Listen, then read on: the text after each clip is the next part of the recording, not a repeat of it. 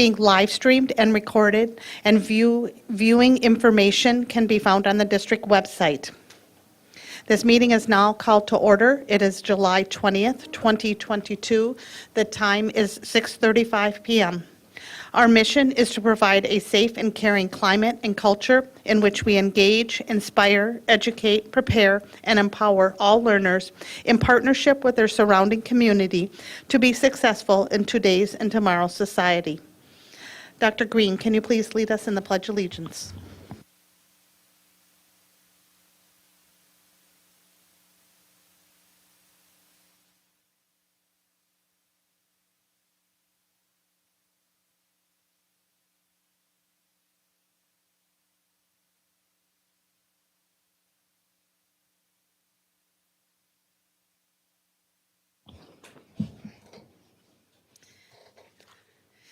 Thank you, Dr. Green.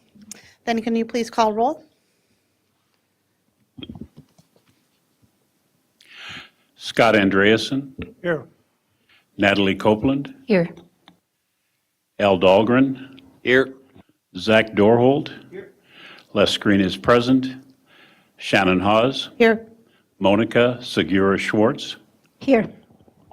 And the following cabinet members and staff are present at the District Administration Office. Of special note, Superintendent Dr. Lori Putnam. This will be her first official school board meeting. Welcome. And also, Assistant Superintendent of Secondary Education, Kay Nelson. This will be your first official meeting. Welcome. All right. And Assistant Superintendent of Elementary Education, Dr. Mike Rivard. Director of Innovation and Instructional Technology, Ryan Cox.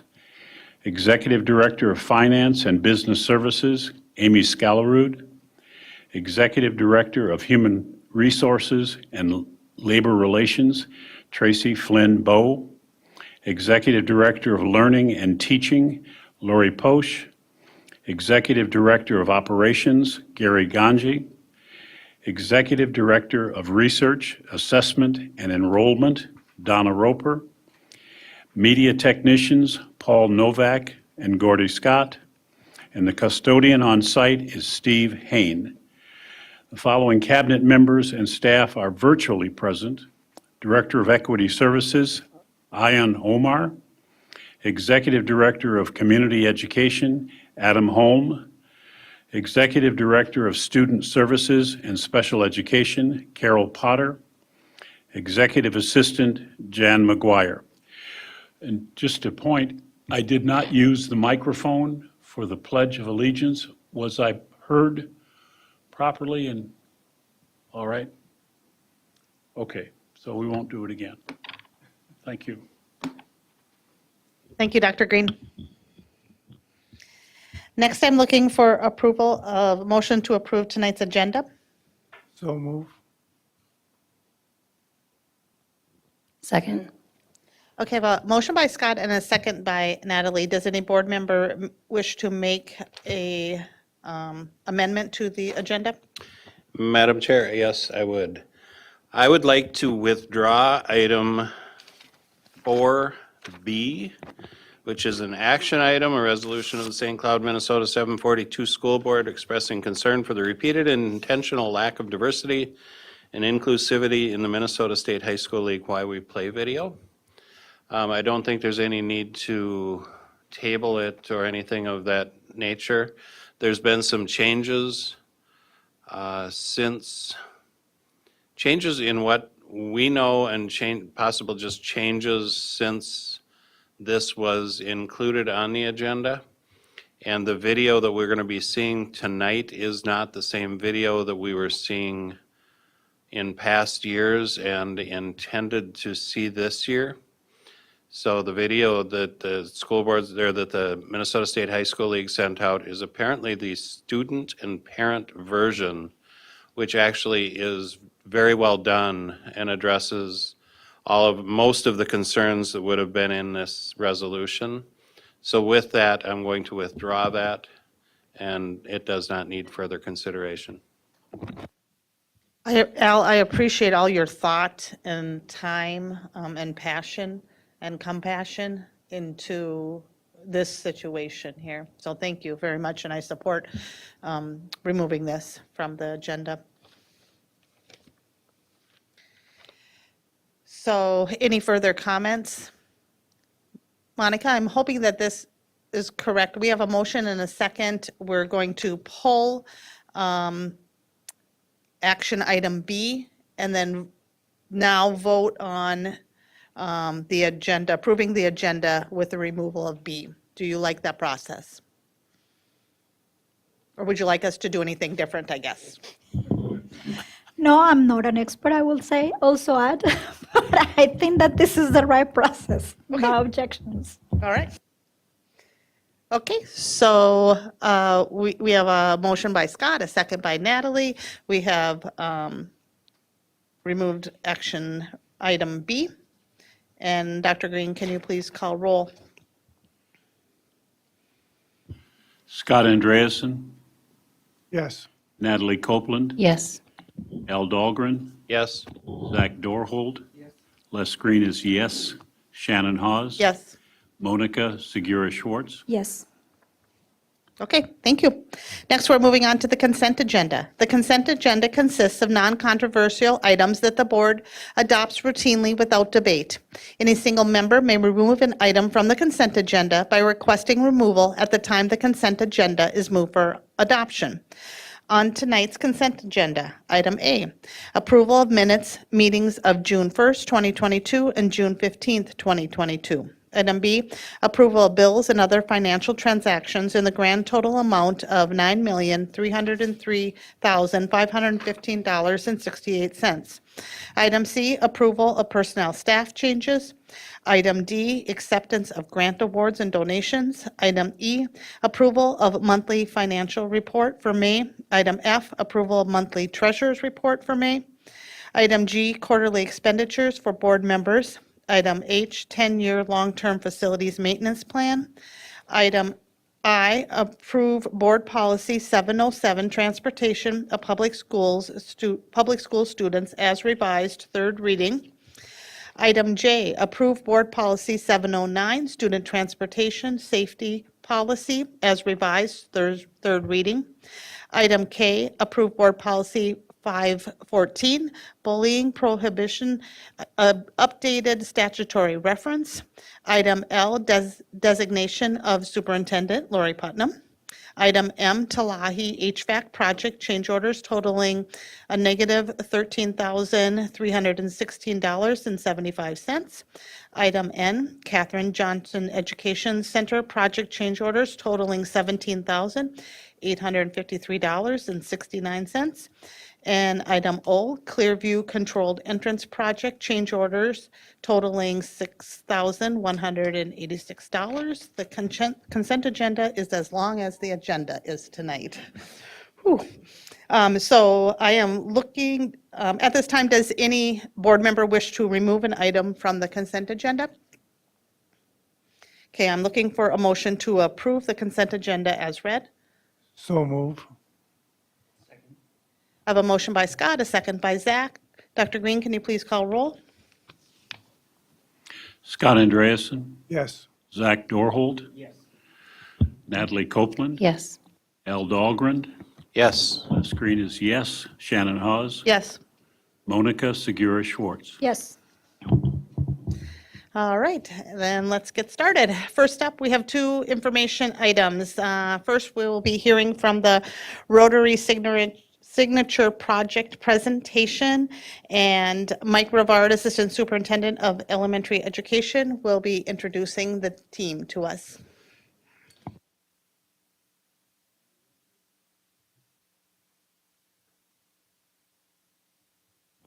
Good evening, Chair Hawes, Dr. Putnam, and school board members. It is my pleasure tonight to introduce Gayla Holmgren, Amy Trombley, and Jerry McCarter in the audience from the St. Cloud Rotary. Gary Marsden, another Rotarian, has also been a critical member of the team, but is unable to be with us. Tonight, District 742 Preschool has been fortunate to partner with the St. Cloud Rotary to provide additional preschool opportunities for our youngest learners due to this partnership with the St. Cloud Rotary. These three Rotarians with us tonight have led this partnership group in this effort and will share information about this past year and our goals moving forward. Thank you. And thank you for having us. We're really excited at the opportunity to share about our project. This project came about a year ago from last September, and it was in planning for just a year's time. Came out of a book club for Rotary where we talked about diversity, inclusion, and equity. And it was kind of a national Rotary goal. And in that discussion, we decided that we really needed to do something about the issues in our community, and especially as we looked at it, is attacking the situation with opportunities for preschool. And so we formed the committee and we devised the plan to do a partnership with the district to form a preschool for 3- and 4-year-olds.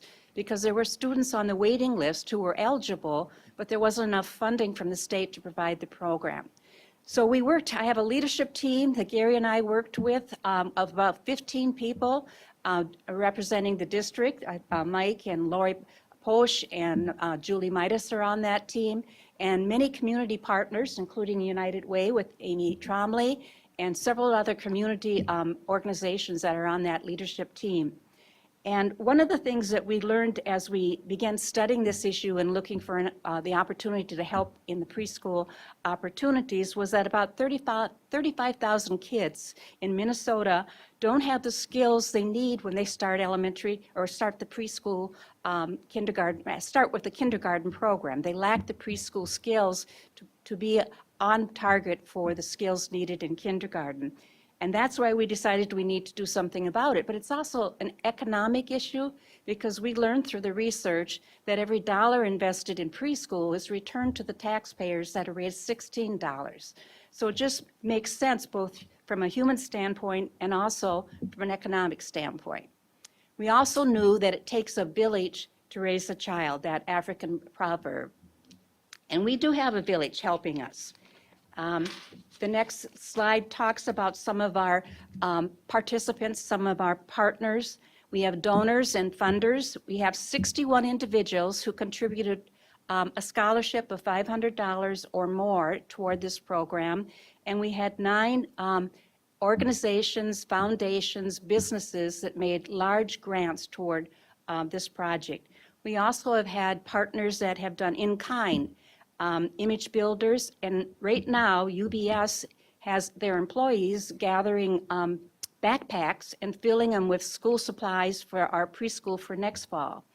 Julie Midas has given us a long list of what they need in their program, and that's the goal, a service project this company is doing to put those backpacks together and have them ready this fall.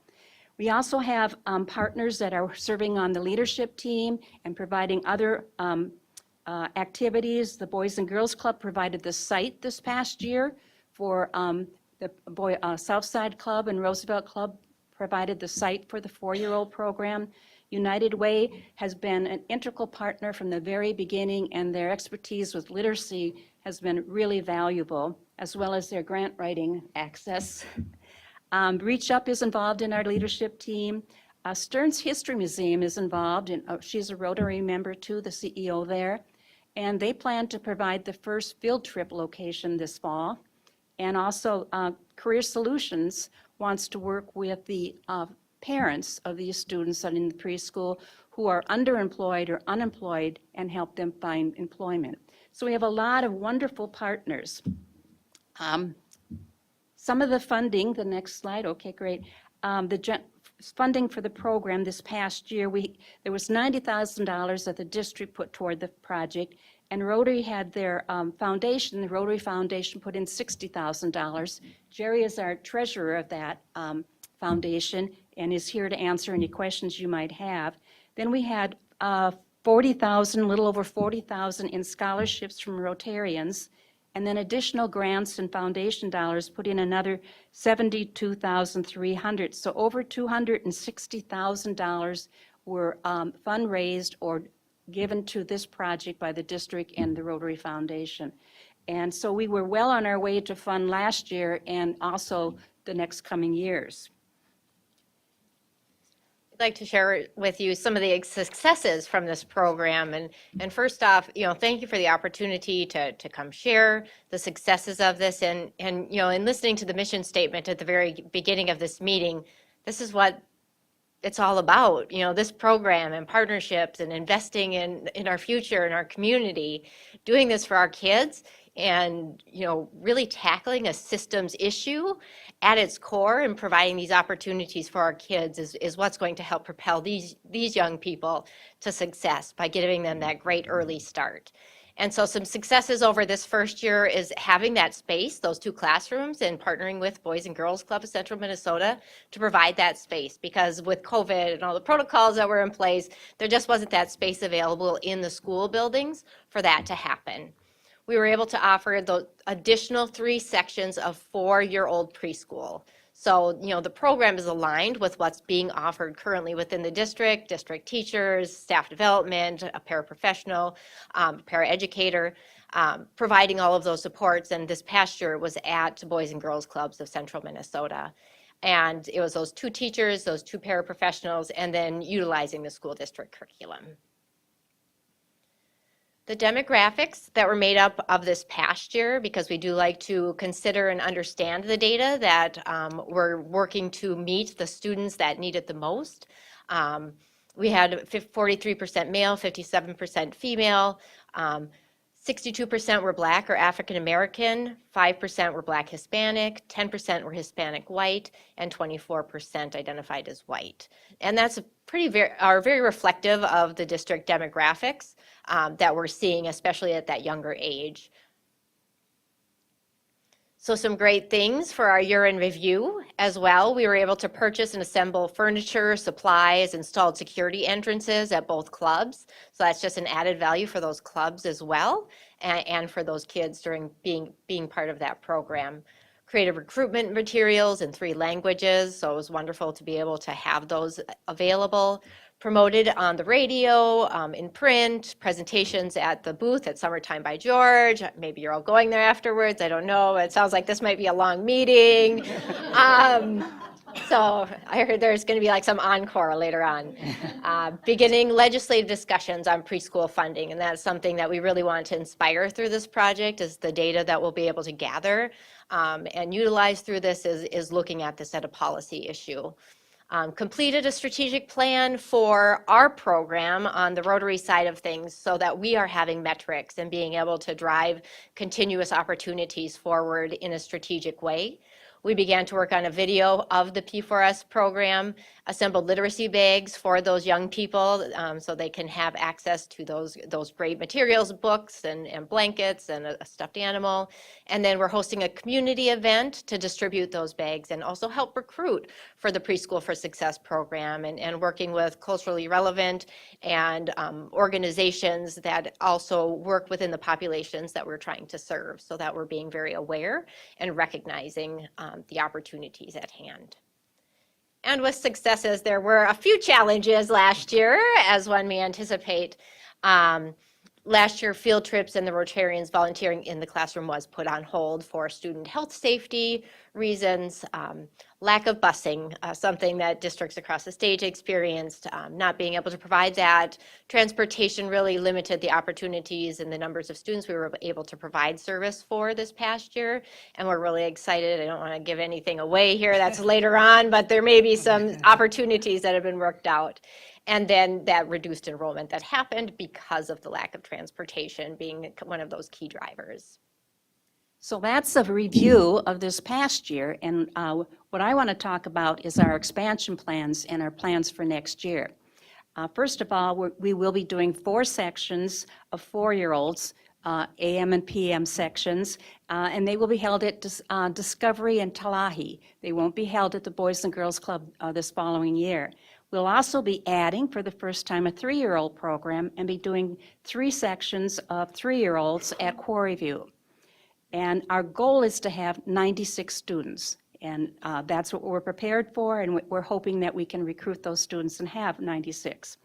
We will be providing busing. You will be providing busing.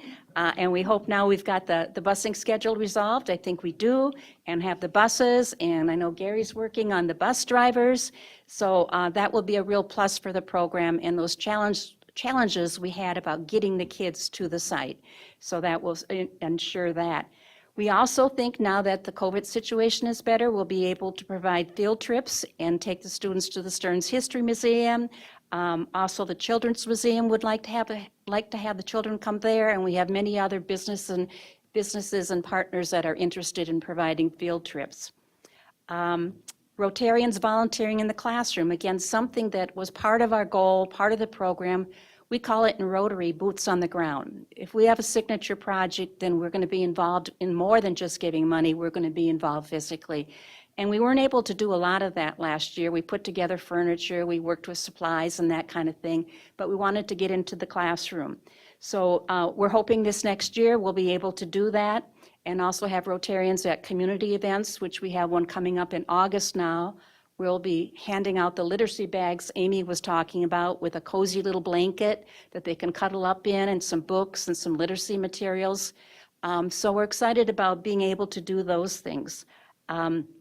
Let's see, now let's go into, well, I should say part of what we're also doing in our expansion is we spent a considerable amount of time. We had a small group from the leadership team do some strategic planning. And then we took it to the large group of about 15 and finalized it. And we've got a strategic plan put together for 2022, 23, and 23, 24. And we'd like to share that with you now. Amy, you're doing the first, no, am I doing the first one? Let's see. No, you're doing the first one. You assigned it to me, Yeah. so Yeah, as my former high school principal, I will follow those directions. I should tell you the 4 goals that the strategic plan, and she was a wonderful student.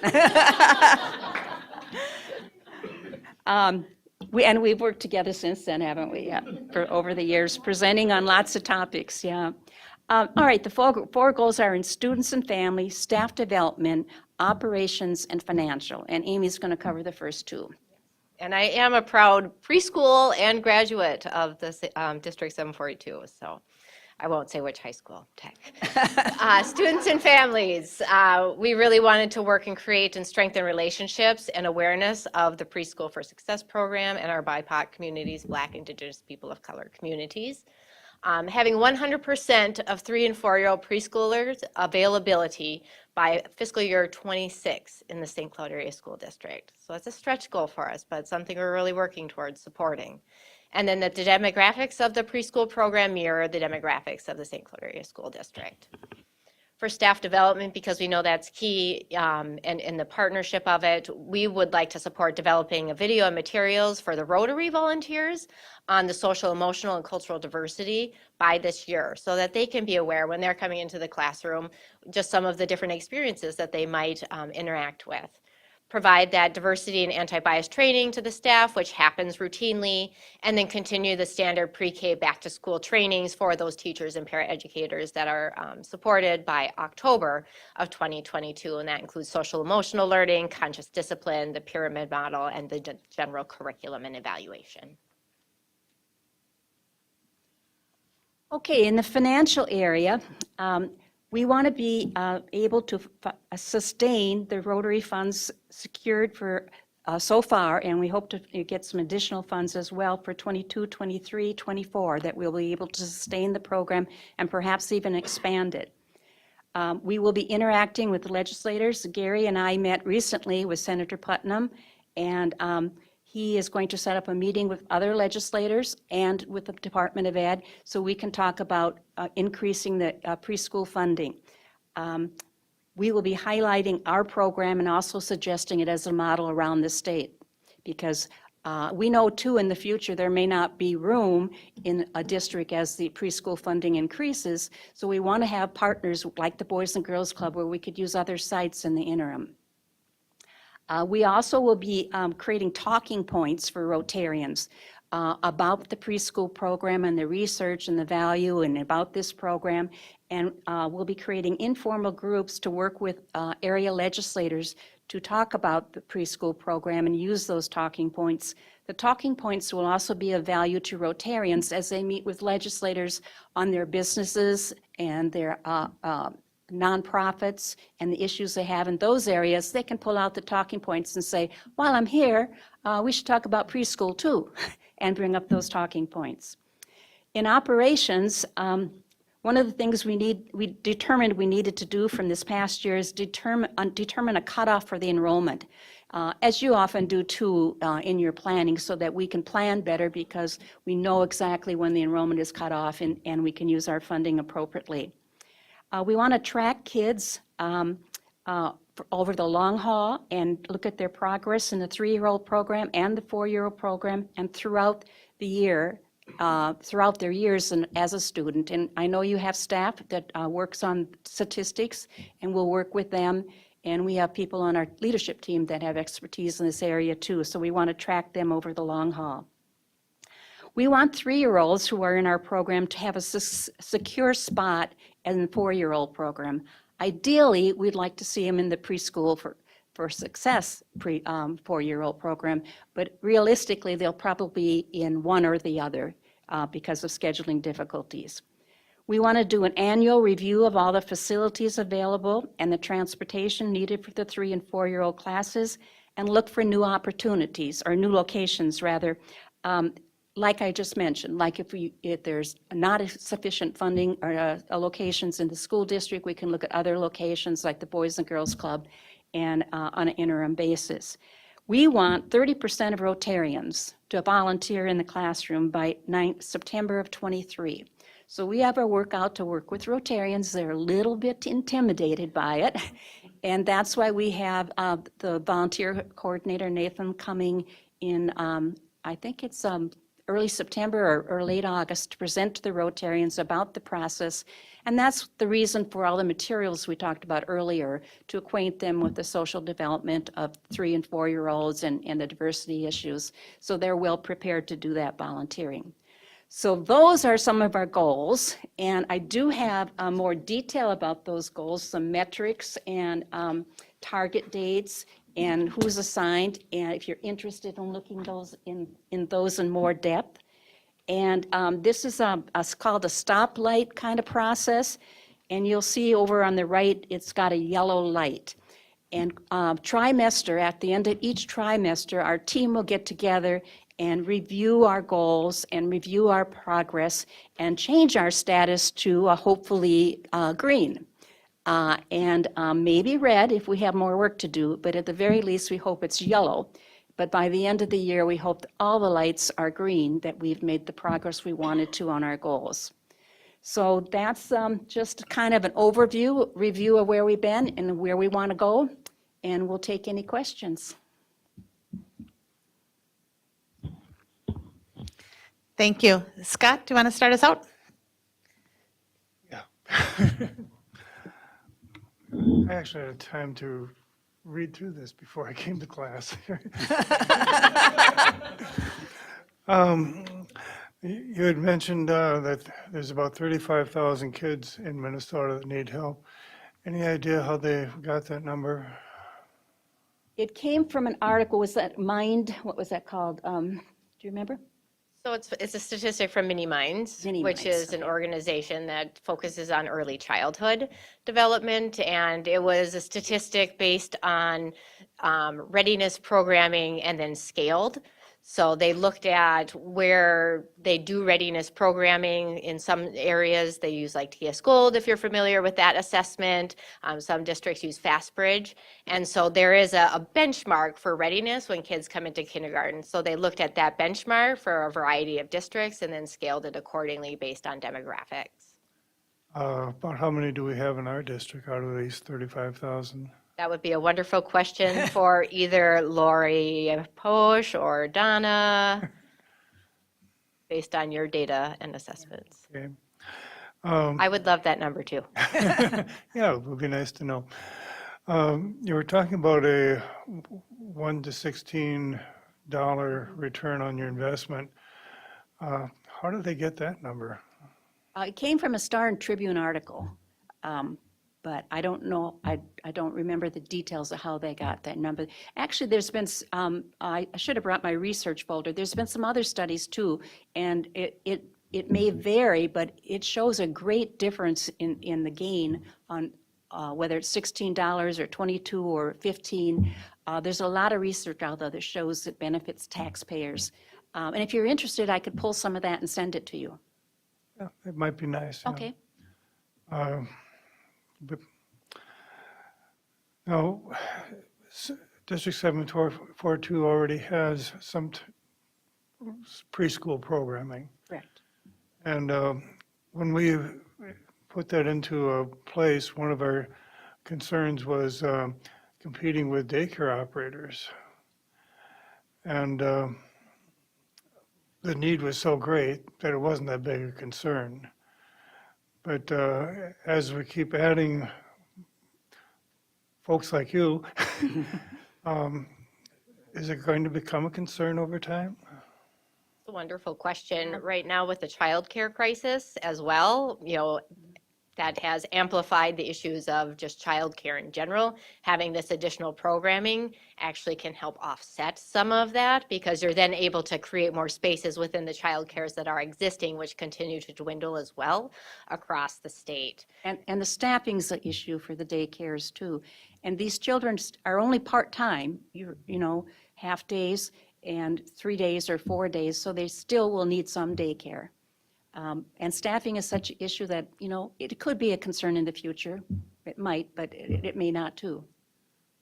Okay, it makes sense. The need is so great. Now you talked about the district's contribution of about $90,000. Now this money is coming from what they call Esser Funds, which is federal funds given on a short-term basis. And we're going to lose that funding before too long. Have any ideas how to make that up? Well, that's one of our goals, is to work with legislators to get funding for preschool, universal funding, or at least in Minnesota. So it's one of our goals, is that we're going to work with legislators and we're going to use our talking points and twist some arms, and we want to work with you. Well, I hope you're very successful.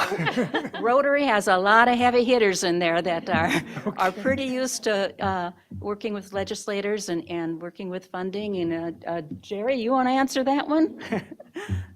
Well, we're optimistic that with the efforts of our membership, having the discussion with legislators, we have, I believe currently in our club, I think we have 8 individuals that are either current legislators or are vying for legislative positions on both sides of the political spectrum. And so we are connected, our membership is connected with the political environment, and we believe that if we put our nose to the grindstone on it, that we're going to be able to at least get the discussion out there and listen to. That's excellent, because we've been trying for years to get money out of the legislature, and it's slow coming, and we only have a partial program that we've been able to do so far. You were talking a little bit about your expansion. Why are you moving from boys and girls clubs into the actual school district rooms? Largely because of busing. And it was difficult to provide the busing to those sites. It wasn't on the normal routes. And we can facilitate the busing a lot easier by using the classrooms on the bus route already. Mike, you want to comment on that at all? Okay. Okay. You were talking about longitudinal tracking of our progress. There are confidentiality issues with some of this. We as a district might be able to do this, whereas as non-district people, you might run up against a solid wall. Is there any kind of coordination here Mike, maybe you can tell. We will have a partnership, and we do have a partnership agreement right now with the St. Cloud Rotary. And in terms of the data that we're collecting is going to be aggregate data. It won't be identifying data about each individual child. That helps. Are you folks involved in that YMCA second graders deal also? Or no? The swimming? Yeah. One of our Rotarians is involved in that and is YMC director. But Rotary itself has not been involved in, but And United Way does help fund some of the Okay. classes. Well, good job on that.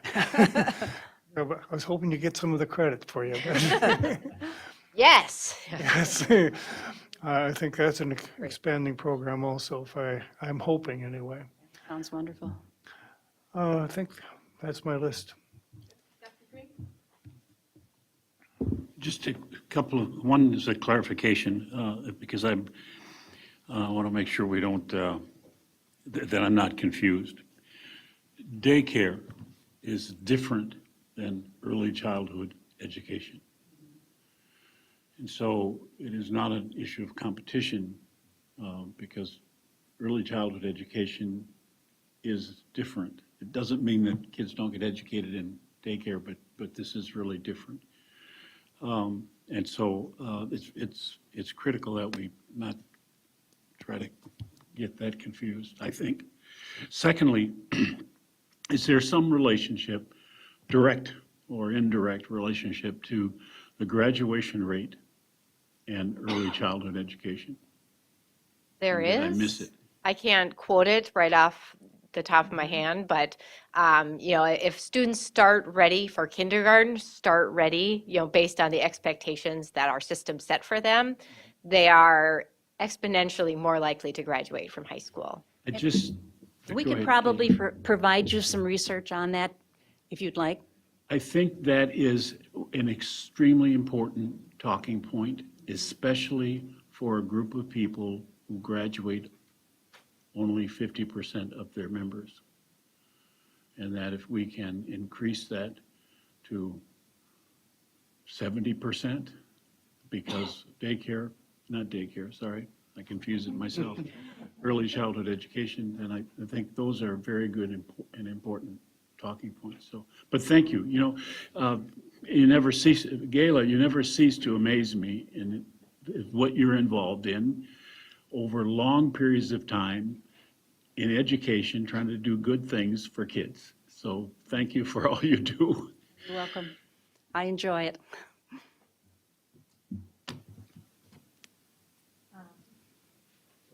Natalie and then Al. Number one, y'all are amazing. I remember when former Superintendent Jett first told us about this program, and Zach and I can't remember who else sat on the committee to talk with our legislatures, and that was one of the things that we talked to them about. We were, first of all, saying, please actually fund what you say we need to do as a district, which is our only talking point this time around.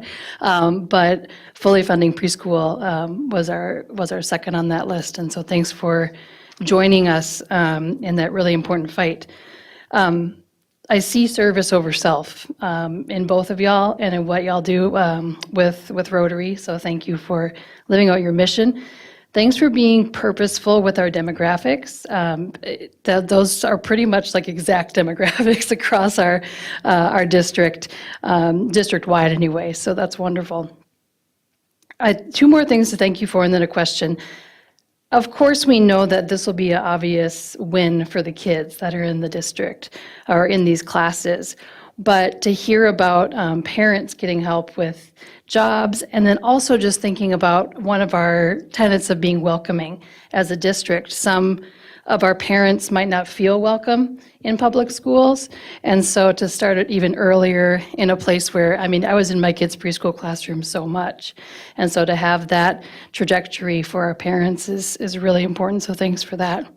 And man, your lofty goals, 100% availability by 26. That's going to be good times. I love that. The question I have, and I was just thinking through, I volunteered at Anna Marie's the other day, and there were so many preschool age kids there, and so I'm wondering how we, as a group doing this work, are working with Anna Marie's, Transitional Services, Centers for Folks Experiencing Homelessness. Are we able to identify preschool families that way and get them into our district? So as you probably all know, Kennedy and Clearview have a preschool program for 3 and 4-year-olds where they have 1 or 2 sections of preschool. Then all of our other preschools have, or all of our other elementary schools have 2 preschools that are going on right now for 4-year-olds. So Madison would be a school that would serve our children from Anna Marie's. But right now we do have challenges in having funding for all of those students in the Madison attendance area. And by having the St. Cloud Rotary partner with us, we're opening up the availability of 30 students within the Madison attendance area who are going to be able to experience a 4-year-old preschool program. So that's one way that we're targeting those folks. At the Talahi Elementary School, which would probably, well, for Place of Hope, they would probably go to Madison also. Having this program with the St. Cloud Rotary opens up significant opportunities for that demographic of folks. So I will move that question into another thank you. And that's all I have to say. Thank you, ladies.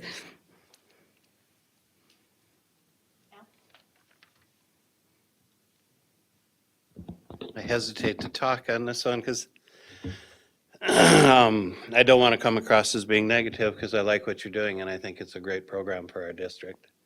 And what I'm saying isn't negative, it's just my mind thinks in a lot of different ways and questions some of the things that are said and go on. I just make little notes, and the first note that I made was the 35,000 Minnesota students who are not ready for preschool or for kindergarten. I think that was what I heard, is that there's approximately 35,000 students across Minnesota that aren't ready for kindergarten. And the first thing that I would like to see on that, and I know you don't have it, so I'm not asking you to show it to me, is I would like to see those 35,000 as dots on a map.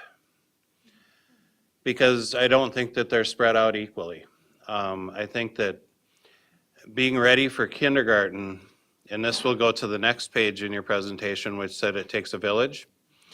That's a really easy statement to make on a slide, but I don't think there's really a whole lot of truth in the statement in and of itself. Because I think it takes a village, but the village does a really horrible job of preparing kids for things. It takes a village and an involved adult. Someone at home, a parent, a grandparent, a mother and a father who are involved consistently with that child in order to prepare them to be ready for kindergarten. If you don't have that and you just send them to preschool, that kid is still going to suffer. They're not going to.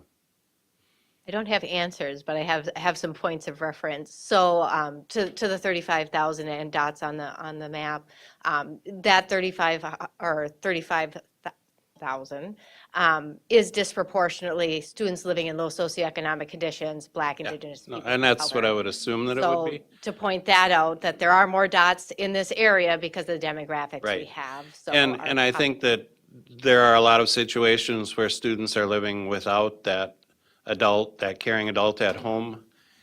They're so to- much more clustered into lower socioeconomic areas, and so that can be part of that also. But in that situation, you're left with, it has to take a village. You have to have the village do it because the parents aren't doing it, but. And I agree, it's- it takes a caring parent at home, but at least with a preschool program, they're 2 years ahead of where they would have been without the Yep. preschool program. And that's where the research says, you start behind, you stay behind. So at least they've got that 2-year cushion where they're not further behind. And additionally, United Way has leveraged a grant with Otto Bremer and providing wraparound services for those parents or core caregivers. So we'll be co-creating a program with those adults and designing what it is they additionally need to support their young people. Because as you said, that 3 hours a day, 4 days a week can make this much of a difference, but it's those core caregivers who every day are creating that rich environment for those kids, counting stairs as they walk up and down them, or pointing colors, or sorting shapes, and getting those skills to parents and understanding how to interact with young people in those developmental stages is really important. And that's something a small part of our village is trying to help support. And that's why having partnerships with other organizations like United Way is vital to this program. So then that would bring me to another statistic that I question, and that is a statistic that says that by and large, it's really easy to show a correlation between students who are ready for kindergarten and graduation rates, because there's such a high percentage of students who come from high socioeconomic backgrounds that are ready for kindergarten, and they graduate. And it's not a surprise. But how many of those kids who would not have been ready for kindergarten, but were ready for kindergarten because of a program like this, go on to graduate? That would be the statistic that I would be interested in.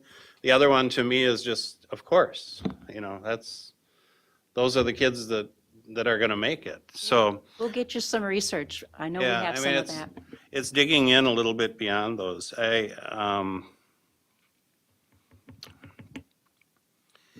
The other one, the District 742, the demographic of the 742 versus the demographic of the program. 742 demographic, district demographic is much different than let me put it this way. The area demographic is much different than the school district's demographic. The area is not 56% students or people of color. The area is much lower than that. So I would, are we modeling the district, or are we modeling the area with the program? Modeling the district. Okay. That's our goal, to model the district. And my last question is just, is the school district is in charge of all of the curriculum for these programs? Because I noticed on there was some, there were some sections just on providing cultural diversity, anti-bias training to staff. That was staff. But there was some with students also, and I just want to make sure that that would be things that the district would I approve think of. it's slide 6, maybe, the one that says the preschool program 21-22 states that the school district curriculum is used. Yeah. And that would be true for 3 and 4-year-olds. So everything is going in and being reviewed Yes. by the school district and put It's through their for the school curriculum. district? Yep, And the teachers are hired by the district. okay. And lastly, working with the legislators is the only way to really have a lasting program on this. We would have to convince the legislature to fund this as a priority and a long-term commitment to it. And I don't know if it would, I don't know if you're ever going to get 100%. Let me change that and say, I don't know that if it's ever going to become where 100% of eligible students by age would attend a preschool program, or if some of that is still left up to parents or private. And I know Scott brings up that issue a lot, because in our preschool is part of community education, and community education has some statutes that say that we are not there to supplant private businesses that are doing, and that's where the question becomes, are we supplanting? So if we ever went to a point that the legislature, I guess, would have to get involved and say, our new standard is this, and therefore all students are going to attend a preschool, either private or public. And that's just part of the way that it's going to happen going forward. But I'm hoping that you work with all sides of the political spectrum, because it's not going to pass with one side or the other. It's going to take bipartisan support. And so I know you mentioned Eric. I don't know if you've worked with Tama Tice at all, but there's elections going on right now, so until November, I don't know if we really know who to work with. Right, and that's why we're So I waiting. hope you're working with both sides. We'll be Right, I working hope with you're both working with all sides, of them. Yep. So- We're waiting till after the elections, and yes, we'll be working with all sides. That's all I have. I hope I wasn't too negative. No, great points. I mean, working with Lisa Damuth, who's on the Early Childhood Finance Committee, to Dan Wolgamott, who also is very passionate, and knowing who those district representatives are, is really important. It is a nationwide movement to fund early childhood or preschool programming. I mean, just 9 short years ago, we funded all-day kindergarten, and now that's just a norm. Whereas when my child was a kindergartner, I had to pay for her to go to half day. And now that it's an option. And so that's that shift that we want to see happening. But we have to be careful to not let one side take it as an issue so that the other side takes a stance against it, and then all of a sudden you have infighting, and it goes nowhere. Both sides have to be grabbing it and saying, let's move forward with this, so. Dr. Green? Just something popped into my head. It does that often. The research on the economic value of preschool was done a long time ago. Is that correct? It was an article in the It was an article from a 2020 Star Tribune. 2020, okay, I mean back in the 90s. There was research done that suggested that early childhood education improved the economic potential of the people who were engaged in it, to the tune that they gave a specific number about how much it added to the economic activity in a community.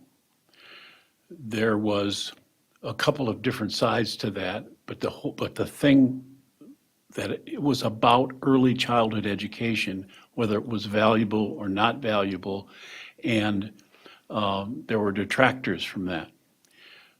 Some of the research suggested that, that preschool and maybe it was Head Start they were talking about, that the students, the Head Start students wound up ahead, but then wound up equal to, which is not bad, by the way. The question I want to make sure that we sort of understand is that there are pitfalls and there are detractors and there are things that come up that we don't want to get blindsided by when we quote the value of certain kinds of educational or academic kinds of endeavors.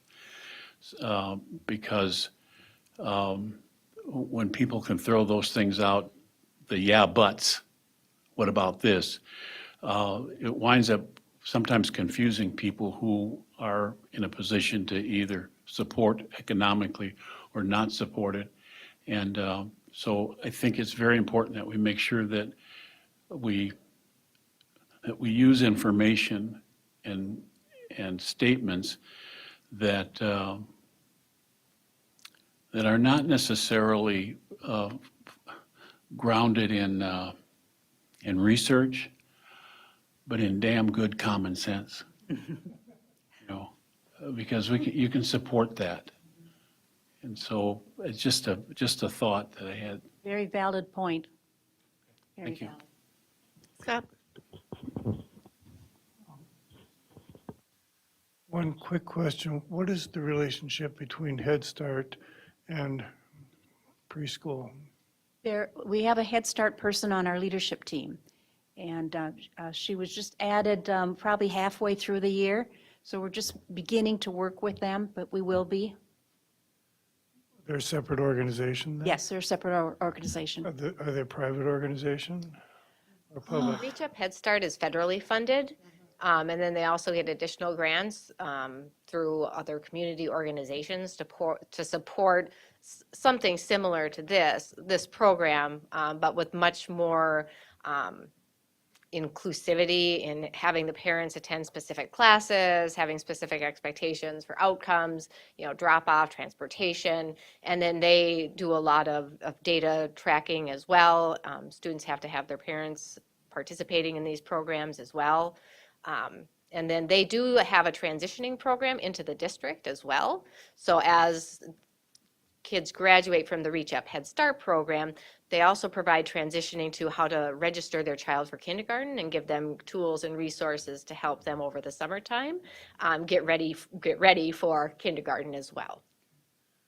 So it's kind of a private system then, Head Start, or It's a federal system. federal system?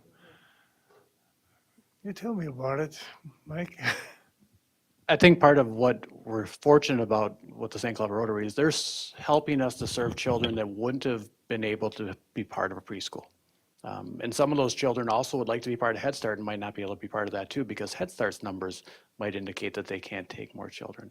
So I think a lot of the questions, I can see Julie Midas is on our screen, who's our Director of Early Childhood, and she's probably just the J on there. I think she would love to be able to answer a lot of the questions that we're proposing. And she is truly our expert within the school district related to a lot of the questions that you're asking. And I think you guys have answered the questions wonderfully, but I can tell that some of these are, especially the research questions might be a little bit more difficult, especially as you talk about our local community also. Julie truly is our expert.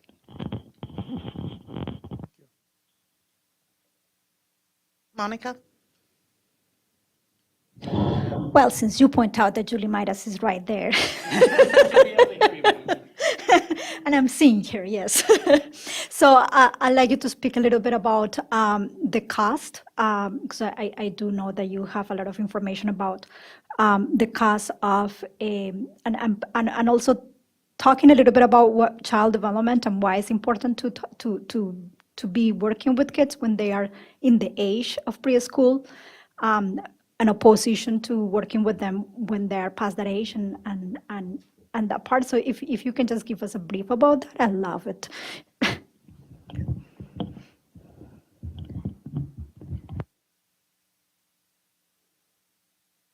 I don't know if she could hear that.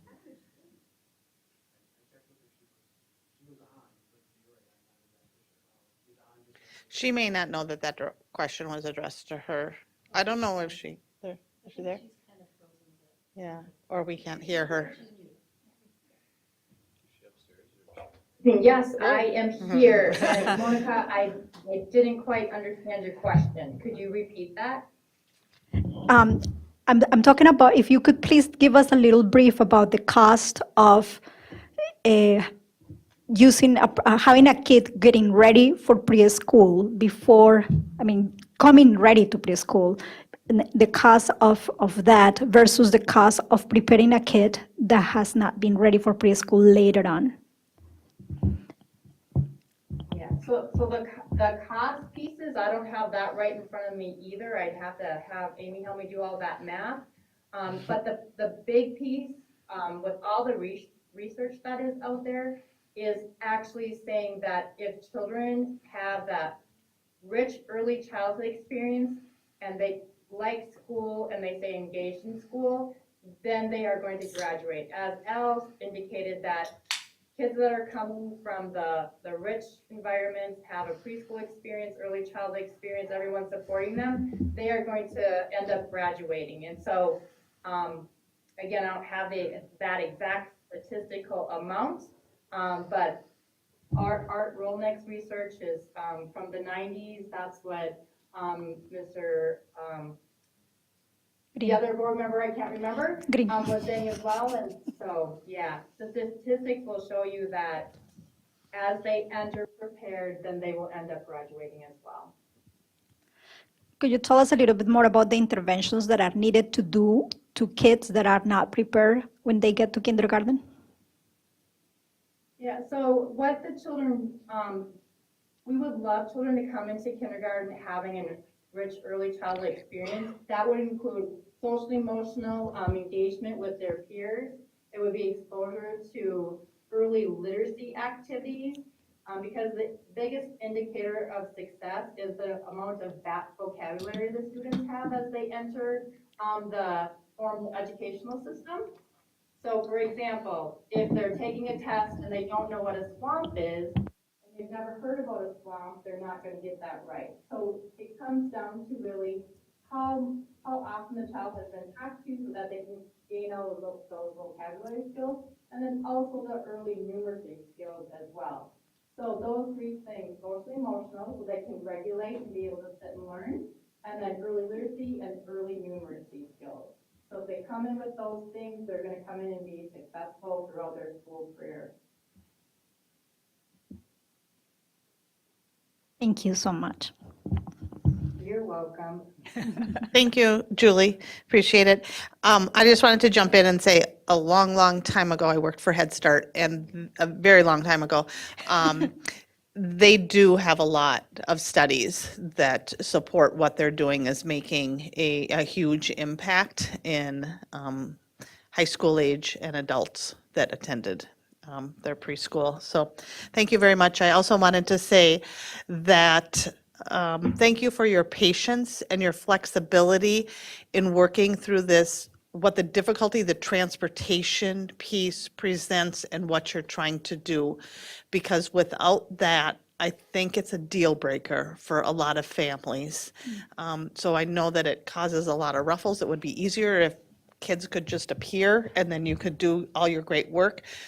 But getting them there is huge, and they can't do that on their own.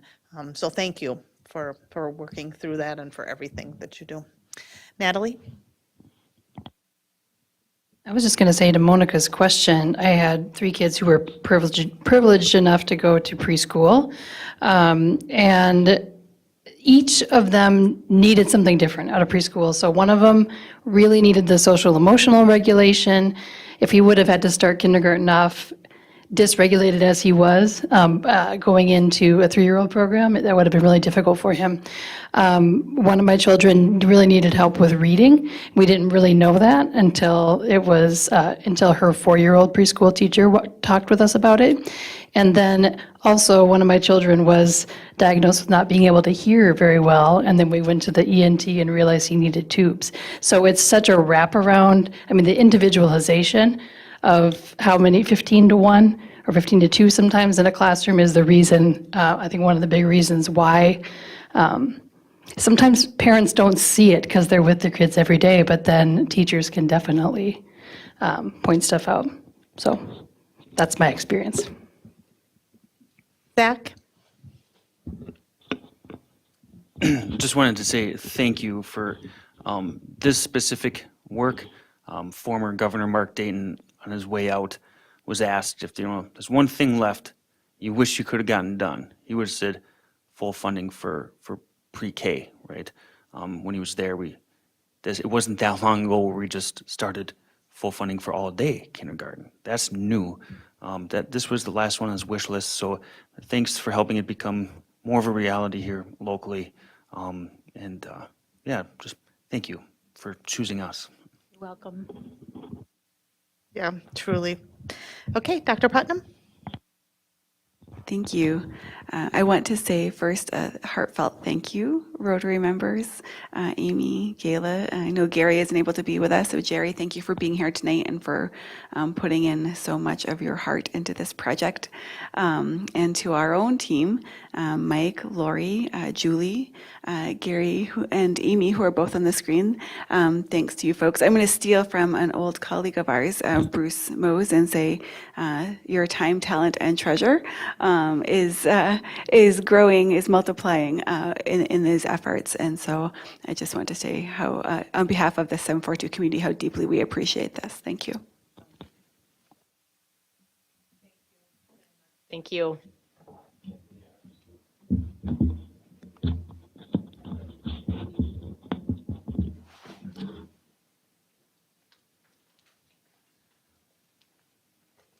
Okay, and then our second information item for the night is activities update and MSHSL Why We Play video.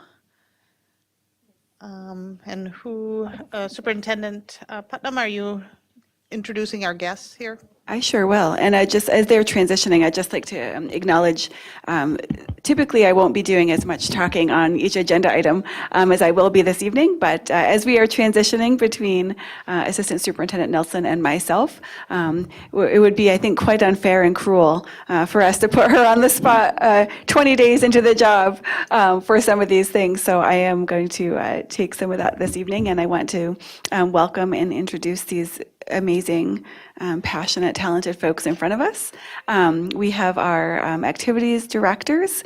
We have Alex Badger, who is the activities director at Apollo, Eric Ruska, who is the activities director at Tech, and our activities coordinators. I'll switch to the south side. Megan Chatterton is the activities coordinator at South, and Otis Morris is the activities coordinator at North and Kennedy. And so I will turn it over to you, and we appreciate you being here. Thank you for having us this evening. We're going to, just like Dr. Putnam indicated, go over that MSHSL, why we play, and then kind of talk about what happened this last year and where we're going.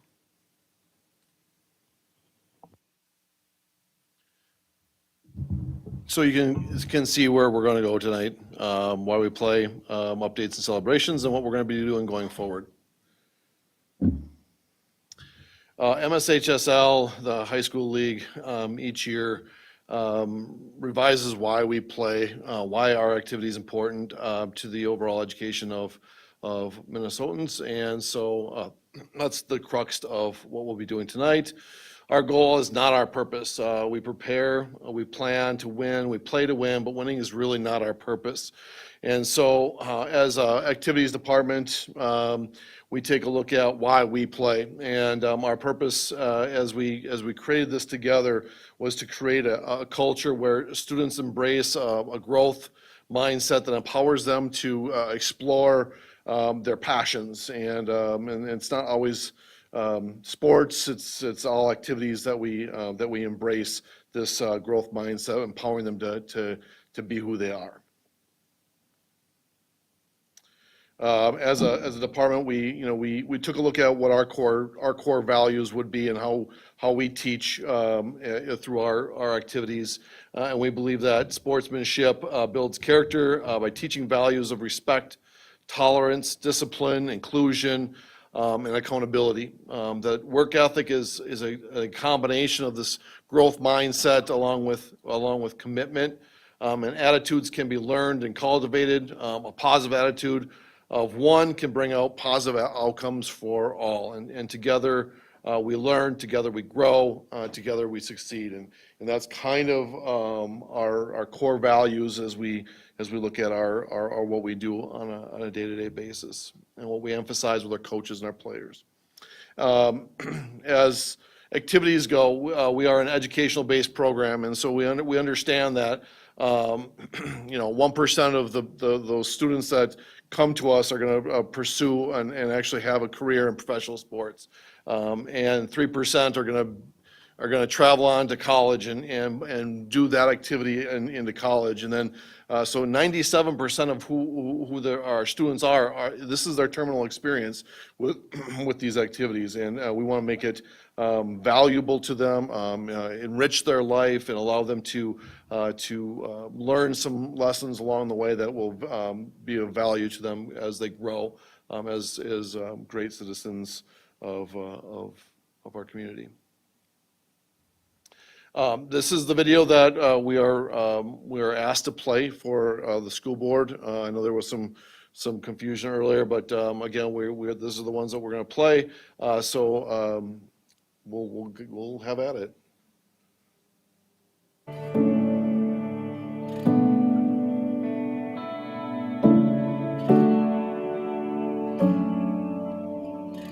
I'm going to be a junior this upcoming year, and I play basketball. Wait, am I supposed to be looking at the camera? Yeah. I was just like, oh, where am I going with this? Take two. I play basketball and volleyball. This is so weird. I play baseball and hockey. Basketball and baseball. I play basketball and soccer. I play football and I run track. Mainly I play high school sports to stay in shape. I play because I have a lot of fun. I just really have passion for it. I play high school sports because it really gave me a pathway into friendships. I think sports builds character. By playing sports, I think it just is going to make me a better person. It also teaches you life lessons such as like work ethic, integrity, and character. I've learned that you need to work hard to be able to get places in life. My teams don't usually win that often, so we learn how to work together. We learn how to like have fun. Being a part of a team, I think it's important. My biggest fan is my mom. Definitely my mom. I always know that she's out there looking out for me, supporting me. It's my parents and my grandpa. He says, I love watching you play. You really lead your team out there after every game. Like even if I didn't play, I'm just helping us lead on the bench. Always after every game, they just say, we love watching you play. It's super fun. Well, first off, just like to say that to all the parents, thank you for putting in the time, but Because no one wants their parents yelling at a referee or a coach or even a player. I'm actually a ref myself for basketball. Getting yelled at is never fun. I have definitely been a part of teams where the parents are a little crazy. They look like stupid, I guess. I don't know how to word that. I was at a tournament and a mom was yelling at her daughter. She was on the other team. She actually made her daughter cry. My whole team felt just bad. People definitely try and motivate their kids in different ways. The screaming and yelling doesn't really help me personally. I think parents sometimes they just get caught up in trying to see their kids be the best that they can possibly be. That can come off kind of wrong because they're so emotionally invested into the sport. I don't think parents should coach because there are coaches already coaching your kids. It's not their role. The referees are the ones with the whistle. You know, just give them good, positive things to listen to while they're playing their hearts out on a field. I want to see from parents cheering on and picking each other and other kids up, not just your own kid. You want to pick up the whole team. Parents need to be respectful of everyone. I think sportsmanship for parents is honestly just as important as it is for the teammates.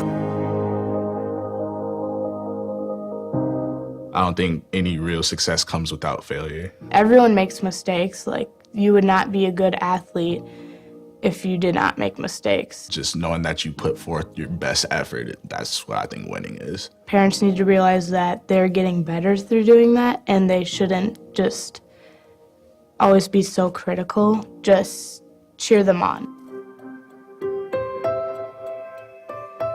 There's definitely pressure from your parents, from your teammates, from your coaches to do the best that you can. I don't actually really like when my parents come to my games. I often tell them not to come to my games just because I like to be there to have fun and I don't want pressure or anything. If you take the pressure away a little bit and just let them learn and have fun with it, you will see so much more improvement. I think a lot of athletes just want to vent after the game if it's not going their way or if it did go their way. And personally, I like when my parents just listen. If I mess up, I know I mess up, so you telling me that is not necessarily is gonna help. If I had a bad game, I don't want to hear about the negatives because I guarantee I already have been thinking about it the rest of the game. After a loss, a big loss, you're already down and you just need the support to get back up and that's what they're there for. There has been situations where, they've been upset after the game that I didn't play, and then they said, do you want me to go talk to the coach? I said, no, I can fix it. I'll just show them that I'm better in practice. I feel like it should be the player's job to talk to the coach. It builds character. It's good for you to learn how to communicate how you're feeling with your coaches. My coach definitely says that there's no I in team. It's all about if we can work as a team, we can do great things. No, I don't expect to be a professional athlete. It's obviously a dream that I've had since a little kid. I don't know if that's gonna pan out. No. It's less than 1%. Personally, me, I don't really want to be a pro. I'm probably just gonna get my medical degree and just get out of there. Thank you, Mom, for always being supportive, always sticking by me. For always being there, being my biggest fan, always making sure that I'm taken care of, getting me to practice every single day. You guys have always pushed me to be my greatest, and I want to thank you for that. Thanks, Mom and Dad, for always listening to me and supporting me in all the different sports. I love you guys so much. Your support and unconditional love has made me into a better athlete and a better person day by day. We're kids. We're just having fun. Yeah.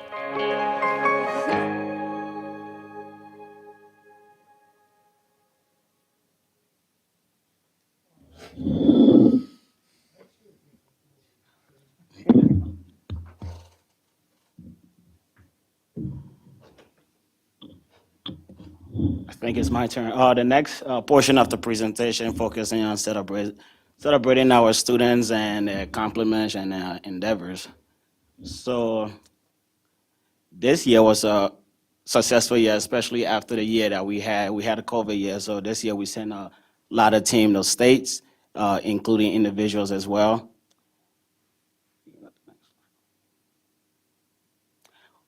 I'll start with the individual, the St. Cloud Crush dance team. We had two young ladies that was selected for the state dance team. I believe they went down there and performed.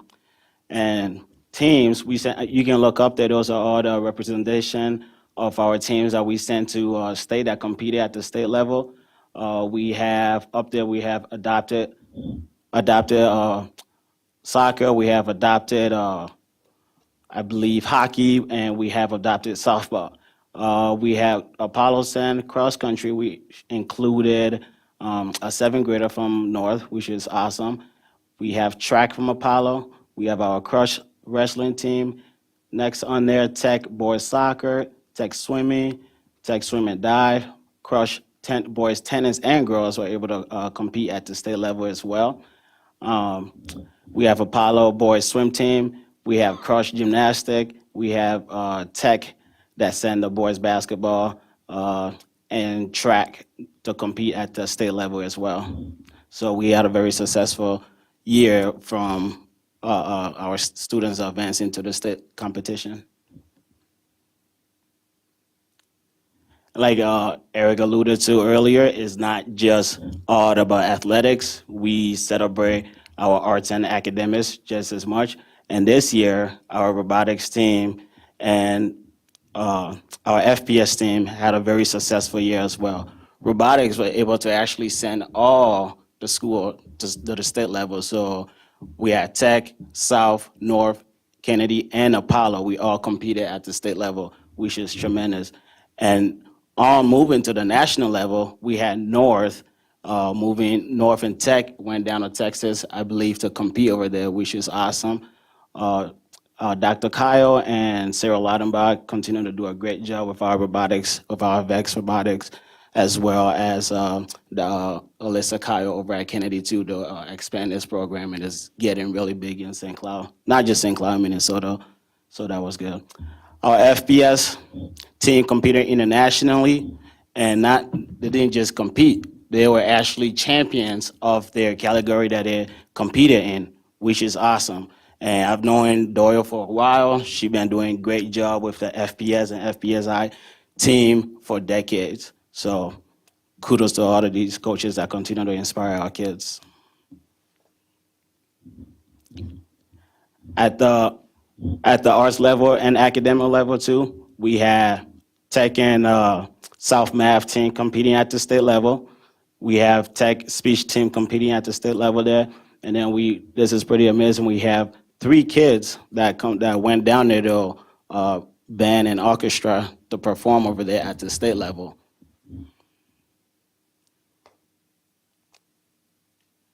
As we all know, this year was our first year in branding our Crush program. It was a very successful one. We got help from the Leaf in purchasing signs, and we were able to purchase uniforms. We were able to, as a community, we all went hands-on. We met in the summer. This is what we're doing. We went all in, and for the first year, it was very successful, and we can't wait to keep updating our facilities. We have already updated some, but we can't wait to keep improving our Crush programs. As always, varsity team was able to put on clinics and camps for our feeding school for our younger kids because we have to catch him young, right? Kind of like what we're talking about early childhood. You catch them young, they'll latch on and become successful.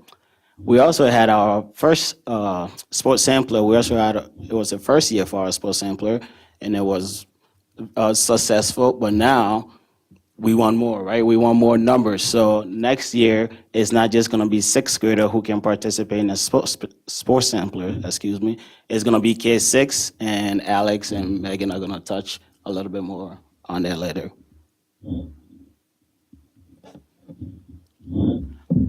This was probably one of my favorite time of the year. National Signing Day, we were able, as a Tech and Apollo as a district, we were able to sign over 20 kids that signed letter of intent and letter of confirmation that they were gonna continue their sports or activity collegiately. And we also, Tech and Apollo also celebrated not just athletics, but it celebrated arts that you just saw 3 students up there that were selected to band and orchestra. Those students are gonna be playing their instruments in college. As we all know, it's just as hard, if not harder, to master how to play the instrument than to master how to play the sport. So we always wanna recognize our arts and academic students as well.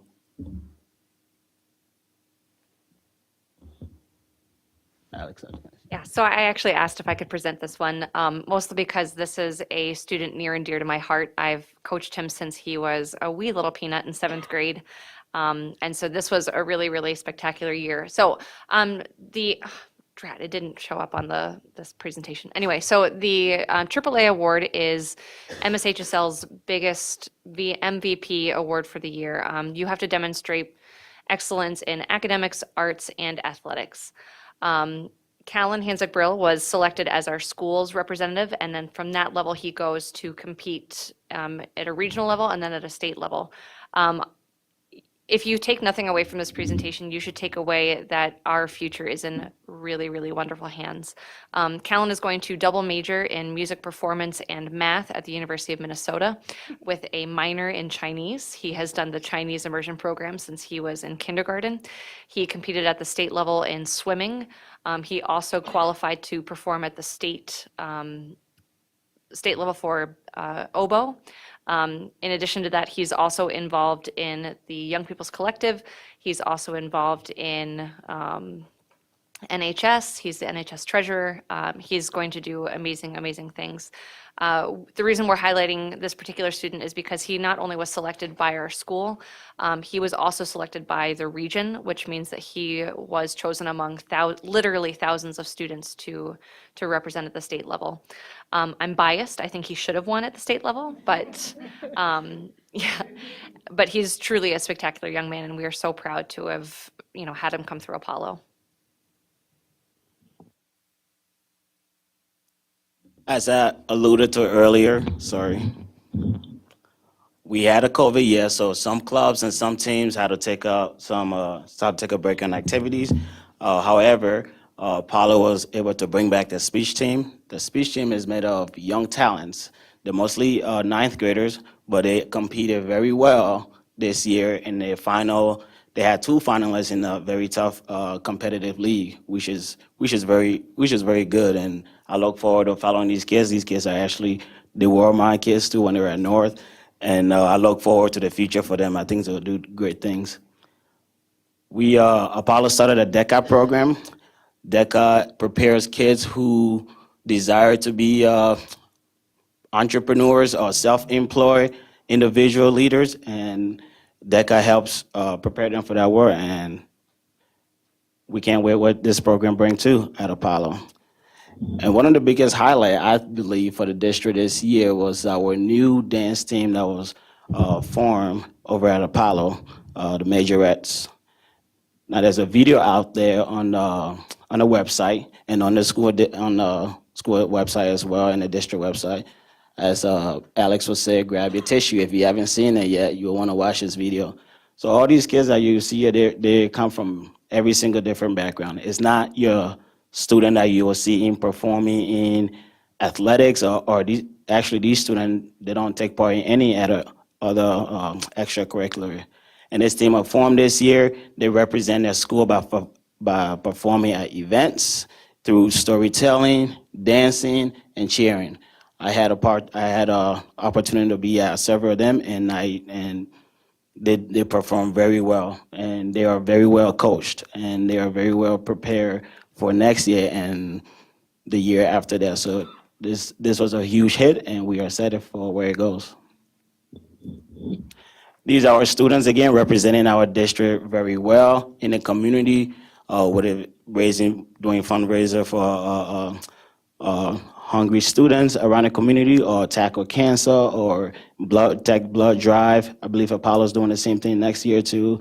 And yes, you can see on some of these pictures, the fundraiser happening right on the field or in the community. We should, our students continue to do amazing things. Like Alex said, our future is in good hands, and let's continue to support our students.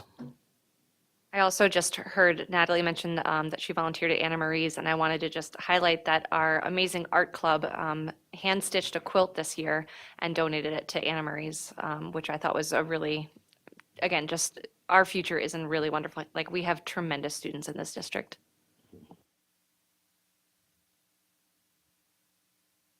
And then we also wanted to take a minute to really highlight how we've been celebrating the arts this year. Apollo hosted a Luna Gala. Luna is our creative arts collective, and it was, I think, one of my favorite events that we did this year. They found a way to celebrate and showcase fine arts, music, dance, spoken word, woodworking, metalworking, clay. I mean, just really every way that you can think of to express yourself was highlighted and celebrated at this event, and it was really one of my favorite things that we went to. We're also so excited that we've now at the high school level started doing musicals every year, and I think that's been a really, yeah, I can see you clapping. Yeah, it's been, and so just wanted to highlight some of the musicals that we've been doing here, and I former band nerd here, and just love it. All right, so you've gotten to see several wonderful achievements by our student athletes and our coaches and our advisors and our participants. And so just to kind of give you a few more updates, I think one of the things that I'm most proud of in our team is we all have very different experiences and very different strengths, and we've done a really good job of using conflict and all of these things to work through so many of these achievements. Thank you, that would be a great word. As you saw earlier, we were able to put together a district purpose and value statement specific to activities, and so we're very proud of having kind of our where we're at and where are we going and what do activities look like here. We've been able to update our academic eligibility process, so yes, we need to do what the State High School League requires of us, but then also how do we make that work for St. Cloud schools and work for our teams and our students. We looked through our junior high acceleration process and also made some updates on the overnight stay, just trying to align it, making those a little bit more seamless as we go through more requests in the future and as those come in. And we've also created some activities handbooks, especially the junior high one, looking at it from the lens of a sixth grade parent coming in. This is my first chance with activities. What questions might I have, and getting that information out to these families of what is it like to participate in our activities. Our goal is for every student to participate in at least one thing, and so really trying to address the questions that they might run into. Another area that we've really focused on this year is equity and access, so updating facilities, softball fields, multi-purpose rooms at Apollo, some softball fields at South, and then also some improvements at North. Our high school activities directors here have worked really closely with the business office on working with concession pricing and revenue alignment, and then standardizing some processes for collecting Booster Club expenditures. We're really proud to say that we have all of our registration materials translated into both Somali and Spanish, so we have those resources available to all of our families. Our junior highs are moving to online registration this year. So again, just one more way that we're hoping to kind of streamline that registration process. It will be the same for everybody. So families can really get the hang of that when they start in sixth grade, and then have that same process all the way through their career. And then, as Alex had mentioned earlier, offering those musicals every year to our students has been really exciting. A couple other ventures is ticketing. We're getting some online ticketing through Vanco. Again, thanks to our high school ADs here for working so hard on also then offering free home games to all of our St. Cloud students. So really one more way to pull those students in, get them involved, get them excited, and give them something to do to cheer on their teammates or their classmates, I should say. We focused a lot this year on some youth programs that we are really, really excited about. Activity Day was a hit this spring. It just kind of makes me smile thinking about Activity Day, but this was a time where all of our students at the junior high level, so at all three buildings, North, Kennedy, and South, were able to visit with coaches, with team leaders, with advisors, of all of these things that are available to them during their school years, and try throwing a football. The HOSA group had a little, it's a group that focuses for medical professionals, or if they think they maybe want to get into that. And so they had a little operation game that they could play to try to get them hooked. But again, just one more way for our students to try to find something that they can latch onto, or something that they can participate in, somewhere where they can fit in, and really to just meet that goal of everybody participating in something. So Activity Day was really a very huge success. We've talked about it a little bit. We had our 6th grade sampler this year, so giving our 6th grade students a taste of some of those activities that are available to them at 7-12.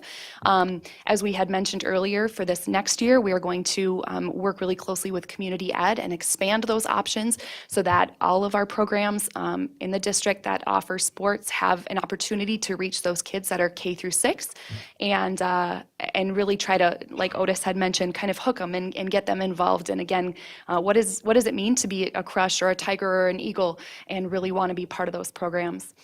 We've seen some great increases in participation, I think, along with all of those kind of Activity Day or activity programs. And then another huge thank you to LEAF for their role in helping with those yard signs and some marketing, and just trying to be really transparent and very active in getting out the information of the things that we have here. Team, anything else that I missed? Okay. And then we just wanted to give you a snapshot of where we're hoping to go this year and beyond. So we are very committed to growth as ADs and in our programs. And some of the ways that we're going to address that is we want to be better about identifying and addressing what barriers we have to participation. So we conducted a survey this year just asking students, do you participate in an activity? Why or why not? What would it take to get you involved? And I think some of the results that we got were surprising, and we'd like to really expand that and look at that even at a younger level. You know, what are your barriers to participating? How do we address those? We're also initiating some leadership academies. We're very excited. We have some cohorts of students who are going to meet with us and learn some leadership skills, and then we're going to encourage them to put those into practice. Similarly, we also have a head coach cohort that we lead, and again, really being committed to that growth mindset, and how do we as coaches expand our programs and also just grow in our abilities as coaches. We're also looking to initiate an activities advisory panel, basically so that we can have a sounding board and making sure that when we make changes and when we make decisions that we have input from stakeholders. We're also going to start reaching out to our community partners. I'm very excited. I'm going to Pathways for Youth next week. And then I have another date set up with, oh gosh, what's the name? Promise Neighborhood. Oh gosh, I couldn't think of it for a second. And so we're gonna go in there and try to put a lacrosse stick in kids' hands, put a volleyball in kids' hands, put a crush sticker in kids' hands. And so that way they can really start to learn more about the activities, and we want to meet them where they are. We're also going to look at kind of expanding what Activity Day looks like, and possibly look at doing it in the fall and spring this year. Just again, so we can catch those kids a couple different times and make those connections. I'm very excited about this. I loved that 6th grade sampler. It was like my favorite thing, but I had so many favorite moments.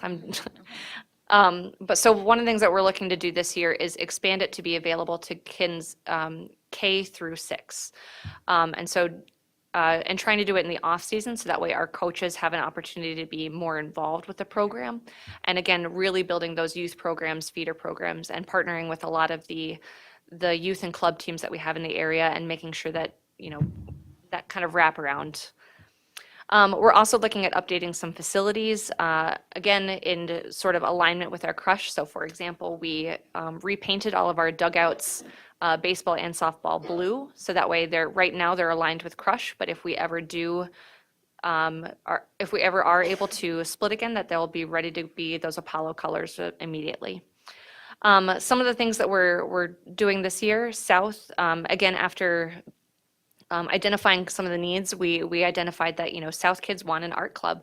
And so we're going to initiate that this year and just kind of trying to meet kids what they were interested in.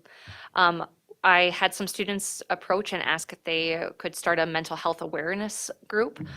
Very excited about it. They've got some really fabulous ideas about how we can support our community with these additional resources. And then just looking into budgeting and fundraising, we're going to pilot a 5K this year, just as an additional fundraiser, hoping that it'll be accessible to all of our students and communities. I'm also very excited. We are moving to doing point of sale at our concessions, which means that people will be able to use credit cards, which means that now we get to sell this sweet gear if anyone wants to come. Yeah, very excited about it. And then just kind of reviewing how we do budget allocations and making sure that we're aligned, making sure that we're both aligned, but that we're also, if tech has a need that Apollo doesn't have, not being constrained that we can't address those as needed. So that takes us to questions. We'd love to hear from you and answer any questions we can. Okay, Al, want to start us off? I'm wearing my orange shirt today, so that means there's a fire burning inside, right? First of all, you guys are amazing. So from what we do within this district, with what little we have to do it with, it's an incredible thing that you all do. And we put forward a very good activities program on a budget that doesn't match that. And that's where I normally will turn and start talking a little bit about funding and funding for activities, and just a general comment to the legislature. Get your act together on funding schools so the districts like St. Cloud don't have the highest special ed cross subsidy in the state, along with a very high EL cross subsidy, which takes $13 million, almost $16 million out of our coffers that we could use for things such as activities, but we can't because it's being used to cover federal or state mandated special education expenses and EL expenses. And then what does it mean to us? I mean, for a district such as ours, we have to cut back on activities. There are certain things that we can cut, and there's certain things that you just can't cut, and then there are certain things that you're legislatively mandated to spend. So special ed and EL, those are mandated spends. We have the general fund, which covers our education. I mean, that's our education. That's math, reading, writing, all of those types of things. We have to keep those things. I mean, that's what we're here for. That's the foundation of the district. We can't really cut from those. So we end up cutting from the peripheral things, and that's the biggest, most obvious one is activities.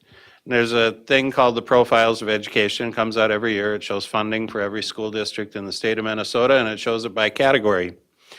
And in our district, we spend $245 per student on activities. Neighboring districts, Albany, $488 per student. Foley, $515 per student. Holdingford, $417 per student. Ricori, $628 per student. Sartell, $374 per student. Sauk Rapids, $392 per student. Those are area schools. So our $245 per student is about $2,450,000 that we have available for a budget with 10,000 students for activities. If we spent like Ricori, who was the highest, we would have an activities budget of $6,280,000, which would be triple, basically, what you have right now. Or if we went just the next one up from us, which is Sartell at $374, that would give us an activities budget of $3,740,000, which would be $1,200,000, $1,300,000 higher than what we're spending right now. So until the legislature gets their act together and starts funding special education and starts funding EL programs, we face this every single year. And you guys do an amazing job of overcoming an extremely difficult budgetary thing. So kudos to all of you. I just want to say thank you for recognizing the importance of activities. I think I speak for all of us when I say that we, of course, value the importance of activities. And as someone who cannot remember most of the elements of a periodic table, but does remember what it's like to sit through a rehearsal or make it through a tough practice, I know that most of my values come from what I did after school, not during school. So thank you for recognizing the importance of activities. You're welcome. Second, crush. Lori Putnam was behind that one. And I'm thankful for having the crush because I think it's really given it's given a home, it's given a brand to our activities where we have multiple schools together. And it's not Apollo kids going over to Tech or Tech kids going over to Apollo. They become their own entity and they become a team. So I think it's really important for the kids. And I just think it's really important from a branding standpoint for the district to use that crush. I think that was a great idea. I'm very thankful that we have that in place. So that was the second one. Third one, I want to go, so this removing of the memorandum, what's that? The resolution. That's right, yeah, removing of the resolution. I'm real mixed on it, and especially after watching that video again now. I want to say to the Minnesota State High School League, I'm not going to say swing and a miss with that video, but I'm going to say foul ball. The State High School League, I think, did a really good job in there of bringing cultural diversity into the video and showing multiple ethnicities, and all those kids were very approachable and great to listen to. I think that was really good, and they did a good job on that. The reason I say foul ball is because it's the Minnesota State High School League, and all I heard in there was sports, sports, sports, sports, sports, sports.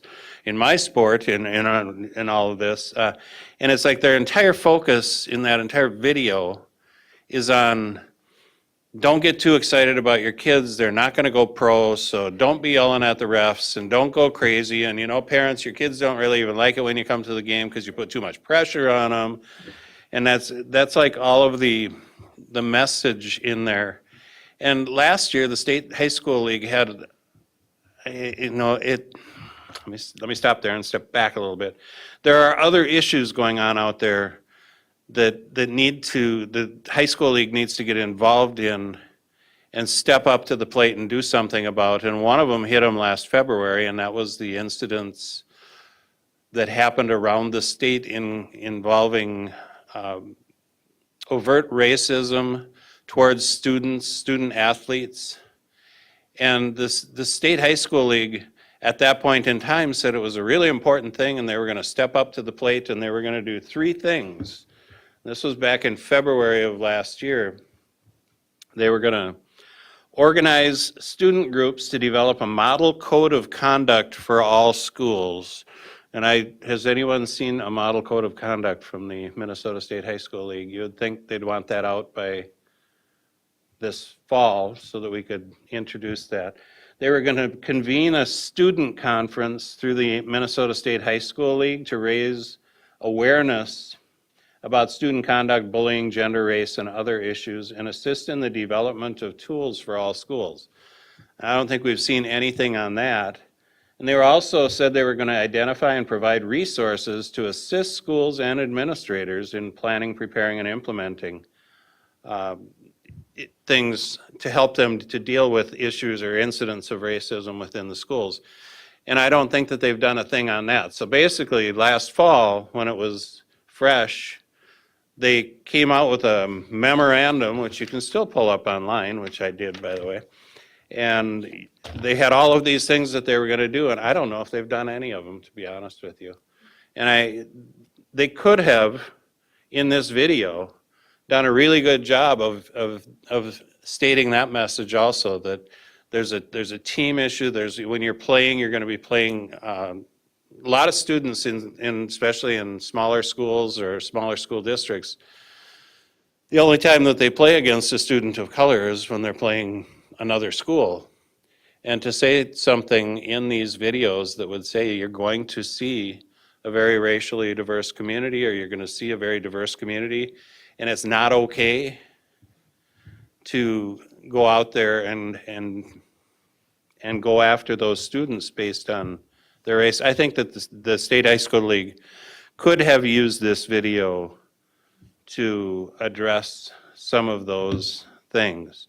The other thing that they really, really missed in the video, and I said it earlier saying it was sports, sports, sports, but I didn't see anything in there about speech, band, orchestra, robotics. In yours, you did. You guys covered it in a huge way, which, again, kudos to you guys. But the State High School League, they punted when it came to those, and they didn't do anything. And they could have put students from every one of those different things into their video, because for every one of those students, whatever they're participating in is a very big part of their life. They generally have competitions with those, and those competitions are very important to them. But it's as though the State High School League just really doesn't even know they exist. They're there for the sports, and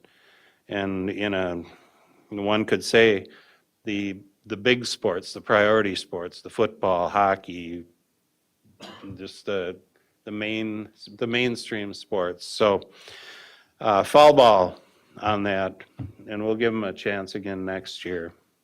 But that's all I got. Thank you. Monica? I gotta say, first, that I completely agree with everything that Al said. Well said. Thank you so much. I really love, since you are the team that come and give these presentations, I really like activities a lot more now than before, and let me tell you that. So thank you for that. I had one thing was coming to my mind, and I was looking at that art day that you have, that really cool thing. And I was just talking yesterday about a stage for kids, like the need for a stage, and you may know I'm also worried about arts and stuff.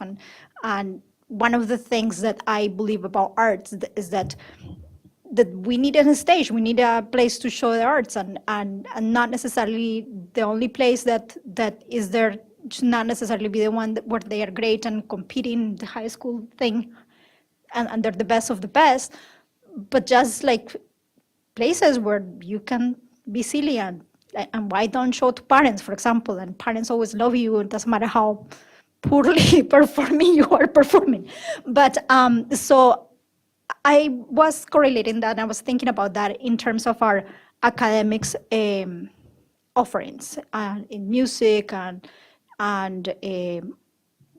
arts and your activities team. And I'm wondering, what is the correlationship between, or the relationship, I don't know, maybe that question is not for them, I'm not sure, between the classes, the academic classes that we need to get in our school, and our students have the opportunity to take, and activities, if there is any, or how is there a conversation happening around those two things? And yeah, I don't know who has to answer this question, actually. I'm sorry. So I just want to make sure I'm clear on what you're asking. You're asking about the relationship between the arts academics that happen during the school day and after school. Okay. Sometimes there is a relationship. For instance, the art teacher teaches or is the advisor for the art club after school, and often the students who show the passion or even an interest will be encouraged, or it's a natural connection. Sometimes when we're good at something, we feel drawn to it, and so some students will come to the class and then be drawn into the activity. Some students might get drawn into the activity because they've got a friend who's like, hey, come with me, and so we want to be with our friends, and so then they might discover their passion that way, which then cycles back into the academic to the school day. That would be, and then some, we just have opportunities like in Majorettes where we have students who may never take a dance class, or outside of school. We don't actually offer dance yet in our schools, right? But they find something that they love after school, and that may inspire us someday to offer a dance class because we're seeing this passion growing outside of our day. So I think that they're a reciprocal relationship for both our staff and our students. So just a crazy question. Could we conceive, for example, that we have been talking about music a lot and our low enrollment in music. So, for example, that there is I don't know, music show with the academic classes of music in your art day? that possible? So during those activity days that we discussed earlier, we did invite our music conductors to come with us, and they did reach out and so they did kind of like try an instrument, like see how this goes, and we're hoping to again expand that this year. So next summer, we're hoping to offer those courses for theater, for speech, for any advisor who wants to grow their program. We're setting it up so that way you have a chance to try music for the first time. You have a chance to try culinary arts or try majorettes, and we're going to challenge our coaches. Go recruit, make connections, and get kids involved. Yeah. Natalie? If anyone knows where I live and drove by my house, in the fall, there were so many yard signs, just all the yard signs, all Apollo. And it was really great because one of my children needed more focus on academics this year. And so stepped back from a lot of activities saying, oh, I know I can get them again in my next grades. But they were in GSA. And so they're like, I do have one sign out here. And their brothers just, had all the rest of them. But there's just a lot of pride that I saw in my kids, and then also with their friends with those signs. What I want to thank you for is some of your wording, your intentional wording around growth mindset, passion, and that failure is necessary. I remember trying the oboe, and there was a deep failure there. And so I switched to a brass instrument. So whenever I saw Callan play, I'm like, you amaze me. We're going to miss him this year in the band for sure. The two more things I wanted to say. So one of my sons got coaxed into being into mock trial in Apollo. And then the other one came along because they're usually a team. And because of being in mock trial, he's actually now going to double major next year when he goes to college, not only in psychology, but then also something to do, like he may now go be a lawyer because of mock trial. So, it's huge. He's just like, yeah, I'll go because this girl's there, basically. But then he ended up like dominating. So it was pretty cool to see that happen. And I would really be so interested in knowing what the barriers of participation are, because we talk about that so much in all of our, in every part of the district. So I don't know if there's another time where we could get that information or how we can understand that and how you guys are working through that. Yeah, so just our initial, and again, we're looking to expand this and do it across the district. But the top two, I'd say they were about equal. Barriers to participation were I have to have a job and I have to watch my younger siblings. Beyond that, it was a lot of things like I don't know anyone who does anything, like I don't want to go, like you talked about, your kids going together, like you go with a friend. But the two big ones were I have to have a job and I wonder how much of that is related to COVID. You know, these kids that went home and had nothing to do, went out and got jobs, or their parents were, you know, unable to get work during that time, and so they became someone who financially contributed to their household, and that's just a holdover. I'm biased, but I'd so much rather see kids out at, you know, art club in Luna than, you know, working at Chick-fil-A, but. Yeah, please. One of the things that I really noticed with our junior high population was not necessarily knowing maybe what was out there or having the confidence to try it. And so we've tried to be really intentional about getting our faces out there and getting this information out there of these opportunities are available. So whether it's open houses or trying to have those conversations in advisory, introducing that activity day, just to get it kind of in the face of the kids so that hopefully they have the confidence, or maybe that's just one more person that kind of brings it up when they didn't have somebody bringing it up before. So in junior high, we're trying to bridge that gap too. Yeah, I saw that actually in my junior high child. I was talking with them about what are you going to be in this year, and they were like, okay, Mom, I'm just going to talk to Otis. Just stop. So thanks, Otis.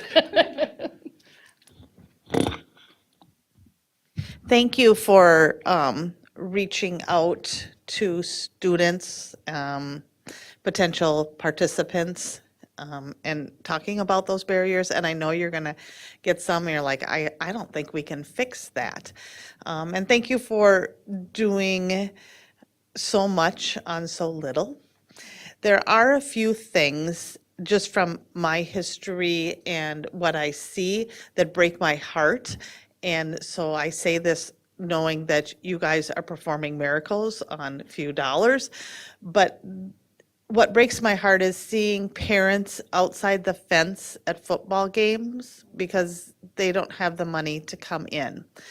And I know we've addressed, and in other activities as well, as I have 4 children, and when the oldest was participating, and I was on reduced meals, so I had to pay something for her to attend.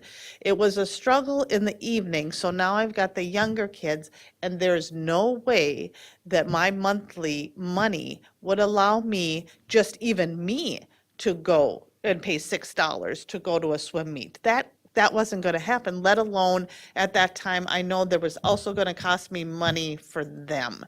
And I think we fixed some of this, but not enough. And again, I understand that's not your problem because you need every dollar that you can get your hands on. But I see that as a barrier of, and I'm not sure what's going on right now, but as a barrier to participate that at that time it would have been easier for me to say, yeah, go ahead, and she did participate, but there was so much missed opportunity that as a family, we could go and watch her, and then the ripple effect of what that would do. And again, and we figured it out, but I couldn't come up with $6, and $6. So had to make sacrifices there. And I see the sacrifices at the soccer fence and the football fence. And I hear stories about, how, okay, well, we're going to give this family 20 tickets. And then I heard the story that it wasn't for your parents to come 10 times. It was you took 20 of your family, extended family, and brought them all in on one time. And how sad it is that we can't figure out how those 20 people can come to every single football game.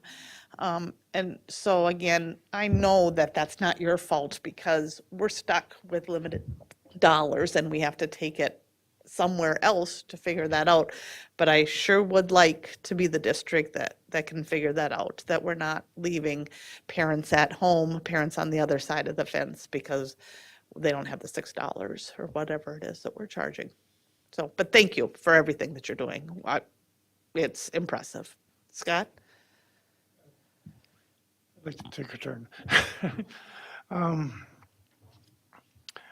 We've been talking in Finance Committee a little bit about board policies regarding booster clubs and PTAs or something similar like that. And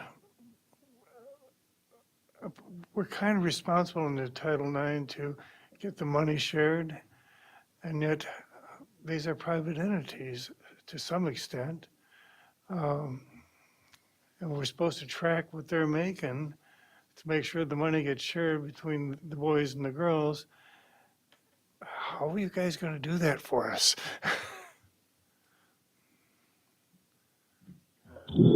I'd say every year we touch base with all the booster clubs and we ask them for their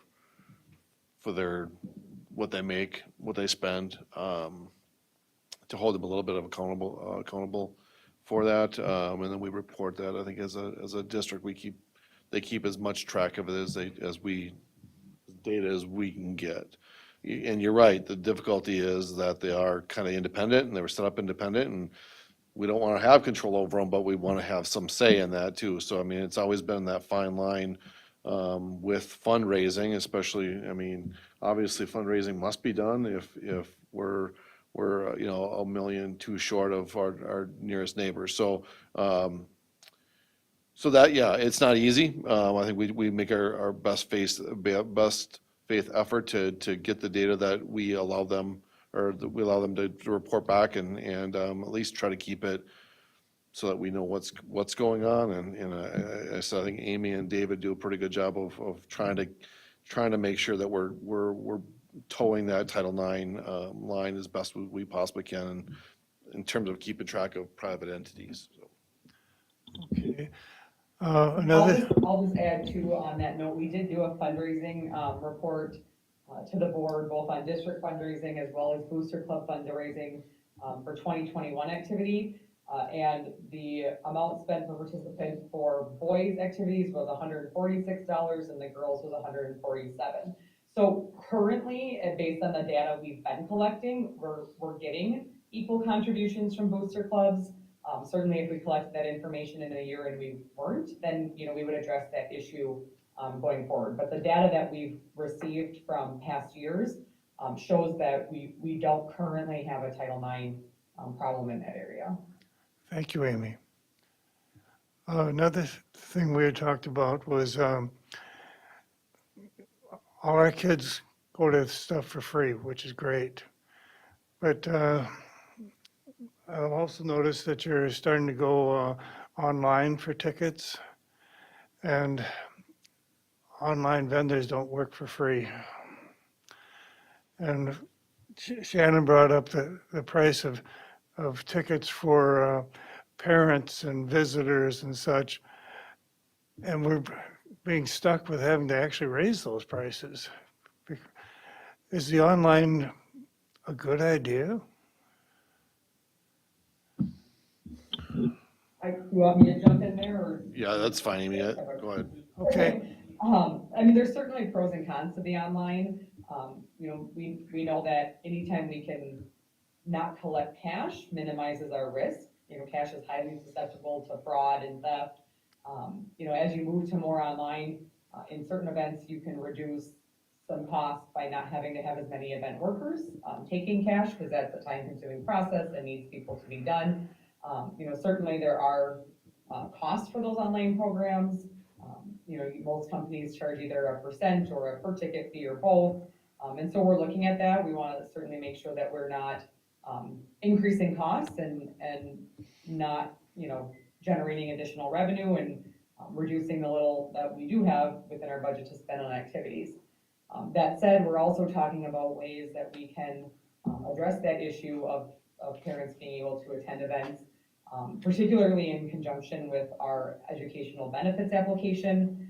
So we're exploring some options about parents either getting some sort of pass or punch card potentially if they have completed and are eligible for free and reduced lunch, because that will also give us another incentive to get our families to complete that application. So on both kind of ends of that spectrum, that's on our radar in terms of costs are increasing with the online platform, but ways that if we do need to increase paid ticket prices, we can balance that out for those families who might need that financial assistance. Thank you again, Amy. You mentioned something called Deca, D-E-C-A, and I was in junior achievement about 1,000 years ago. What's the relationship between junior achievement and Deca? Or is there? Maybe some. I recognize the term junior achiever. I just don't know if there is. Deca's a marketing entrepreneur, business, those kind of skilled sets. So if that kind of aligns there, it's probably about in the same lane as that, maybe. Okay, well, Junior Achievement was a private organization that would teach kids how to run a business. And the one I was in, we made first aid kits. We bought all the materials, we marketed them, we went door to door selling the darn stuff. I mean, but I was wondering, is there some sort of relationship between Junior Achievement, which I think still exists, maybe, I don't know if it's around here or not. Scott, And Deca. I can tell you this is also an answer to Monica's question about how what happens during the day impacts after school and whatnot. Our junior achievement, you'll see it actually showing up in the strategic plan shortly as one of our outcomes. They support our students curricularly during the day. K-6 for sure, you'll see that, and then they do insert themselves into different, that sounds kind of negative, but they partner with us, how about that, in other classes like business classes or math classes. And then I don't know that they have a formal relationship with Deca, but the foundation that they help us build in terms of business and personal finance skills, starting with when our students are just wee little ones, certainly helps grow that interest, and that Deca competes, right? And we've got great, strong teams, and so they certainly contribute to that success. Thank you, Lori. Let's see. The creation of the crush, great idea. We had not enough kids at Tech or not enough kids at Palo to make individual teams, so now we're making a joint team. And you're getting attention and you're growing the program. Someday they're going to be so big that you're going to have to split them back up again. Do you have plans for that? Yes. We are looking at them on a bi-yearly review. So we're trying to align it for when we do section placement with the league, because that does determine how successful we are, who we compete against, and how successful we are in the postseason. So we're looking at it every 2 years, and our kind of litmus test is, do we have enough at both sites to be successful, competitive, and safe for a sustained amount of time for 2 years? If we are able to meet that requirement, then we'll dissolve the co-op and basically go back to being Tech and Apollo in that sport. It's a per sport basis, I should clarify. Per sport. Okay. There's always a balance between playing time and winning. The more playing time a kid gets, the better he becomes, and the more likely you are to win. But on the other hand, if kids don't get playing time, they get discouraged and they drop out. That happened to my daughter in 6th grade at Kennedy, playing basketball. Hey, you finally got a basket. Go sit down. Is there some way to strike a balance, and does that balance change over time? So I can speak specifically for our junior high programs, seeing as these are really our feeder programs, really where they're building those foundational skills. And our philosophy is fair playing time. So everybody is going to get playing time. Now, if Alex plays a position and she's the only one, and I play a position that there's 4 of us, right, it's not going to be exactly equal, but we are both going to get ample opportunities to get into that game and to experience that sport on either side. And so really then hoping to build everybody at that junior high level, so then as they get higher on the teams, maybe that playing time isn't quite equal, but when they're first learning, we are getting everybody involved. And I will say that one of the things that we're working on in our head coaching cohorts is kind of how do we create evaluation rubrics that are transparent, that are more objective, and we can either share those with parents or share those with athletes, but that way it's not you're playing because you go to the same church as my family, and so that way we have a little bit of I can justify why this student is playing at this level for this amount of time because they are showing me X, Y, and Z. And that also gives a tool for our coaches to then go to students and say, listen, you want to play more? Here's what you got to work on.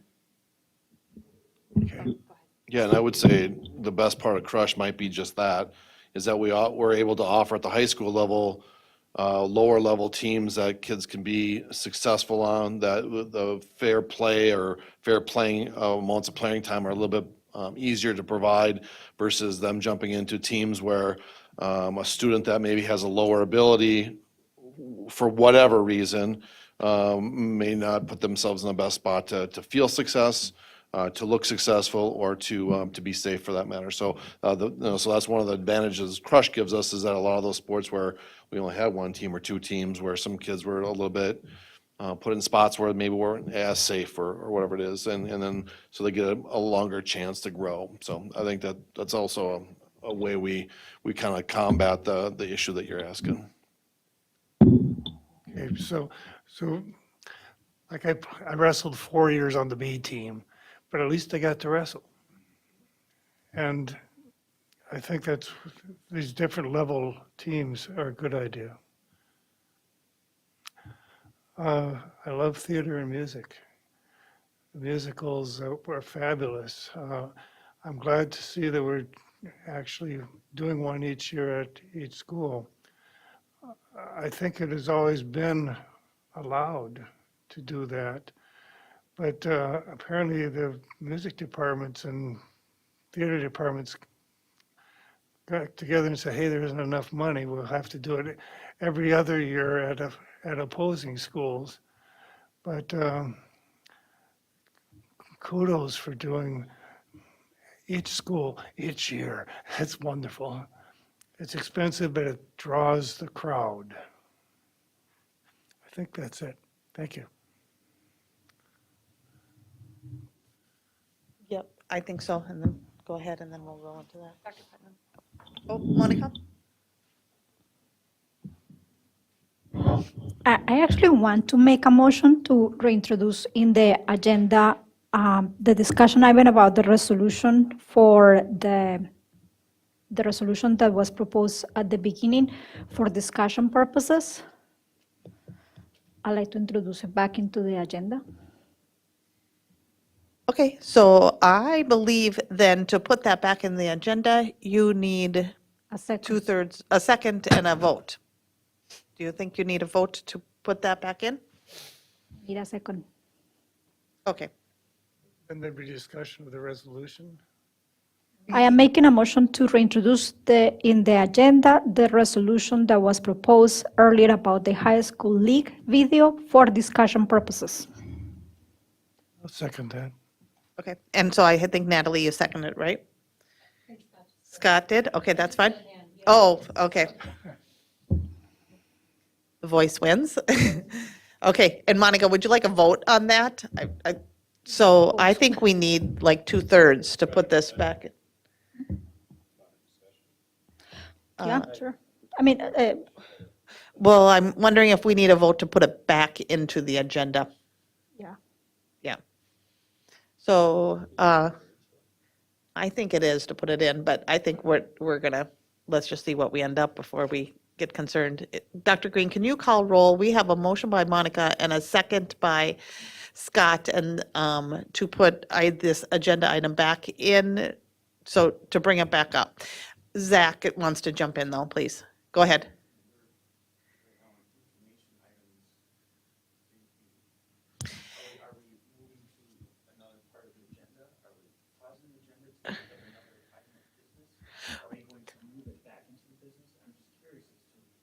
Where does it go? I thought that they were done.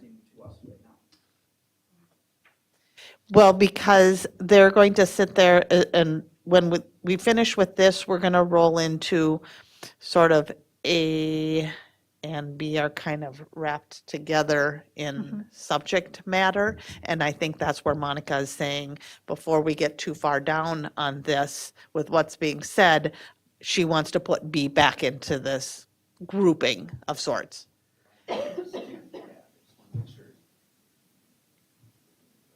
Okay, so you, and so tell me, what do you recommend that we do?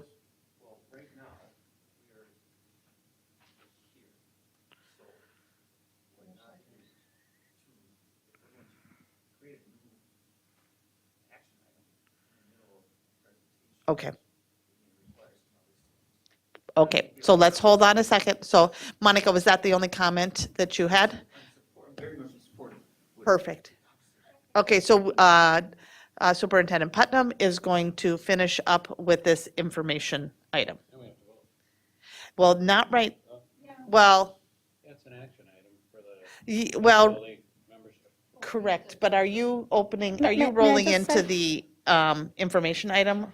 No, I didn't think so, so. I am going to wrap up 3B. Yes. And then we're going to roll into it. That's where we're a little bit Yes. confused. We're all at different points in the agenda. So And go that's ahead. understandable because they are all related, so Correct. that makes sense. I just want to wrap up by acknowledging that these folks have been in their positions for no more than 1 year. Many of them were hired in August, and so the incredible work that this team has done in a year or less is, I think, astonishing and really worthy of gratitude and acknowledgement. So thank you on behalf of our students and our families and our staff. You've done a tremendous job. May I remind you that last year they were here during their first week on the job.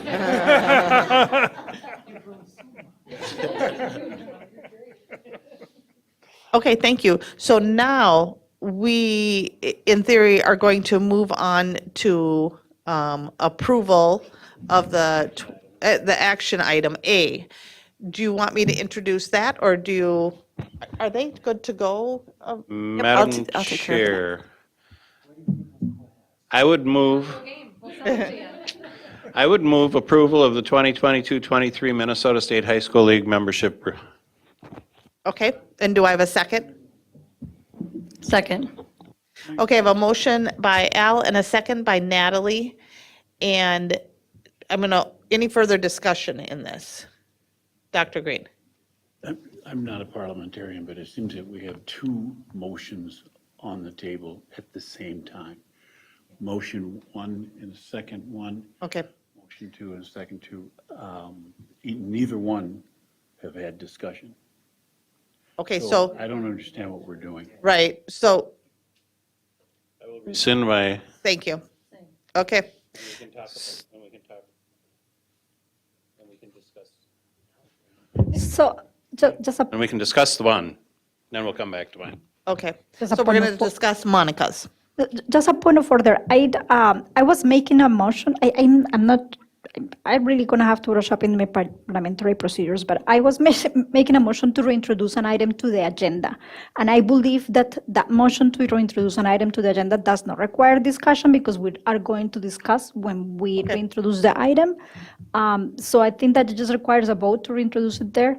I don't know exactly where in the agenda was because it was kind of a tie to the second motion that you're going to do it. So okay.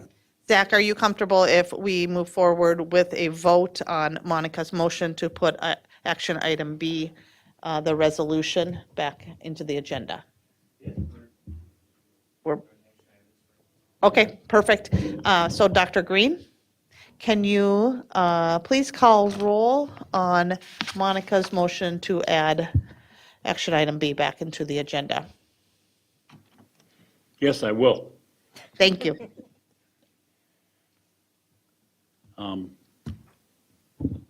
Monica Segura Schwartz, Yes. Scott Andreasen, Yes. Les Green is no. Zach Dorhold? Yes. Al Dahlgren, Yes. Natalie Copeland, Yes. Shannon Hawes? Yes. Is that it? Did I miss anybody? Okay. Okay, so now this action item is on B. I think we, So we finished that one, so now I can. So now, Madam Chair, I would like to move approval of the 2022-2023 Minnesota State High School League membership. do I have a, okay, I have a motion by Al and a second by Natalie. Any further discussion on this item? Okay. What is the true cost? I was trying to figure out what the cost is. It's like on MSBA, it says it's going to cost you this much, and this one, it's like per activity and per, Amy, do you want to take that one? I know we had talked about what we get back, and she's got it. Yeah, we haven't received our invoices for next year, but it's basically $1 per student as the base fee. And then they've added those additional fees, which last year were $9,000 per school. And I believe that was determined by them, kind of tiered based on enrollment categories. And so, in total, our fees were anywhere between, right around $16,000 per school. For the 2021 school year, we did receive back about $4,200 per school from state tournament revenue. So when they increased the fees, the new platform they moved to was everybody statewide shares kind of all of their anticipated costs up front. And then when they generate the revenue from the state tournament, they cost share that or revenue share that back. Of course, 2021 is, I would assume, significantly lower than what we will expect to receive for 21-22 because we had in the 2021 school year tournaments canceled because of COVID, limited attendance at those that were held, and that year's payment came in September. So we won't know that till September, but I would expect that our invoice per school will be about that 16 to 17,000. Thank you. But That's all I need. I just, 16,000, 100,000, 200, I ballpark. Thank you. Amy's just so thorough and good at her job. Okay, Monica? So I'd like a brief reminder of why do we want it to be part of the high school league and what do they do in general terms, since the video didn't say a lot more about it. I'm going to look to one of our ADs who wants to field that question.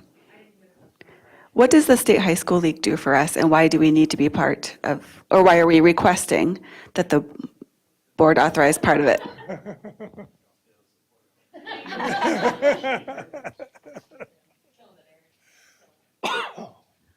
So the league provides a lot of the structure that we need for the eligibility guidelines, for what constitutes a chemical violation, and just making sure we're on the same page. They organize the state tournaments for our different sports. Do they assign region secretaries? Yep. Yeah, so they assign region secretary, and we do a ton with our region, and so just making sure that we know who's organizing which event, setting ticket prices. Yeah, referees, officials is a big one. Official training. Yep. You mentioned I'm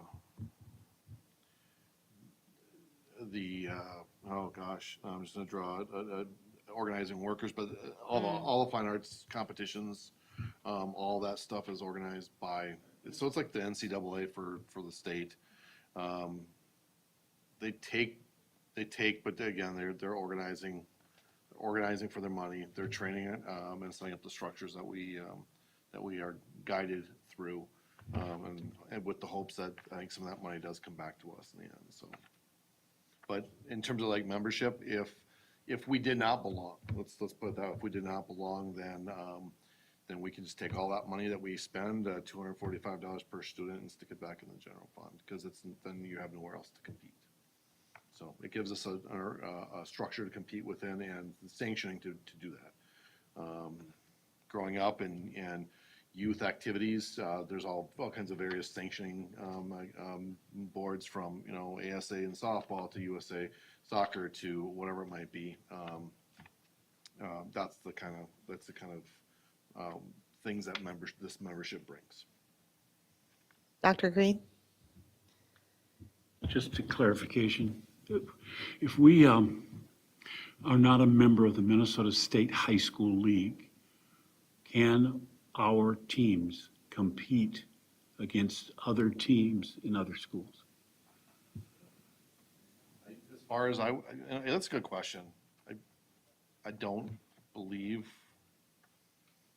We certainly wouldn't be eligible to go play in postseason play and at the state tournaments, which is a big deal. And if you look at the fine arts, and the fine arts are, that's their one, they have one. They don't have multiple competitions, they just have the one state or the one that brings them into the state competition, so. That's a good question. I mean, I feel like there's a pressure, that's the truth, but Alex is right. I mean, you can't compete in the postseason stuff. I can't name a team that we play that isn't part of the league.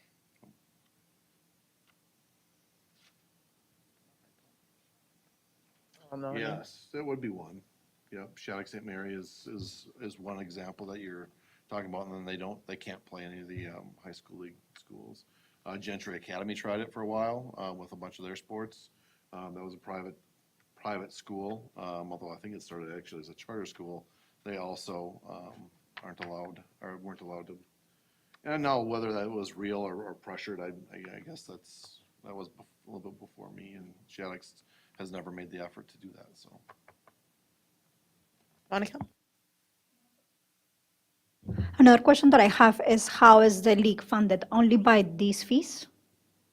I don't know if anybody knows. They also receive a lot of their funding from state tournaments. So like the basketball state tournament is one of their it's basically a fundraiser. yep.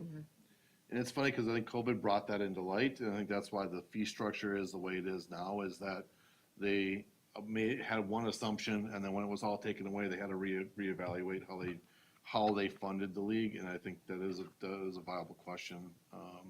But most of it is funded via the big tournaments and television rights and big sponsorships as well. So, and then on top of us, our little fee as well. So, yeah. And I think that really is much more of a foundational piece now, and I think that's what they're hoping that they'll spend where it makes sense and they'll give back instead of we're running short and then why don't you give us some more money? And I think that's the new model that came about after COVID kind of shed a light on what they were financially responsible for. So. Okay, so we have a motion and a second, I believe. Any further discussion? Dr. Green, Jan, I hope you remember who did the motion in the second, because I don't anymore. And excellent, okay. Jan, so that was a motion by Al and a second by Natalie. We have no further discussion. Dr. Green, can you please call roll? The motion is, Oh, the motion. okay, Two. 2023 season. Yes. good. Al Dahlgren, Yes. Natalie Copeland, Yes. Scott Andreasen, Yes. Les Green is yes, Zach Dorholt, Yes. Shannon Hawes. Yes. Monica Segura Schwartz. Okay, thank you. Okay, so now we are going to be discussing a resolution of the St. Cloud, Minnesota District 742 School Board expressing concern for the repeated and intentional lack of diversity in the Minnesota State High School League Why We Play video, presented by Board Member Al Dahlgren. And I will defer to Monica. Thank you. So I think that the resolution might change the title, and maybe we need to look at the title. But I do think that many of the items that were proposed in the resolution is still very current with what the comments that we had before, and I don't see that the high school league has addressed those comments to the district. So I'm looking for a way to addressing those comments. Sorry. It's looking for the resolution here. Thank you. So some of the comments that Al made during the presentation, that I made before in another comment that says that when he spoke specifically about the video, I think that are key into what we need to give as a feedback to the high school league. And about one of the things that I kept wondering is what is the purpose of the video? What is the video about? Why do we get a video from them, and what is the purpose of that video? And I have that question. I keep working on that. Keep thinking of that question. So this was a very well written resolution, but it was specifically about the last video.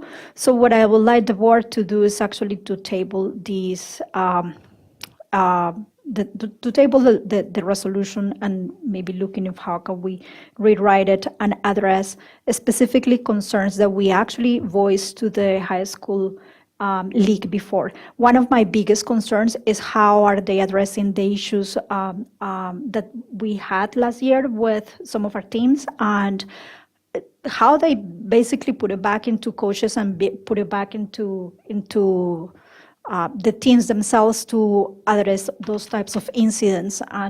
And maybe we can just talk more about that into the feedback that we want from them. But I think that it's important that we have a formal way that we request that. We already kind of tell them friendly, okay, these are some concerns that we have, and I think that behind a resolution approved by the board, we will have a more formal way to do that. And some of that was talked about here. The other concern that the past resolution talk about that is also not addressed at all, that I'll also mention in his comment, is about theater, speech, robotics, music, arts are important activities offered by Minnesota High School League, and students providing for similar growth opportunities but are not highlighted at all, mentioned even. So those are the things that I like us to formalize. Al?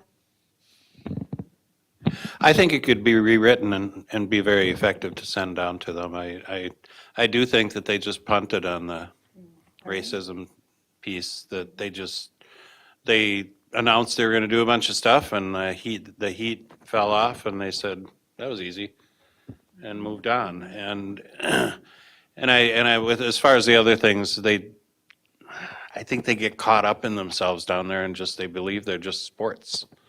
And the tournaments, they live for the state tournaments and the big things and the media. And something needs to be said so that they would include more of those things. And I think the resolution could be rewritten away from a concern about the why we play, away from a concern about just the why we play video to a concern about a number of things with the Minnesota State High School League. And instead of directed at the video, it could be directed at our participation as a member of the State High School League. Okay, I have Scott, and then Zach, did you raise your hand or not? It was like you're bidding on something, and and then Natalie. So Scott, Zach, and Natalie. Okay, I am kind of wondering, is there more than one video out there that they're showing to different audiences? Because this video was primarily slam disorderly parents. That's what this one was all about. This video there was always a couple of videos. There was one for the parents and students, and there was one for the school boards. And the school board one was very specific in stating the school board's role as it pertains to the Minnesota State High School League and why we play. And that it's the school board's role to make sure that things aren't getting out of control. And they talk about, as a school board member, you need to be certain that this, and this. I remember it. And in that video, it was almost all white. And then this one was put together recently, and it's for students and parents, and it's about keeping parents. I see it as keeping parents off the referee's back and off their kids' back, but it doesn't address any issues of parents or students with racist comments and actions towards other students. It's almost as though they showed us the wrong video tonight. I see it as it was cover. I think it's in the heat of a so yes, it can be that too. It's in the heat of a situation where who wants to be a referee anymore and go and get yelled at by people? So there's, amongst many other shortages out there, there's a referee shortage. And so they directed their attention and energy on that problem instead of this other one that we're asking them to fix as well. I know, Zach, we got Natalie, then Dr. Green. Just for an agency that has statutory authority in statute, they could do so much better. I know they become a punching bag for the most awkward things, and they have to deal with a lot of athletic politics. They are often a punching bag down in the legislature. At the same time, I can't believe I'm saying this. My goodness, the metrocentric kind of aura, and I know that's where majority where Minnesotans live. At the same time, they can do better. They can do so much better. Natalie, and then Dr. Green. I wanted to say for the record, boardeffect.com is where I usually go to find out if we're doing things right. And it seems like, yes, it was the 2/3 majority vote or fail. So we did the right thing. I'm very grateful to, first of all, Al, for working on this. Secondly, Monica, for bringing it back up, because I think we owe our kids who are experiencing, this isn't like the first year this has happened to our kids where they've experienced racism, and it's not just from students, it's from parents and people in the stands. So we owe it to our kids who are not in a safe environment when this happens, to call out who should be the one that is, that said they would do something about it, but have not done something about it. So I'm wondering if this is something that needs to go to a committee to rewrite, or is this, because Al brought it up, go back to Al to rewrite, or how would we do this as a board? Open for suggestions here. I just want to point out that while we have seen things in our school district, you know, that are very much in our community, this racism that's going on, it's going on across the state and across the country. So we're not the only one. So we're advocating for more than just our community for a solution here of things that are not acceptable. Al, what direction would you like to see this go? It doesn't matter to me. It can go back to a committee and that's fine, or I can take a stab at it and send it out. The problem is that I can only work with 3 people, 2 other board members. But the same with a committee. You can only work with the board members on that committee. So it would have to, and somehow it should come back before our next meeting, which would be in 2 weeks. Okay.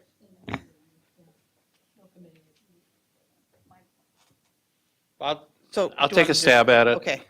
Okay, and then, sounds good. Whatever process you were using before, and I think you, okay. Yeah, and I can work with Dr. Putnam too, so. All right. What, are we missing somebody? You're good? Oh. We don't need any vote because we're just moving on, correct? We're tabling it, and that doesn't need a vote? Okay. So do we have a motion to table it? So I'll make a motion to table the resolution, the resolution of the school board, District 742 School Board expressing concern for the repeated and intentional lack of diversity and inclusion in the Minnesota State High School League, in order to, why we play video, in order to make it more general and less specific about the video part, showing our concerns in terms of the role of the league. But to August 3rd. Second. All right, I'm not even going to ask for any further discussion because we're all good. Dr. Green? Monica Segura-Schwartz. Yes. Al Dahlgren. Yes. Shannon Haas. Yes. Les Green is yes. Zach Dorholt. Yes. Yes. And then I'm hoping that I Jan. have my microphone on. Could they hear me okay? Yeah.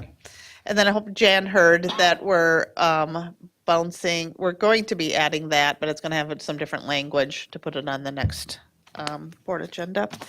Okay, moving on to action item C, approval of the Minnesota School Board Association membership renewal for the 2022-2023 school year. And that's being presented by Superintendent Putnam. Can I ask an out of order question? Sure. So if we do that and so if I bring something to the next meeting, then it could, I would assume we could come to an agreement. I don't want to assume that everything that I put in there is going to be taken verbatim and we're going to all agree.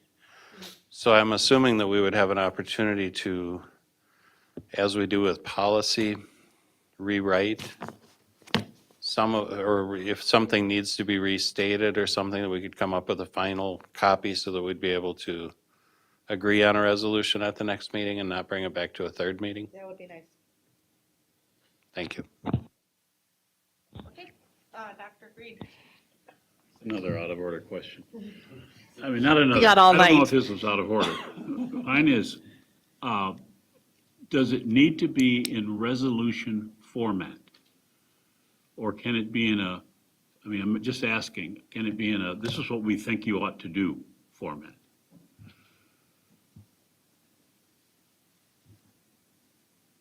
I don't know, that's why. My personal opinion was that a resolution would be more effective because we've gone to them multiple times and said, this is what we think you ought to do with no resolution, no action. Whereas a resolution is it's a statement from the board signed by the board members versus.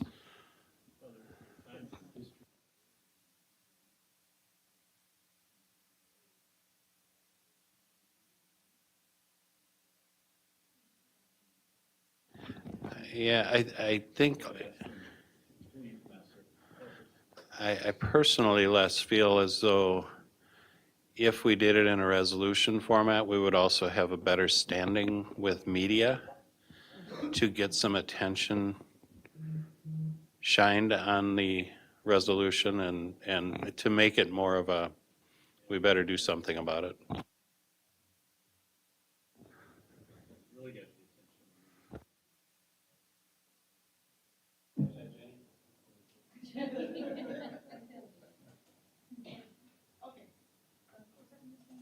We're bouncing then to Superintendent Putnam, that you are jumping into action item C.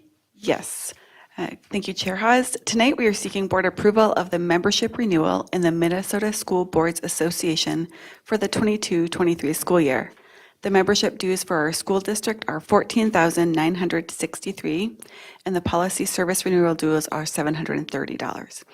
MSBA is a valuable resource to statewide public school districts that provides expertise in many areas, including governance, management, and policy. Okay, this is an action item. I'll either open up for comment or if anybody wants to move for approval. So moved. Okay, I have a motion by Natalie, a second by Zach. Any discussion? Scott? Yeah, I think it's a good thing. For one thing, they give some training to new board members. I think we've all probably been through it. And they also have their annual meeting that we can attend also. So I think it's a good thing. Thank you. Anyone else? Dr. Green, can you please call roll? Natalie Copeland, Yes. Zach Dorhold. Yes.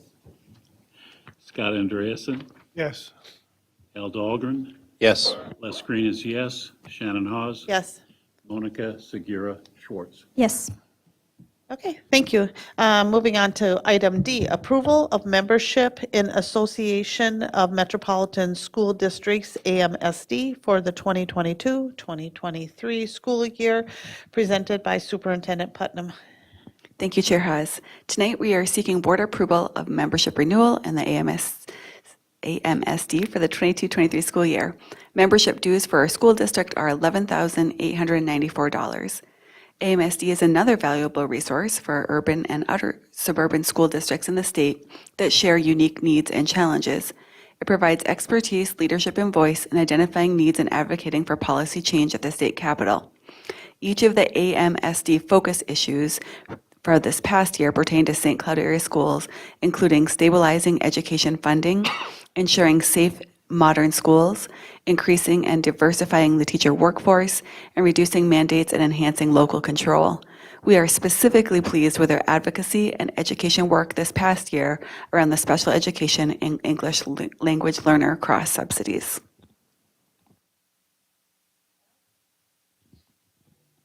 Zach, last year, they did make some change. I mean, they listened to us last year because it was about suburban schools. And this past year, they took on some of our input and went stronger after the special education cross subsidy singularly.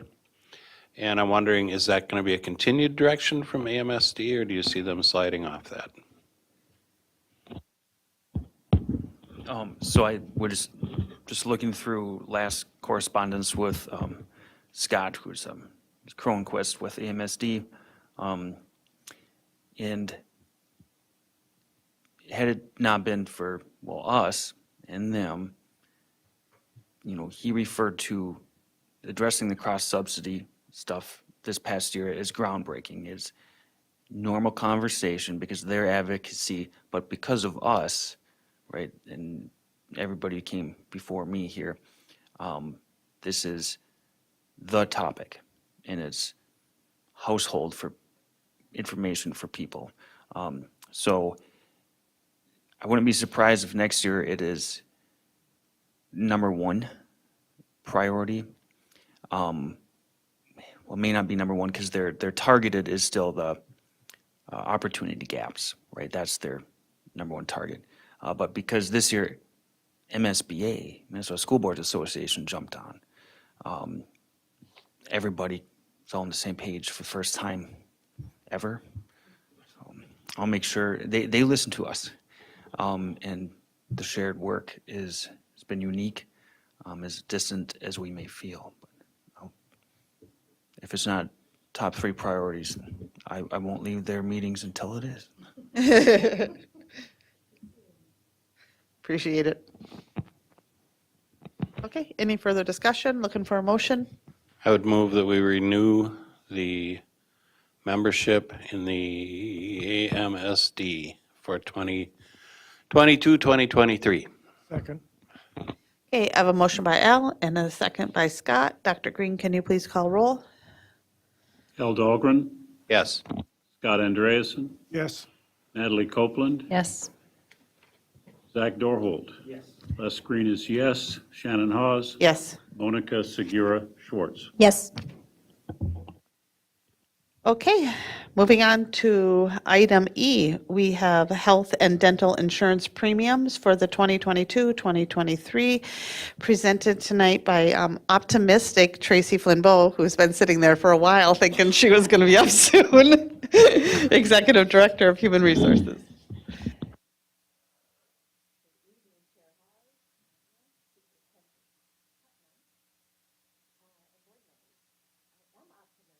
Always, you can ask my friends.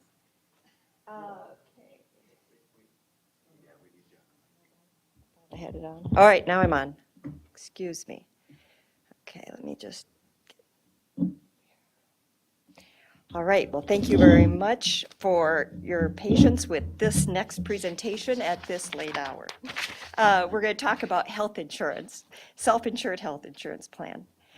Each year, we are a self-insured health insurance plan. I'll just remind members of the board and public that are listening, in both our health and our dental plans. We have a labor management committee that manages and oversees those plans, and we have members from all of our bargaining units and our non-represented employee groups on that committee. And so they meet diligently throughout the year and review the month-to-month performance of our plans. It is also their charge then at the end of each year to review the plan performance and then to recommend premiums to the school board for the coming plan year. Our plan year renews on October 1st, so the action that you're going to be requested to take tonight is related to the change in that plan year.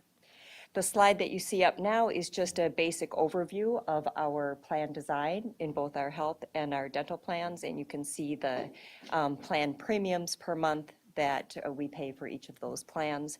Health Partners is our third-party administrator for our health plan, and Delta Dental is the administrator for our dental plan.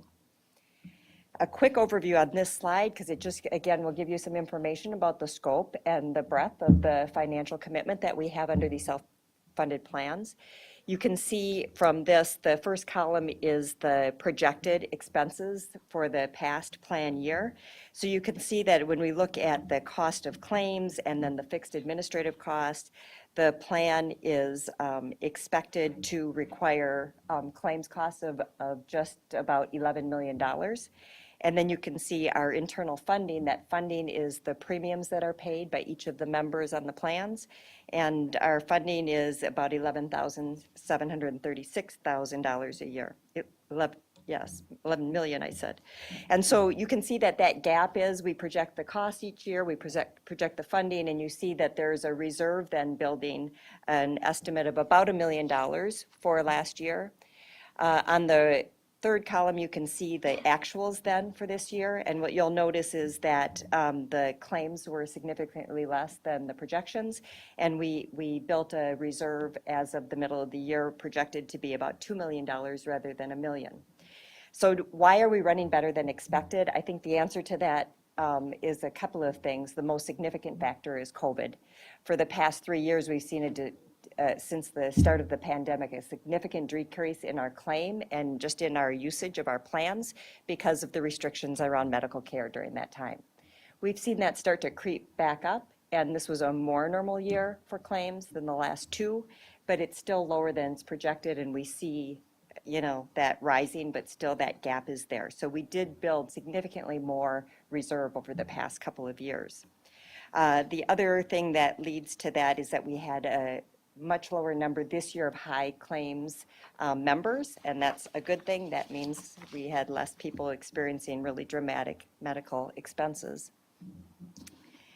This next page is just a nice model to help you understand the way the funding model works. And so you can see the green line is that projected expenses or costs to the plan each year at about $14 million. For the coming year, the purple line is the expected funding. So again, the gap between the green and the purple line is projected reserves that would be building. And then the orange line is the maximum exposure that we can have under our self-insured plans. Anything over that orange line is insured by the third-party administrators. And so those two gaps that you see, we want to build reserve in the event that we had a difficult plan year. We can cover that next gap between the purple and the orange line.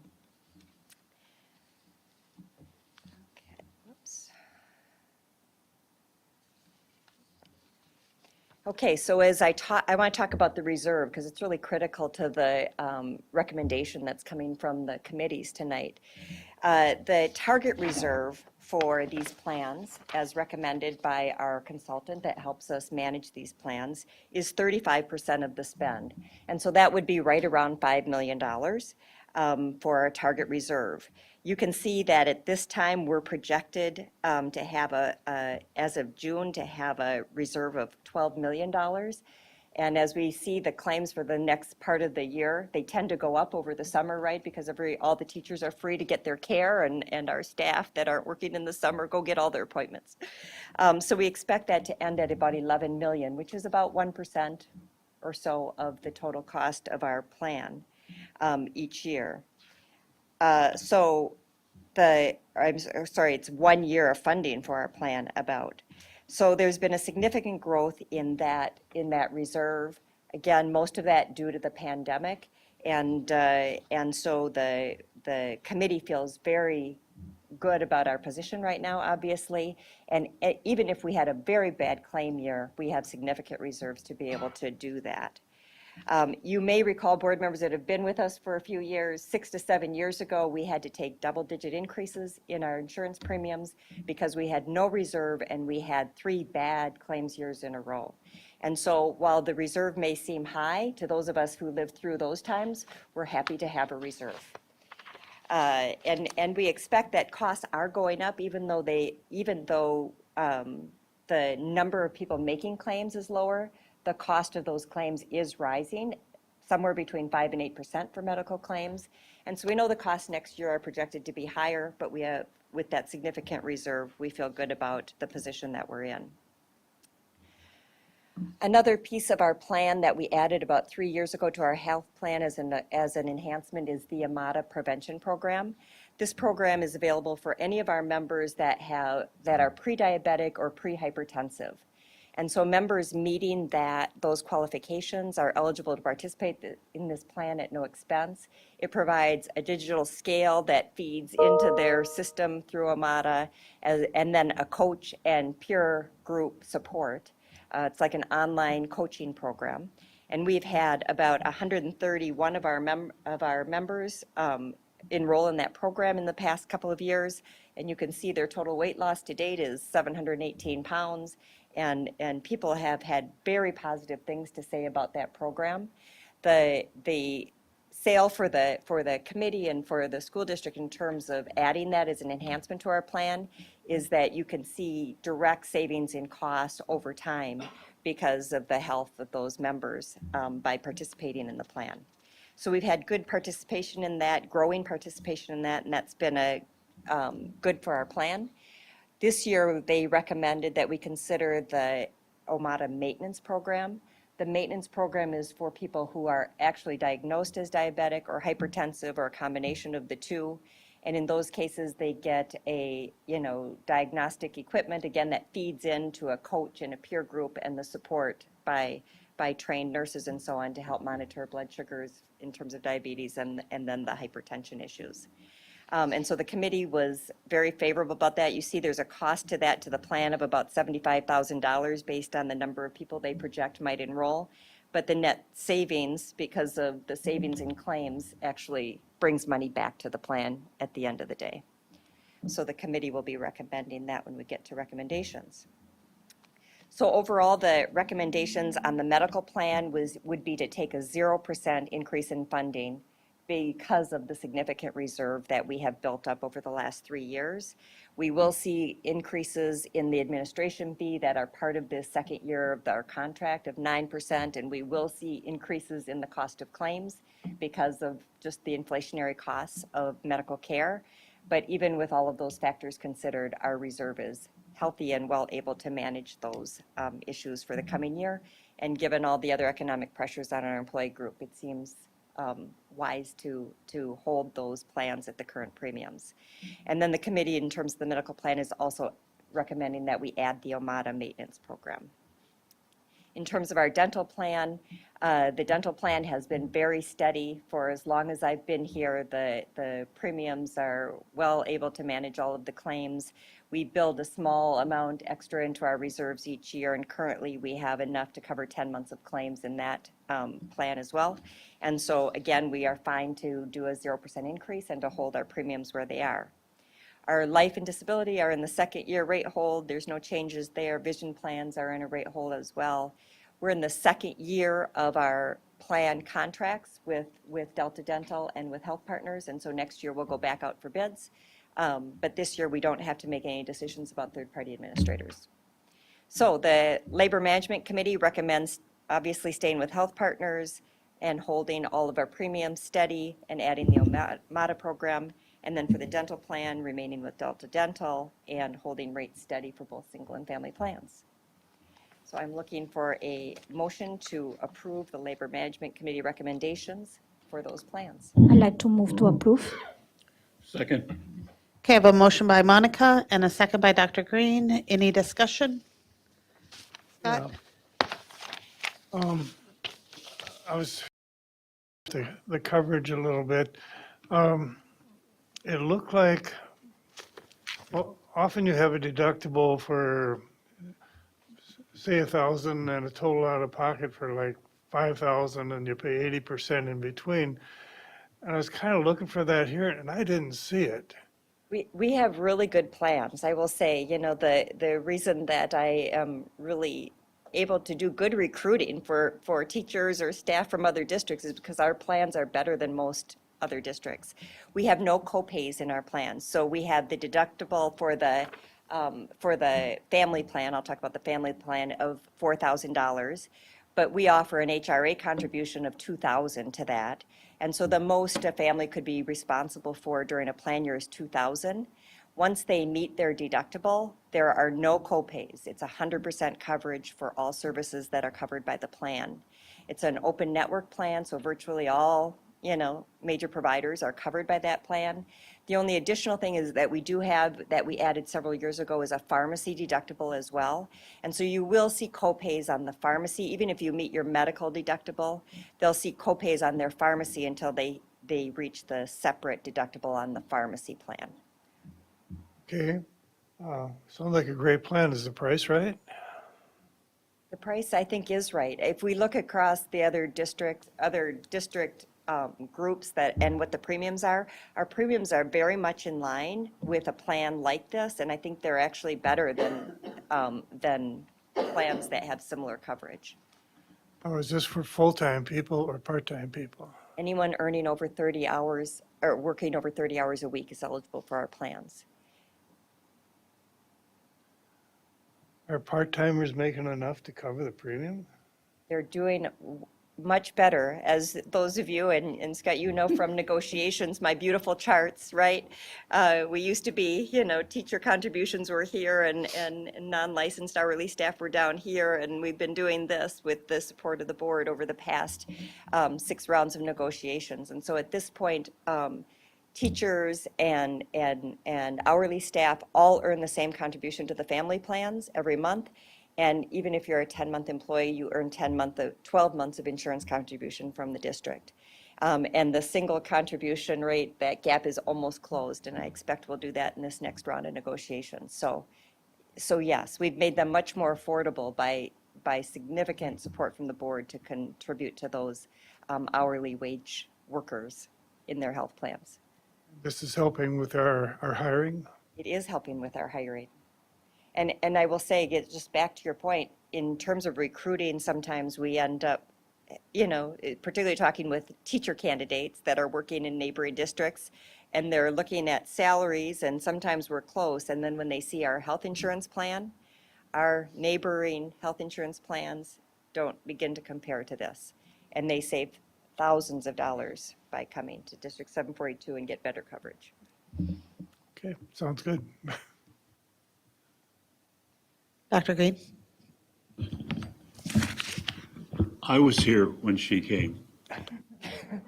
And she came with this backpack of making health insurance equitable across the board for all of our employees. And you've been beating that drum every year that I've been here. And you're the reason, you're the leadership that pulled this off.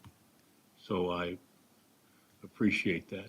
I've used what we've had in a campaign one time when I was meeting with the employees who we're talking about. I said, you need to get behind not more money, but health insurance issues, because you've got an advocate called Tracy Flynn Bowe that will help you get what you need. And you have, I remember walking into a meeting with a negotiating meeting with that group, and Tracy said, here's what we just like to start with, here's what we're going to do.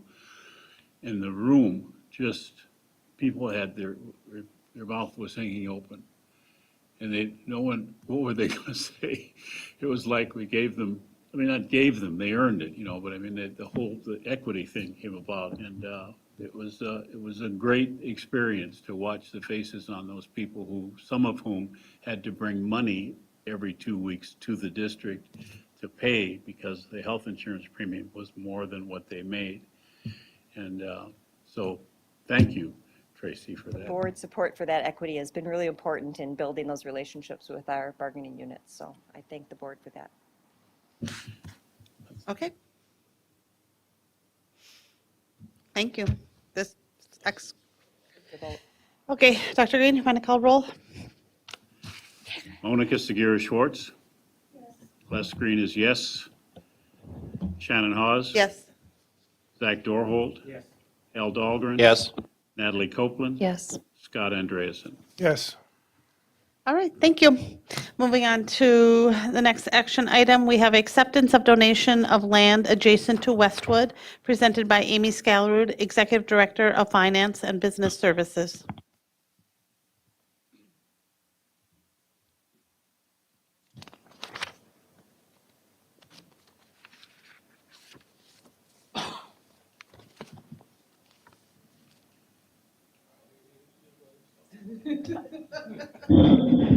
Okay.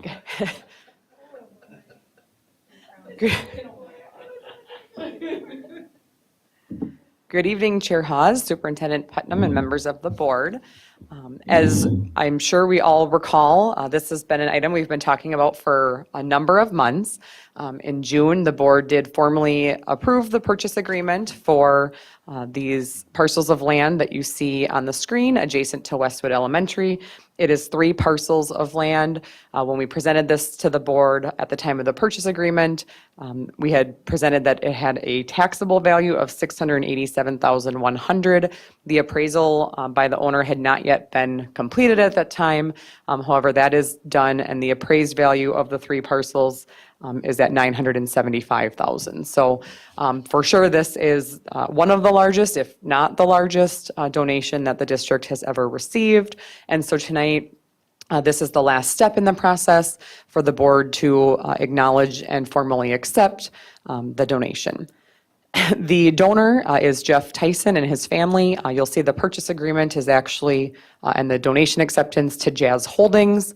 That is technically the entity that formally owns the property, but it is owned by him and his family. They were unable to be here this evening, but have written a letter that they would like me to read to the board. Good evening. My name is Jeff Tyson. My family, Audrey, Zachary, Zion, Xander, Zoe, hence where Jazz comes from. It's yeah. I wondered the whole time where that came from, but so that'll clarify that. And I have wanted to be here tonight to witness this event, but due to hockey camps, football camps, and life, we are sorry we are not able to make the timing work. We wanted everyone to know this land and Westwood School holds many memories for the entire Tyson family.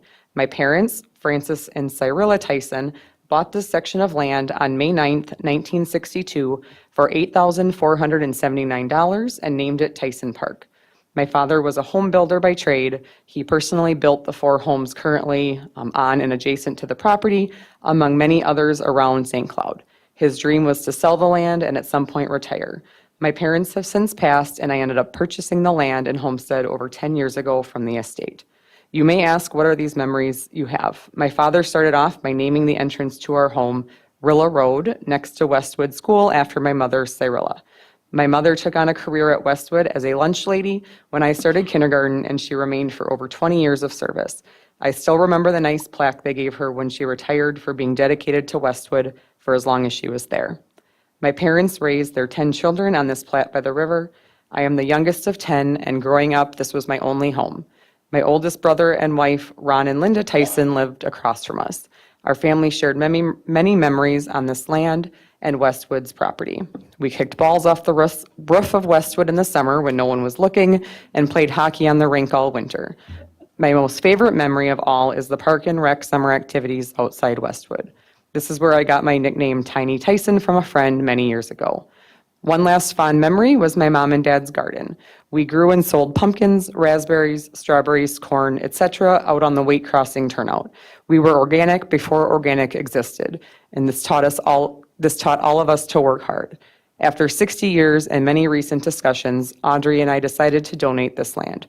I felt our best memories could continue to be shared with many kids in the future. We hope one day to see kids fishing, riding bikes, finding arrowheads, building forts, and planting huge gardens, my father's passion. My family and the entire Tyson family would love to see this land turned into something fruitful and at some point be named after Francis and Cyrilla Tyson. If there is ever a dedication in the future, plan on many supporters. Our extended family reaches over 100. Looking forward to hearing joyful sounds from kids. Signed, Jeffrey, Audrey, Zachary, Zion, and Zoe, nicknamed Maddie Tyson, which is Jazz Holdings. So that is the letter. Again, they were unable to be here, but certainly wanted to to send that message.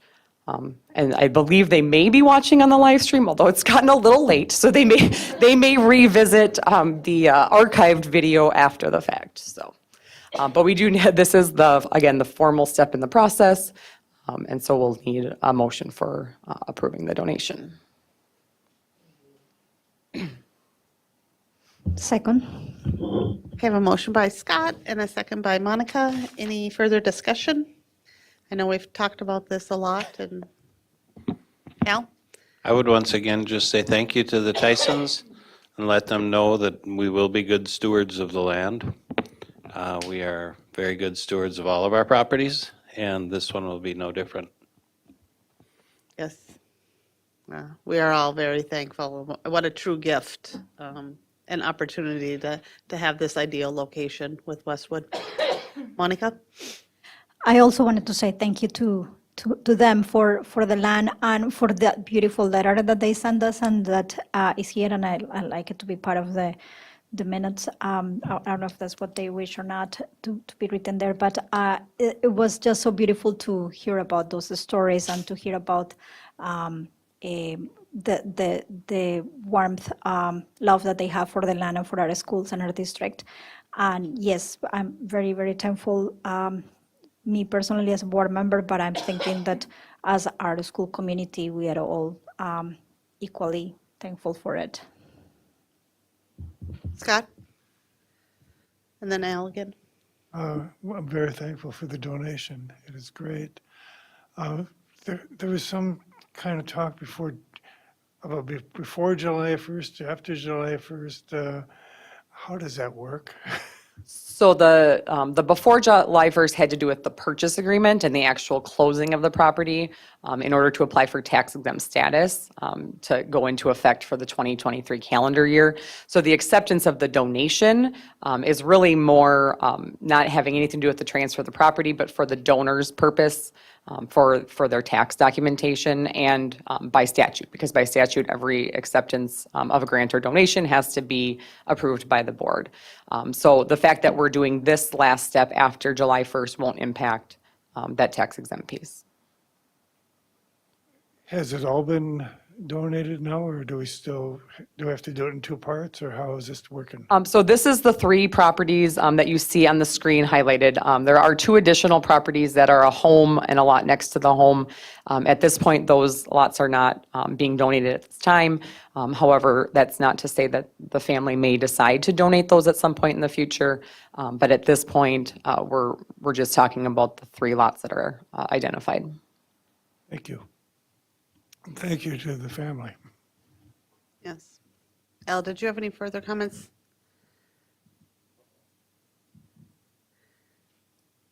It still works. Yes.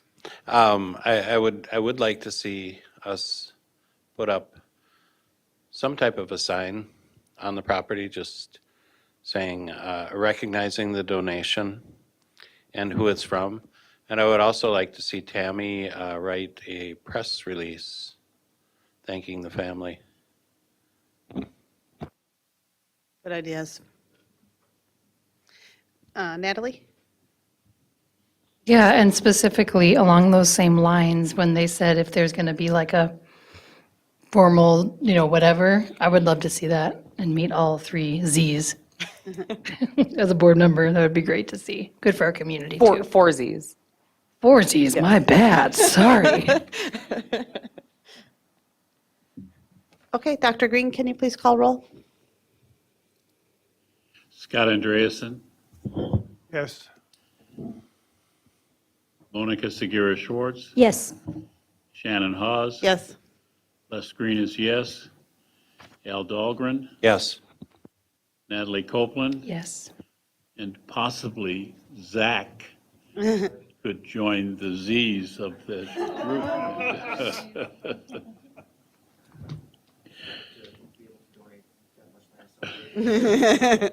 Thank you.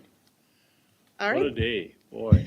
All right, moving on to our discussion items. First up, we have the 2022-2025 through 2025 strategic plan. We have Superintendent Putnam, Donna Roper, Executive Director of Research, Assessments, and Enrollment, and also Ryan Cox, Director of Innovation and Instructional Technology. Thank you, Chair Haas, members of the school board, and community members who are sticking it out and listening with us, audience members. Tonight, we are really excited to share the outcomes of our strategic plan from school years 21-24. So if you recall, we have a rolling strategic plan, so this was the 21-24. We will also present our recommendations for the 22-25 strategic plan. It's in these recommendations that you'll begin to hear some of my vision and priorities as superintendent for the coming year. We do invite you to ask questions at the conclusion of each of the 5 strategic focus areas, and they're color-coded, and we'll note them. There's a lot of information, and we know that you might want to engage throughout the presentation. And I just want to acknowledge that although a few of us are presenting, this work was done in partnership with many, with our cabinet, district and building administrators, our school leadership teams, which of course include teachers and staff. Our strategic plan is founded on the bedrock of this district, our mission statement and core values, and these are displayed here, and these are what guide our long-term and short-range plans as decisions. Last year, for the 22-24 strategic plan, administration recommended maintaining the same objectives and initiatives for each focus area. We had experienced rapid change in educational delivery and just wanted to have the same plan for as was the past 3 years to get our feet under us and really have time to dig into those. So tonight we will be recommending adjusting some of our strategic initiatives based on progress made this past year and the goals we have for the coming years. Before we begin, however, I just want to provide you with a quick overview of what you can expect to see and hear tonight. First, we will review each area of the plan so everyone is clear on what we intended to accomplish. I'll introduce each focus area and review the strategic initiatives prioritized. Next, Donna and sometimes Ryan, will jump in and they'll share data relative to outputs and outcomes, so what we actually accomplished this year. And finally, I'll share recommendations, or Donna, for the 22-25 strategic plan in each focus area. And just a quick reminder for those turning in from home, our strategic plan is founded on the world's best workforce legislation. The legislation has 5 pillars, and those are that all students are ready for kindergarten, all achievement gaps are closed, all students read on level by 3rd grade, all students attain career and college readiness, and all students graduate from high school. Our focus areas, objectives, and initiatives are designed to meet these goals. Here you can see the 21-24 Strategic Focus Area 1. Its focus is ensuring a positive climate and culture in our district. So the column on the left, and this will be the same format for each of the areas, the column on the left identifies the objectives, and the columns on the right delineate the strategic initiatives used to meet those objectives. And where you see the gray shaded boxes on the strategic initiatives, those are the ones that we were focusing on this year and will be reporting out. Thank you, Dr. Putnam, Superintendent Putnam, Chair Haas, School Board. I'm actually honored to be the one to get to present our results for the strategic initiatives. It's really humbling because they're really quite good this year, despite the challenging year that it was. And so what you're going to see in these results slides is the strategic initiative is listed at the top. And in the left-hand column are the action plans that were prioritized. Work was done in each of these areas. And the outcomes and the targets are laid out a little differently than last year because we're trying to bring some context to how we're determining our metrics. And I'm just going to say that as we go through this process of working together as a team, and as we reset our goals and we look at inputs and process metrics and define those collaboratively, you're going to see each year this is going to grow and change and evolve and hopefully adapt with the changing needs that we have in the district.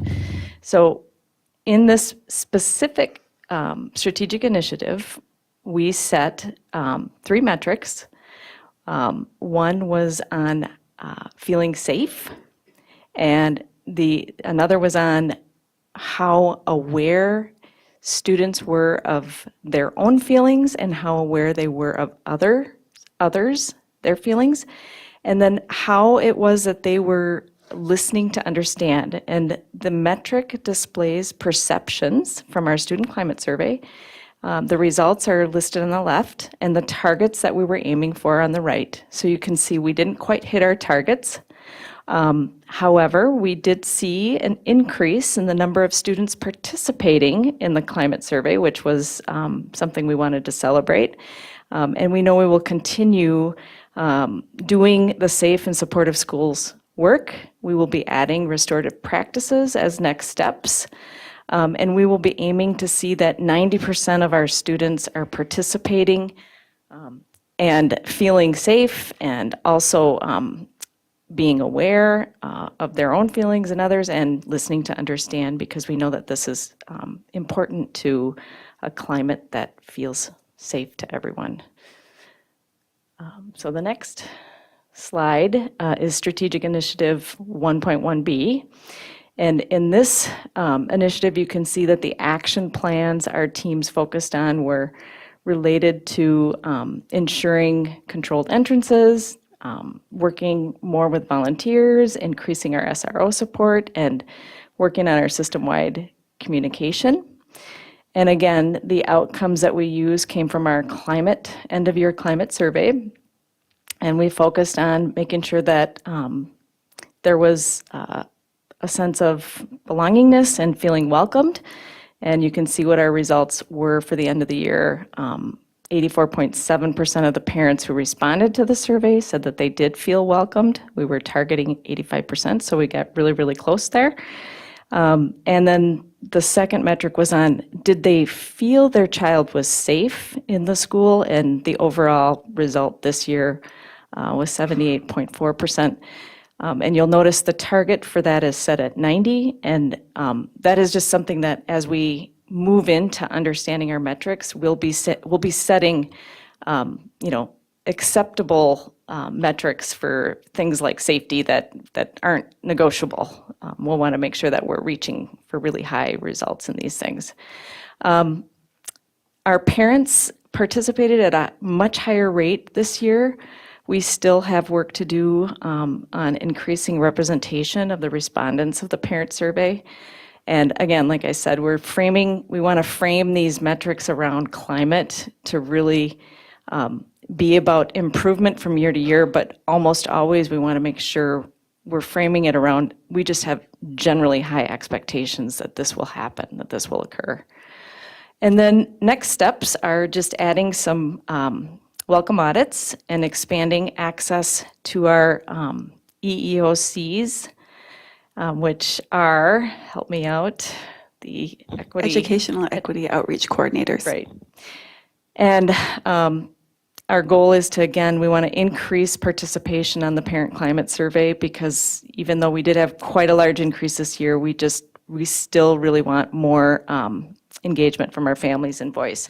And then we're looking to make sure that there's a very high percent of parents who are feeling welcomed and and feeling that their kids are safe when they're in our schools.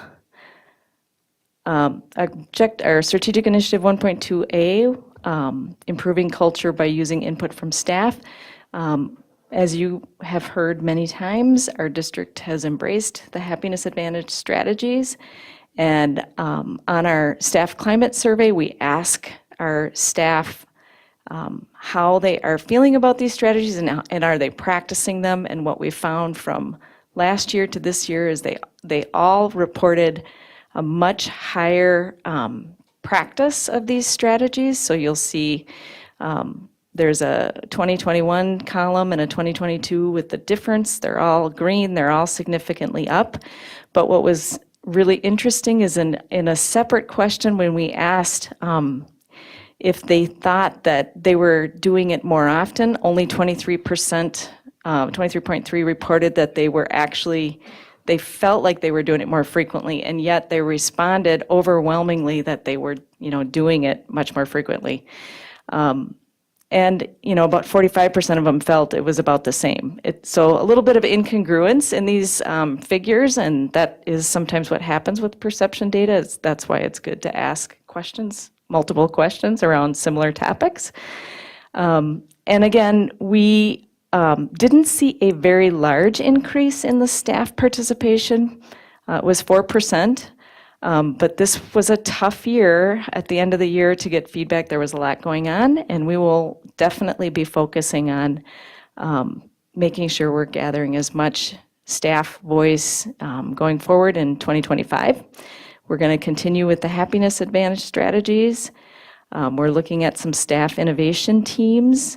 We have some new decision-making protocols that we will be sharing and learning around. We will be focusing on work in the leadership teams and, again, just on gathering staff input. And as I said, our goal is to really increase participation in that staff climate survey. And we are going to be considering maybe a couple of new metrics. Empowerment is one of them, where we want to see that people feel empowered to make changes that contribute to improvements. And so you'll see more on that next year as we roll through these processes with teams. I think that's it for those. Thank you. So you saw that in some of those outcomes, we have some room to grow, and you heard some of the strategies that we're going to put into place this coming year to meet those targets. You saw a couple of them that we were close to meeting our targets. So you can see that the 1A, 1B, and 2A, or 1.2A, are still shaded, and that means we're going to continue to work on them. However, given the board's and my interest, our team's interest in expanding opportunities for student voice, administration is recommending the addition of 1.1C as another focus for the coming year, and that is expand opportunities for student voice as one of our priority initiatives.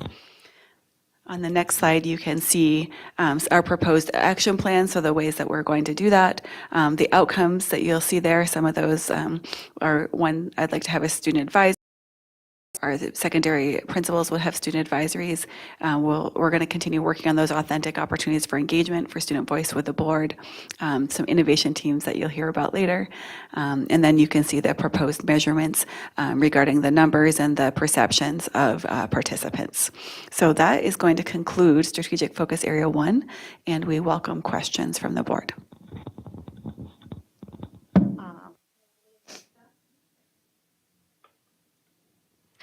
So my question with this one is around 1.1B, I think, but it's basically, in this whole area, we're talking about safe and welcoming.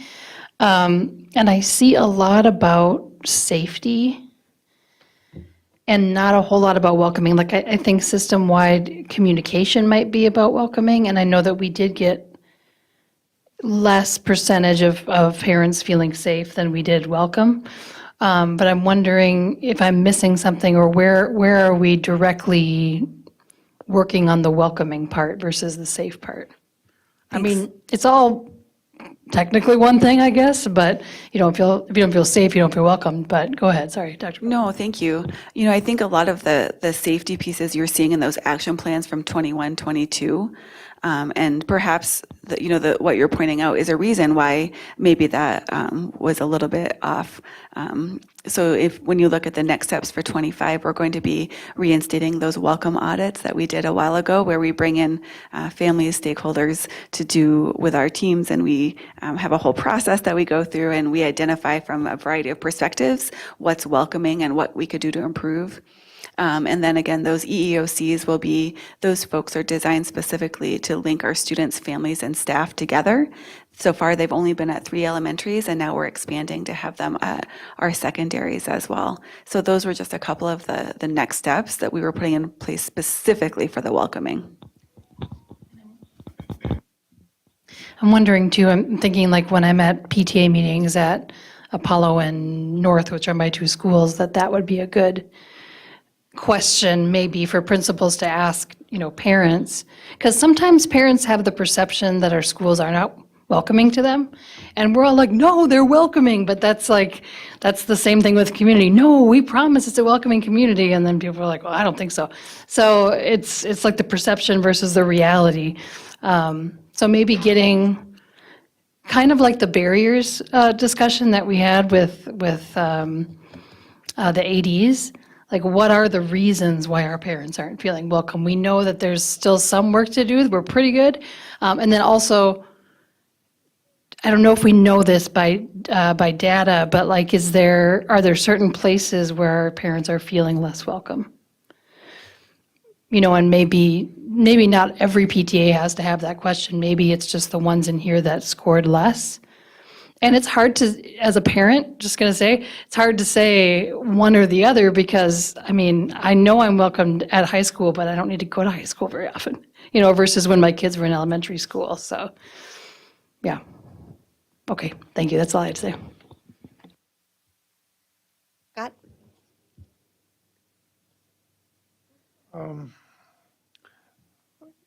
In this climate survey, on the parental part, you indicated 24% participation.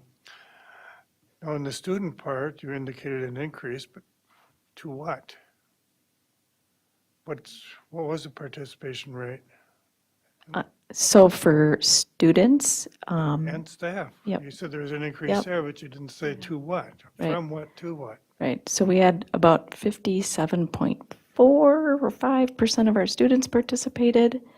It was about 24.5% of 27% of parents participated. And for staff, it was around 34% overall that participated. And all of them were up over last year, but last year, all of them were down over the prior year. So I didn't want to necessarily make a big deal over how much they're up because they're kind of coming back. The limitations in this data, there's a lot of things that can impact perceptions, timing, you know, just what's happening generally. You'll notice even in our safety data, we gave that at the end of the year. There was a lot of stuff on the media. And so we have to also understand there's a lot of other factors that are playing into some of the perceptions as well.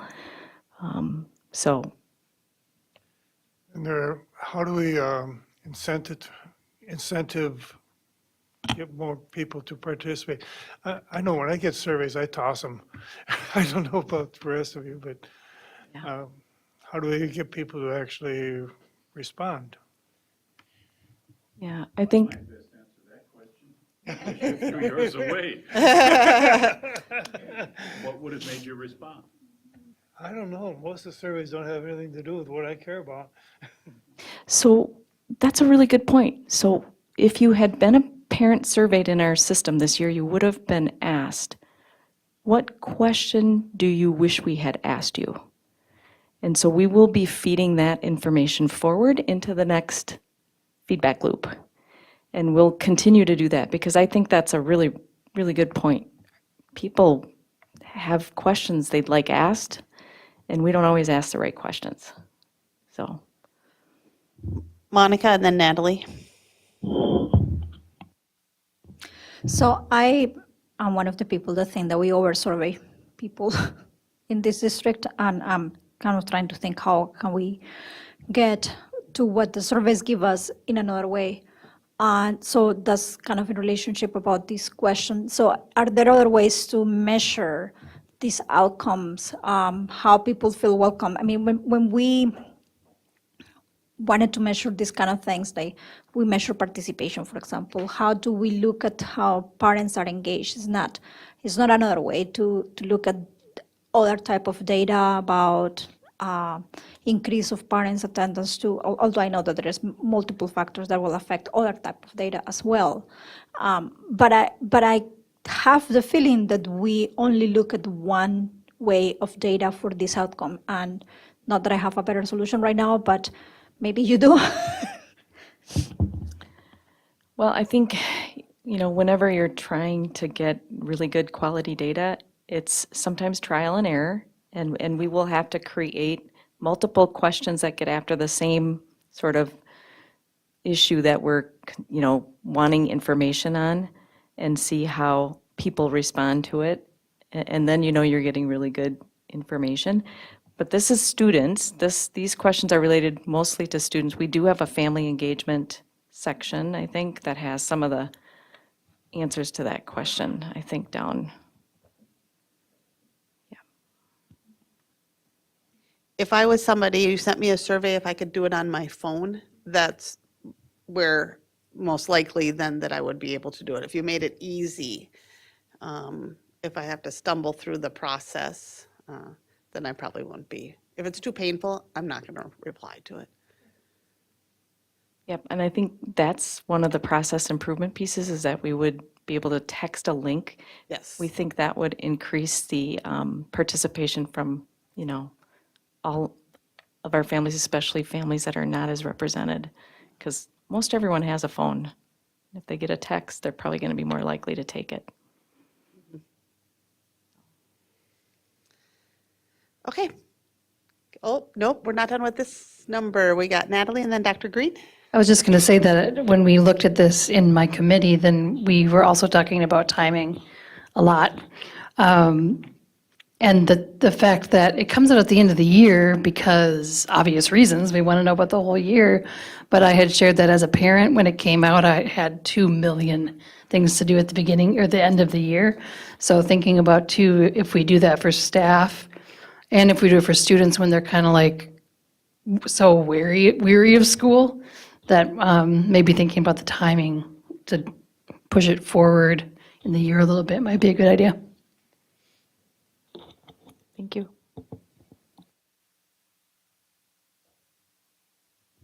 Just to follow up, two things. One, to follow up on Monica's point.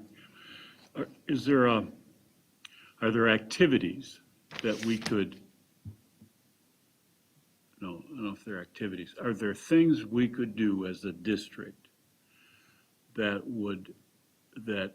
if a group of learned people around the world looked at them, would be able to say, those are things that project welcome?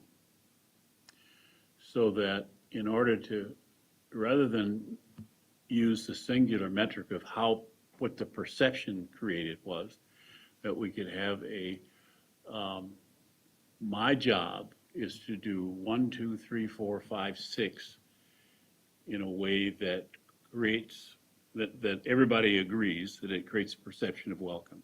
And then say, those are the things we've done, and so we can say, at least identify to people, here's what we do to try and make you feel welcome. Is it doing any good? So that might be the way to get at what Monica might be talking about, that we can, is it our activity that does it? The other thing is, I would like, when you say, it says the number, it says percentages. And I have to do some math real quick to figure out percentage. When you say 50-some% of students, are you talking about 5,000 people responded? 50% of the respondents. So that's the thing to keep in mind, is that these percentages reflect the portion of people that responded. So it is a problem that we are aware of, and that's why we, ideally would love to have 80 to 90% of our students, or 90 or more, participating, and many, many more of our staff and family. So it's a work in progress. Give them the survey as a test in their own room, so they have to take it. The point is, percentages don't describe to me.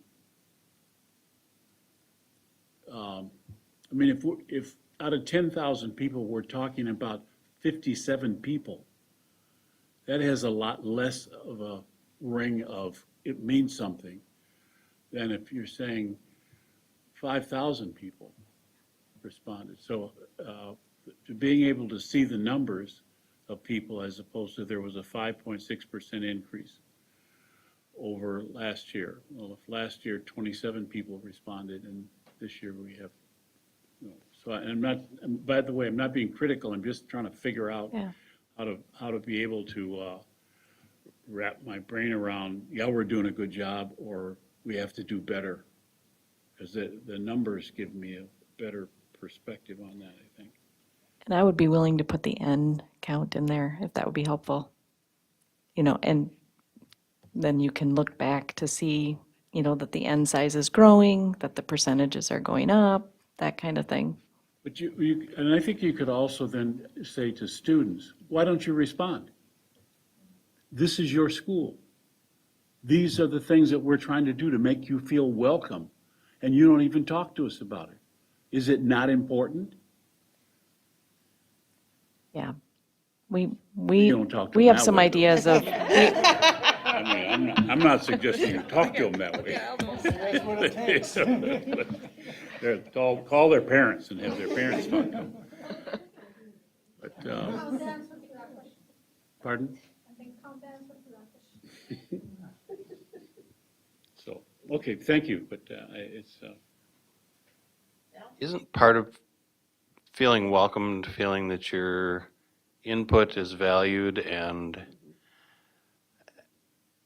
listened to, and just your presence is valued and listened to? And I think back to the days when I had little kids in school, or even big kids in school, all the way through high school, and there were certain times that I just really didn't.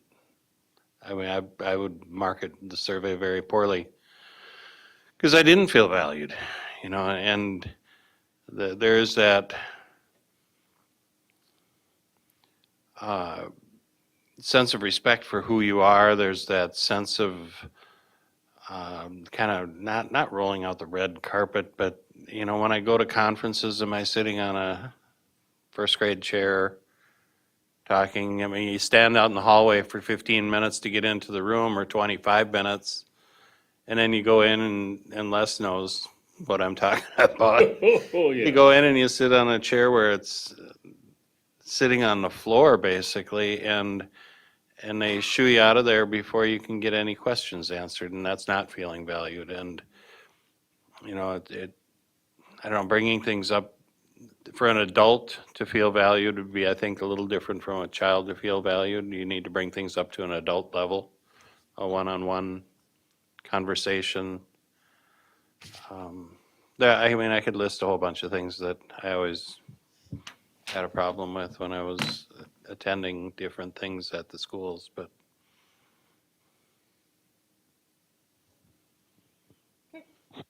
Thank you. So on to strategic focus area 2, instruction that produces positive outcomes. I've shared this last year, and I think it bears repeating, that sometimes, in education, I know we certainly overuse acronyms, but sometimes we don't always define our terms. So I would like to take a moment to define what we mean when we say culturally relevant.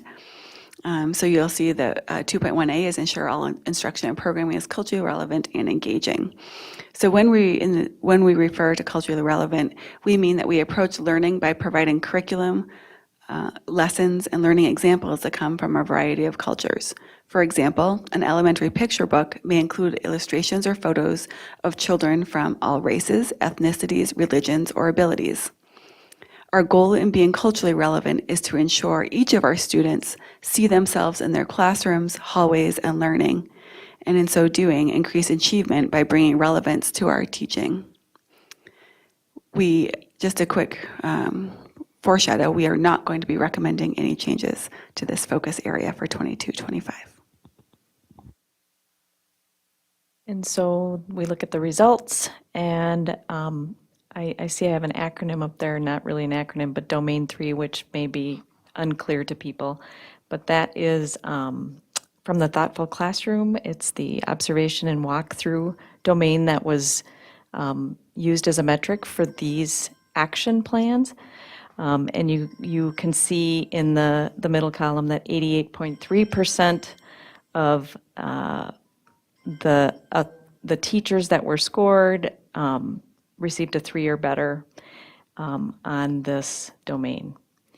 And there's a note just noting that it includes a third of the tenured teachers and all new and probationary teachers. So it's a subset of the tenured teachers just simply because it's a lot to do all of these classroom observations and walkthroughs in a really thorough manner.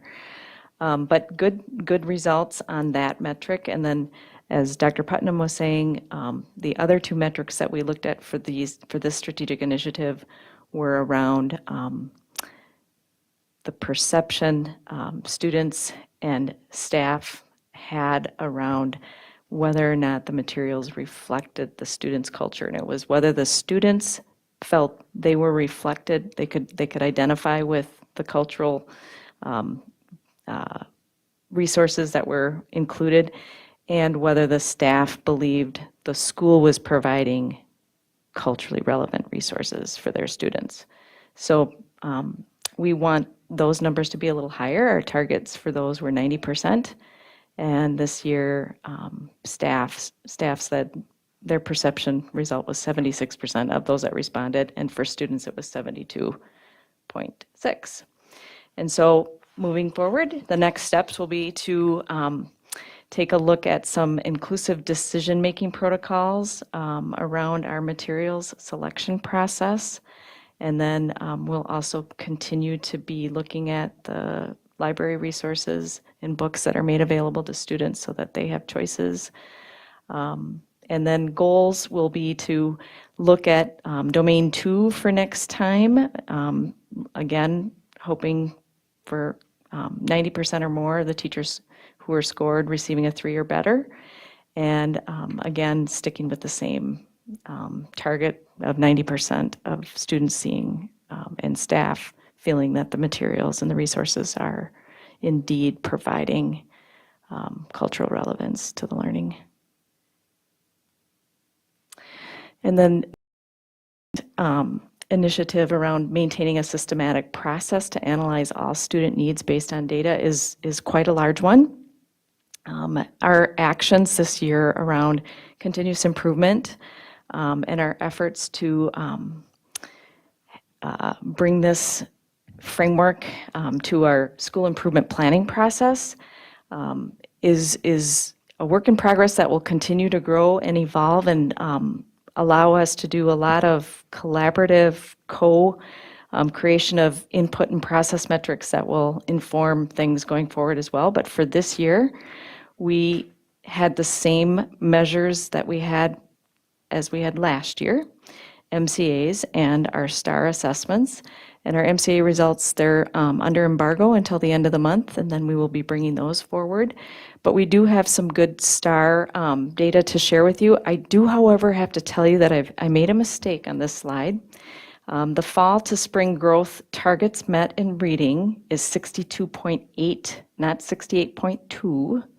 So that's kind of important for you to know that, and I'll make a correction on this before we bring it back for final. But what these growth targets are, what I want to make sure everybody understands is that the STAR assessment is a norm referenced computer adaptive test, which means two things. The test gets harder or easier as the student answers the questions correctly or not, and that the results are used in a comparative manner against the academic peer that you had a similar score to in the past. And there's about 7 million students that take this test in grades 3 through 11 nationwide. And just for context, there are 25 million 7 to 11-year-olds, 24.5 million, and then 25.1 12 to 17-year-olds. So this is a subset of kids. It's a sizable one. So I'm not trying to say it's not, a decent amount of data. It is. And what we want to see is that at least 50% of students are hitting the typical or accelerated growth targets on this measure. And so you can see in both reading and math, we did quite well in terms of the year that we had. We We were above what I would expect of our students. They were above all the other students in the nation who took this same test. They did quite well. But we still have work to do, and our teams take all of this data, they break it down, they disaggregate it, and they use it as a beginning point in their process to review performance and growth over time. They couple it with the classroom assessment data that they have, the qualitative feedback that they're gathering, observational data. And so you'll see in our next steps, we have the comprehensive balanced approach to student assessment is going to help us build up that bucket of evidence, continue to work with teachers to do that in conjunction with our standardized tests. And we'll be using that continuous improvement framework and setting targets in 2025 to have multiple measures, proficiency, growth, and potentially some learner data that I would consider performance assessment type data and/or curriculum-based type measures that are done in the classroom.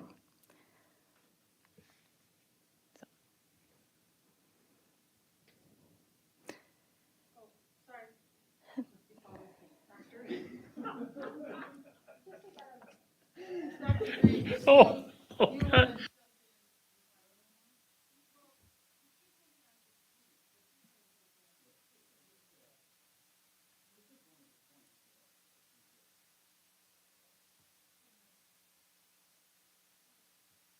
Thank you.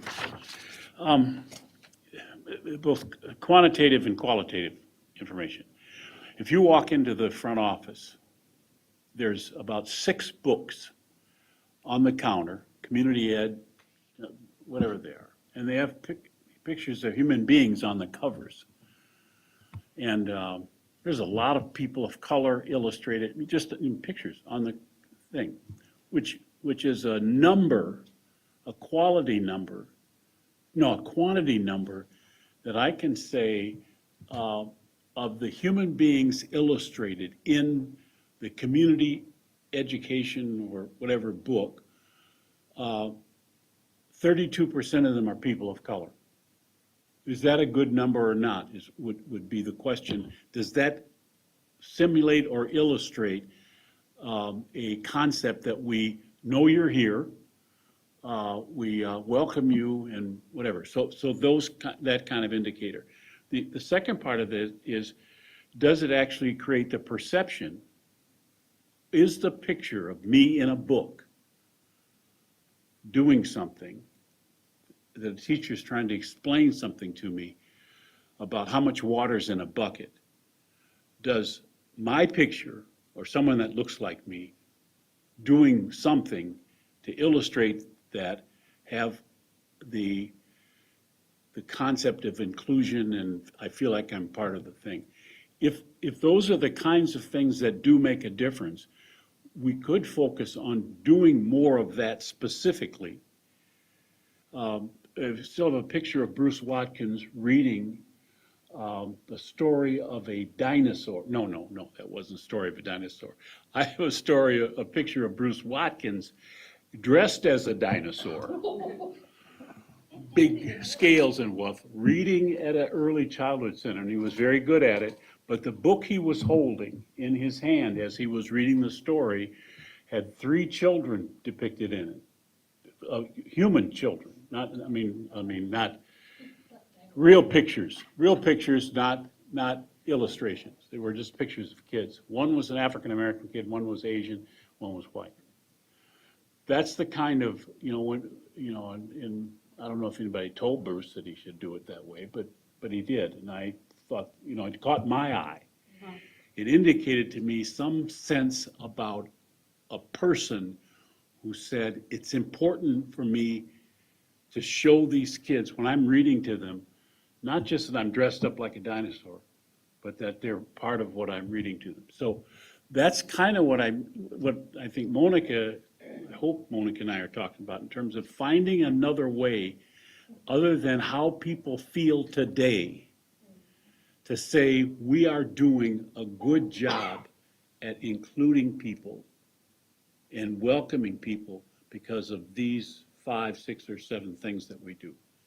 That's the concept that I think. So, and at some point then say to people, here's what we do to try and make you feel welcome.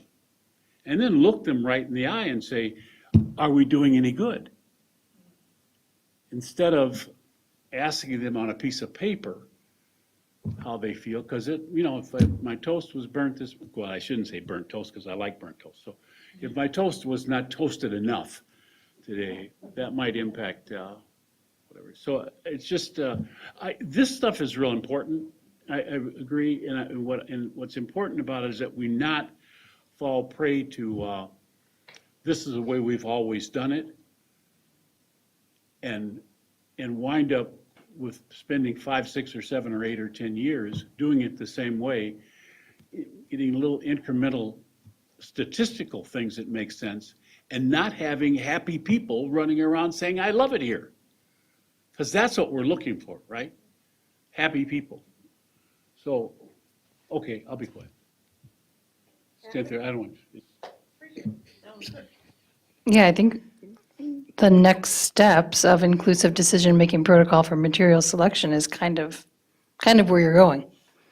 Good. Like, why are we making these decisions? But what I wanted to say was, the same thing I said when you came, Donna, and said that we're kind of changing the way that we're looking at, what are the words here? Comprehensive, balanced approach to student assessment. I know we're just in the beginning of that. But what I love about STAR data, and what I've always loved about it for my kids, is that it compares them to themselves. And they know, I mean, it's right, especially in elementary school, they would have their goal right there for them to know. And so it's not a snapshot of one day, it's something they're consistently working towards. And so I love that STAR data, and I love to see that we are doing better than we thought we would.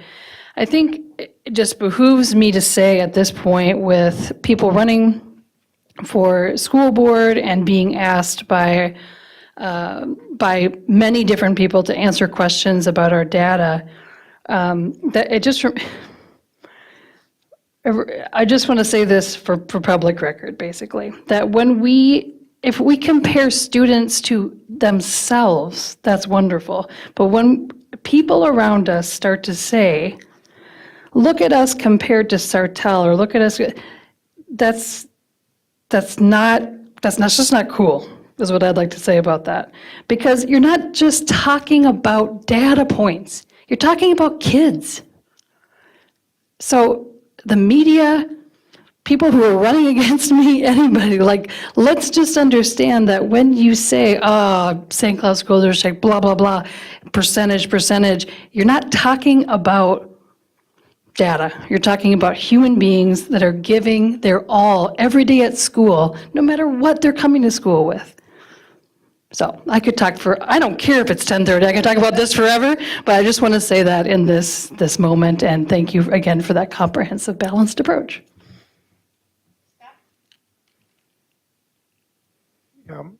As I understand it, the STAR test measures growth over time. But maybe I'm confused, but did you say that while you're taking the test, it can get easier or harder? That's weird. Well, it's a computer adaptive test, and that the reason why it's so good at measuring growth over a learning continuum is because it can give you a set of questions at the 3rd grade level that you might get wrong, and find yourself at a question at a 2nd grade level, or you can answer questions and go up to the 5th grade level, and you're on the same scale.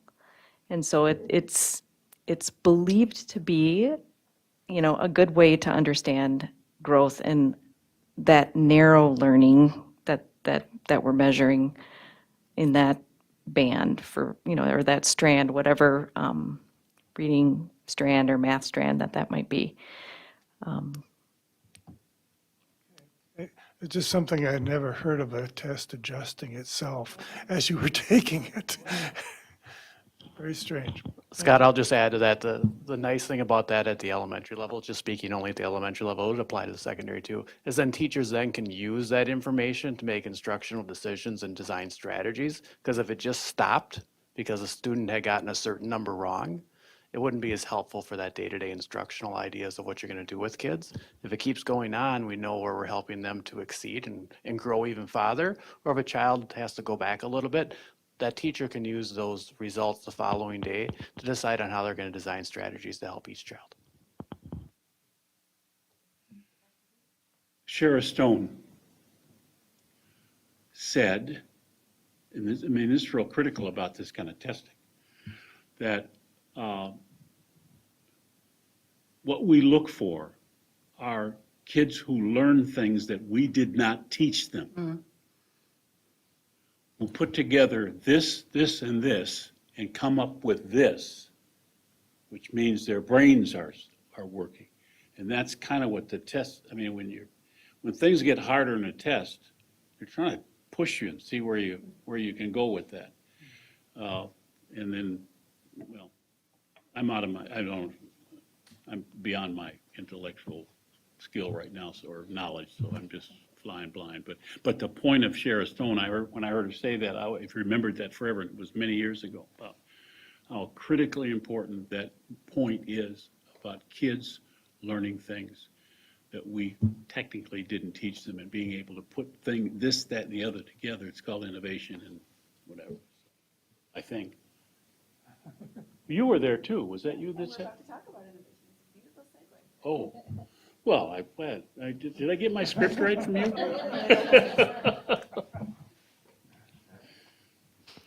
All right. So for 21-24, the strategic focus area 3 is program evaluation and resource allocation.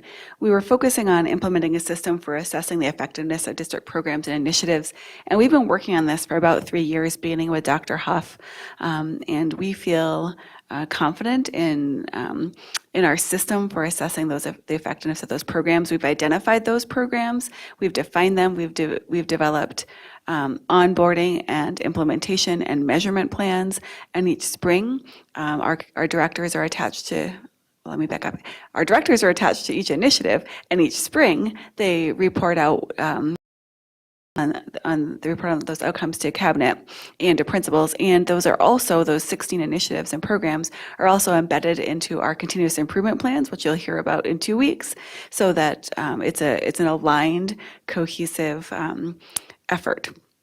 So we feel really confident, and I've got all of that if anybody wants to sit, and we can gladly do that together. So we feel really confident about those. And so we are recommending a change to this focus area for 22-25. Dr. Green gave us a spoiler, but one of my priorities, our priorities for this year is innovation. Hence, our Director of Innovation and Instructional Technology is here. And so I'm going to turn it over to Ryan to share how we would like to adjust this focus area to be about innovation. Thank you so much. I almost feel like I should just kind of step back and be quiet. You guys are doing a better job defining some of these things than we can. It's amazing. It's exciting. It's exciting. So the idea of innovation is, to summarize a small version and a little more in depth, is innovation is quite often referred to or thought of as getting this new stuff, a new device, a new monitor, a new whatever. It's the stuff. We're looking at innovation differently in terms of it's something new, but it's also something that is going to improve what we call a pain point. And I'll say it again because someone else earlier thought I said pinpoint, pain point. It's a point where we have hit a wall, we've hit an obstacle, and how do we think differently to get over or around that obstacle? And so in June 7th, I believe it was, we brought together about 52 teachers throughout the district that represent both elementary and secondary. And one of the questions we asked them that morning was, we're looking for a shared definition of innovation. And so they were able to come together and share that, and they talked about what innovation is in terms of overcoming challenges, and we'll get to that in the next slide, some more details, but also what an innovator is in terms of someone who engages in in curiosity and creativity and those kind of pieces. So it's a chance for us to be looking at again, new and better. I'll say that again, because it's got to improve something, it's got to address a pain point, and then developing from that a culture of innovation where people begin to look for those new and better ways. Some of you are bringing up some great examples in this conversation here. So.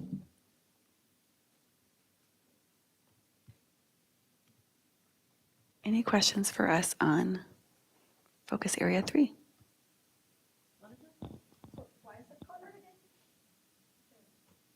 Because it's new. Good question, thank you. And a quick side note, if I can too, the description under Objective 3, where it says create a culture of innovation where all stakeholders respond to challenges through taking risks, leveraging lessons learned through failure, and finding solutions through collaboration. That description derived from those definitions that those 52 teachers collectively came together to share with us from June. We took that definition, and that's their work, not my work, not a certain person's work. That's their work. The way you describe it, the pain point, suggests that that the only pain you feel is because you can't get something that you want. Necessity is the mother of invention. Correct. And necessity is sometimes created by, I need to get over the wall or the big dog is going to bite me. So is there some incentive or some way to create motivation that's critical motivation? Sure. And I'm making these words up as I go along. The critical motivation, and I'm seeing a dog behind me, a big dog with big teeth and frothing at the mouth that's not gonna respond to nice puppy. Right. But instead of the stick in the carrot concept, and the reality is that if you don't have a stick, the carrot may not be any good. But so how do we figure out some way to make this real life, Sure. where people innovate because they're in danger, because they're not getting something they need, because I recognize that if I don't get an education, that I will not have a good income, or I can't even come back to my 10-year class reunion because I'll be homeless. So in a previous life, I was a head baseball coach where I used to teach a long time ago. And this is something that stuck with me. We went down to the University of Minnesota and we got a chance to hear from coaches, but we also heard from their team psychologists, which was unique.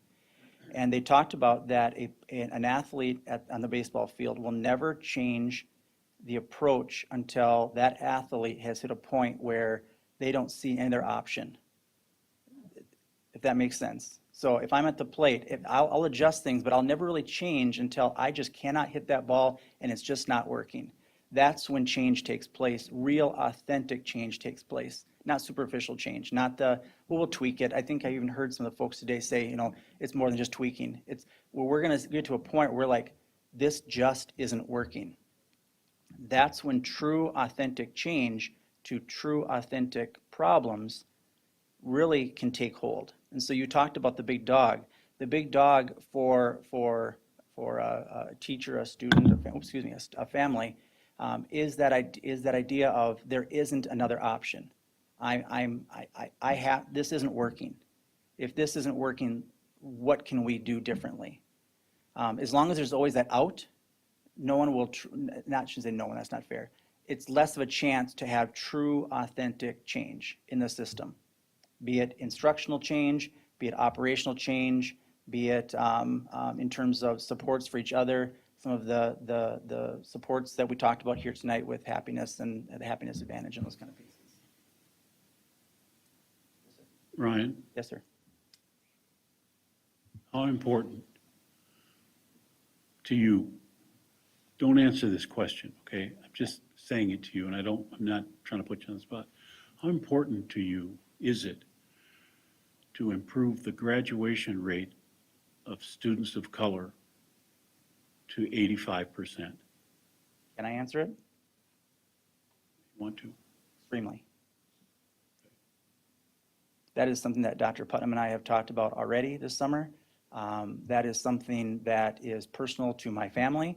That is something that is why I came to St. Cloud to be a teacher years ago, and why I decided to come back 5 years ago next week, my 5-year anniversary coming back. That's why I wanted to be here. So very. And after I hear that, I have no understanding of why people would not feel welcome here if they talk with you.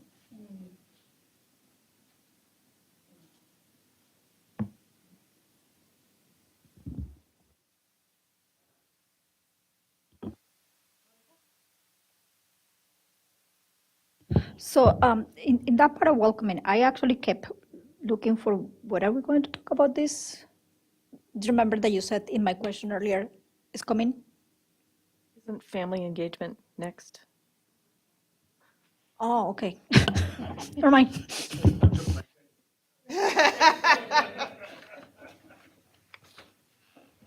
Okay. Are we going on? Yeah. This is good. Here we go. All right, strategic focus area 4 is on career and post-secondary education options. Here you can see what we focused on last year.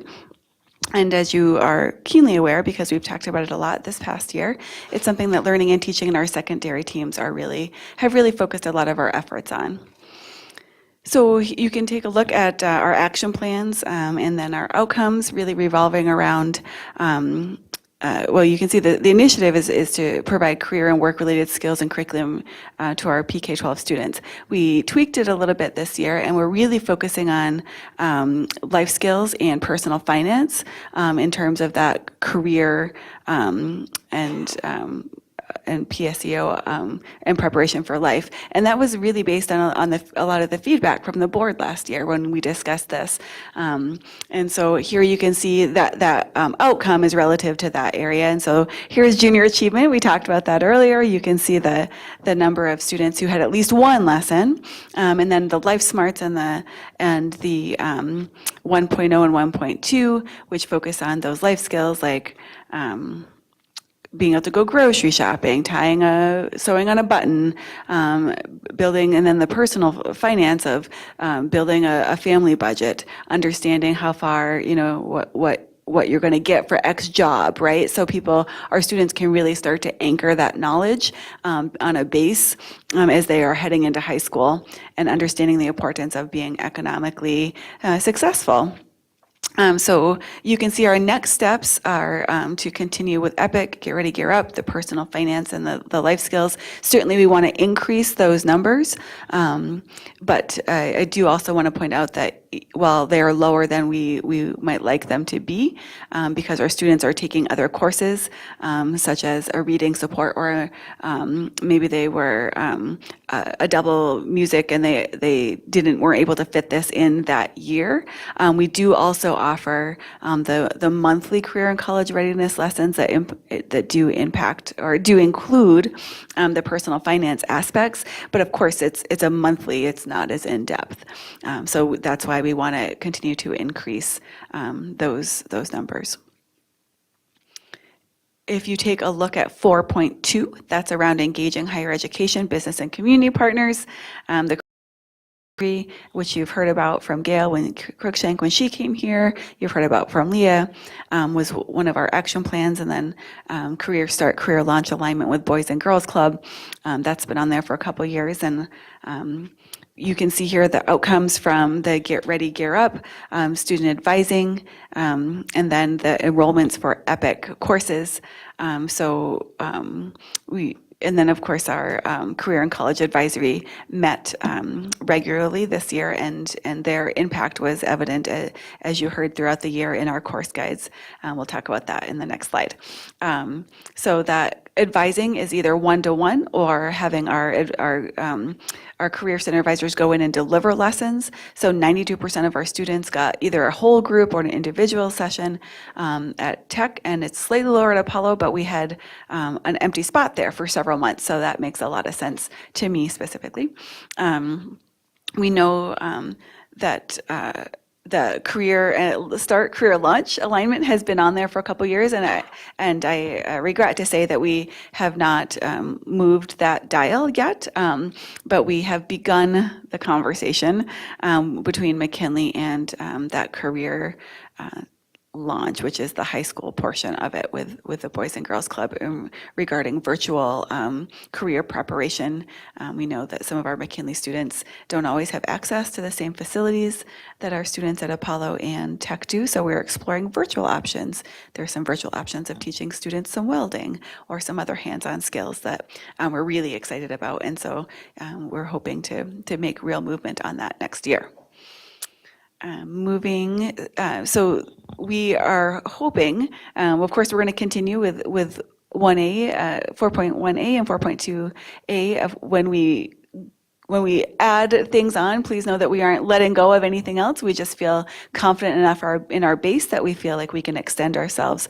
So right now I'm going to show you some action plans and some recommendations for adding 4.1B and a couple in 4.2.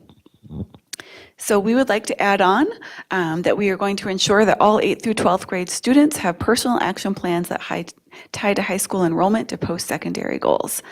We know that making our education relevant for our students and helping them see how they can have a job that sustains a life that they desire, right? At least enough to be able to have a safe place to live and enough to feed their families, or at least themselves. So we want to start in that 8th grade year and make sure that our students have the support to be planful as they enter that EPIC course or as they're choosing a career and college pathway, so that it's meaningful. We have already made progress. Those of you who may recall, we did some of that work during one of our they aren't snow days anymore, the inclement weather days. That was remote instruction during a not snow day. And so we already have a lot of our students starting that, and we feel confident that we can get all of our students to complete those. And then we're going to continue working on that pathway development so that our students are choosing a pathway or at least making an informed choice that they don't want to choose a pathway, that they want to mix and match through their high school career. We want to add on that expand relevant, rigorous career-related course offerings in grades 9 through 12. Again, you'll recognize that we've already done some of that work by the offerings that you approved and that are on our books for next year: emergency medical responders, law enforcement careers, construction and geometry. So that's what we mean when we say relevant, rigorous career-related course offerings. It's courses like that tie directly to a future in an economically viable career or college pathway. And then finally, this one I'm really excited about, increase opportunities to complete work experience internships and college credits or certifications. One thing that I would love to see us do as a district is to be able to say by 2025, every single one of our students who graduates from our high schools graduates with either a college credit, an industry certification, or a work experience in a field that is of interest to them or suits their their capabilities.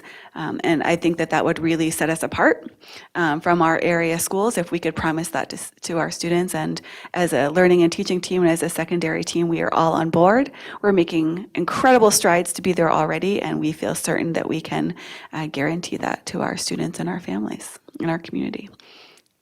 I welcome questions. That was a lot.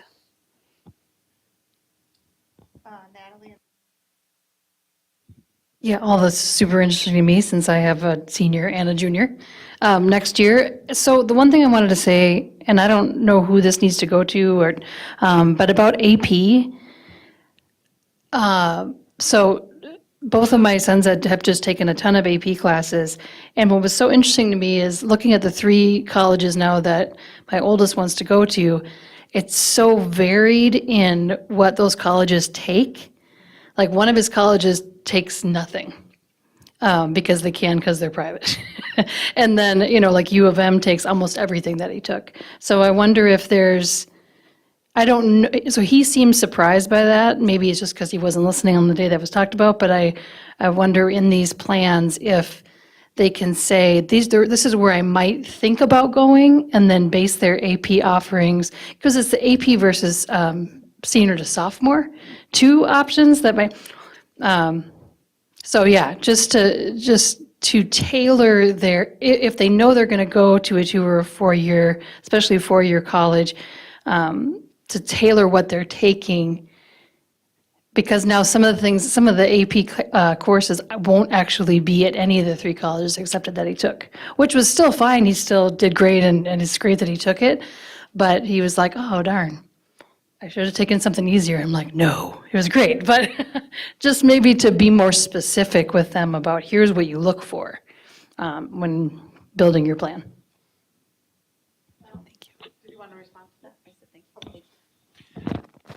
I have a question on the building tech.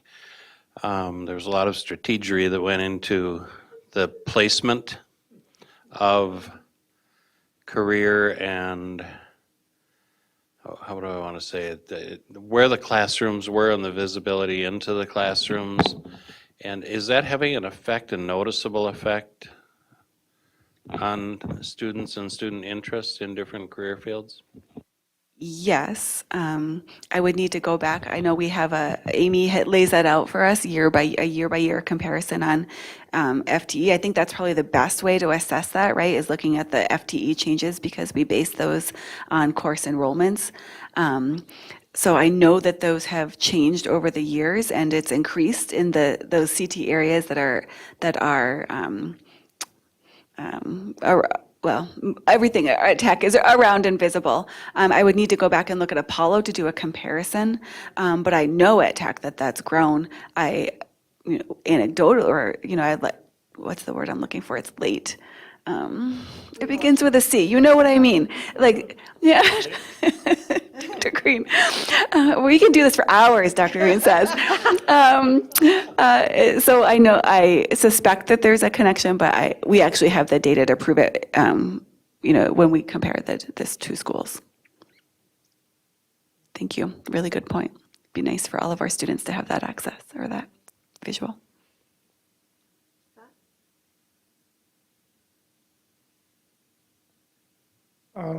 You made mention of a personal action plan. Is that similar to an IEP? No, only in such that it would be developed with a student and around their interests, but an IEP is a legal document. So I would hesitate to compare them. It puts into place adaptations and modifications. This would really be an expression of desire and hope and interest, and students could adjust it as they go. Does that make sense? Yeah, Okay, yes. thank you for the question. One more thing. About 50 years ago when I was in school, we took an interest test. Are we doing interest tests nowadays? Absolutely.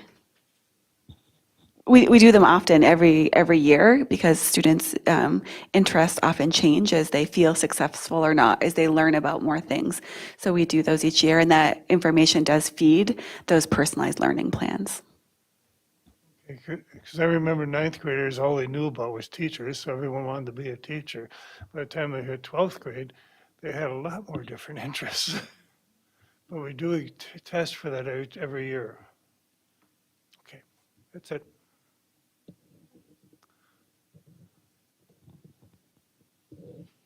Okay, we're going on to the last one. The final area is family and community engagement. You can see here that we had 3 areas of focus this past year, and Donna's going to walk us through a couple of those. Thank you. So 5.1A, creating school-based connections that bring together families and educators. That initiative, the action plans we took to address that included welcome conferences, the PTAs, as you were mentioning, Monica, title compacts, and some weekly communications. The metric that was chosen to monitor this activity was again the parent climate survey, and we used a question around encouraging partnership, that we wanted families to be feeling as though they were encouraged to have an active partnership with their schools, and you can see 82% of the respondents did report that they felt encouraged to have that active partnership. And then for next steps on this strategic initiative, in addition to continuing some of the things in the 21-22 column, we will be adding some community education volunteer recruitment and really trying to look at our family and community engagement plans at schools, and I think even departmentally. In 2025, we are hoping that, we have higher participation again and higher voice from families around their perceptions on how they feel encouraged to have an active partnership.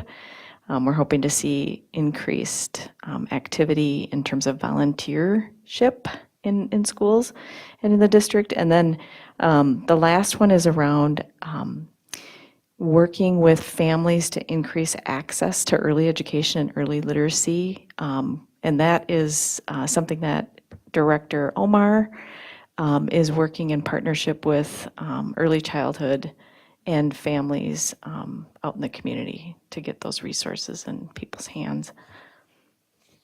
The next one is really around systems and procedures to provide access and opportunity to all students and families. And for this year, we really focused, on some navigation pieces and process and procedures, and namely in the Welcome Center, but also in the schools as it relates to onboarding new families and looking at re-enrollments and just our process. We had a lot of redundancies and a lot of paper, and we were trying to make things more electronic and seamless. We reduced the amount of time it takes for people to kind of get in and get enrolled from something like 25 minutes to 10 minutes. So that those kinds of things may seem maybe not like such a big deal, but in reality, I think they are really going to help us when we get to these really busy times.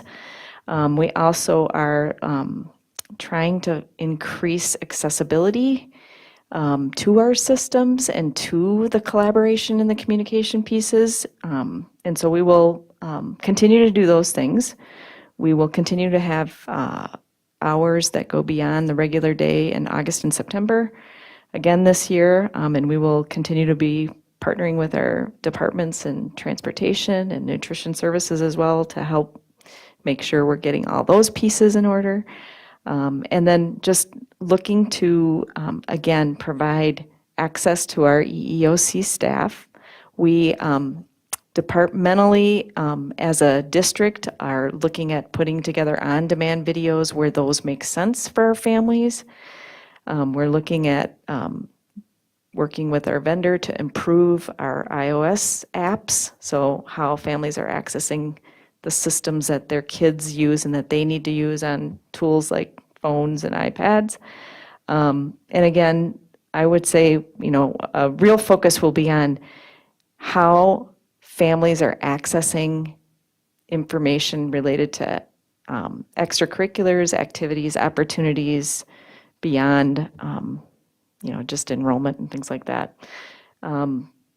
We have identified some potential measures, but we still have work to do in this area. It's going to evolve, and so that might have to come in as a little bit of a surprise, because we are really collaborating with people in the field to identify and co-create our improvements on this process. And there's one other piece that isn't in here that I want to mention that I think is going to lend itself to being really forward-thinking, and our director of EL is going to be doing some participatory research with families which is really exciting. And I think if that model works, might be able to use that with students, and that will be a really great way to grow the voice of our families and students by having them actually participate in gathering the data. So, and then I think the next one is just what we're going to continue to do for 2025. This 5.3, we made a recommendation to eliminate this primarily because we felt we have all these committees that we're trying to gather voice from, that this was just an add-on that it never took off. And so we're proposing to eliminate 5.3, not because we want to eliminate opportunities, but because we already have so many that we're just going to try to do a better job of engaging families in the ones that already exist. And then the last slide, I believe, just speaks to what we will continue to work on for 22-25 and innovate around 5.1a and 5.2a. And that's it. Okay, so I was waiting to talk about, like, for example, looking at engagement in what are they called? It's late, right? Open houses.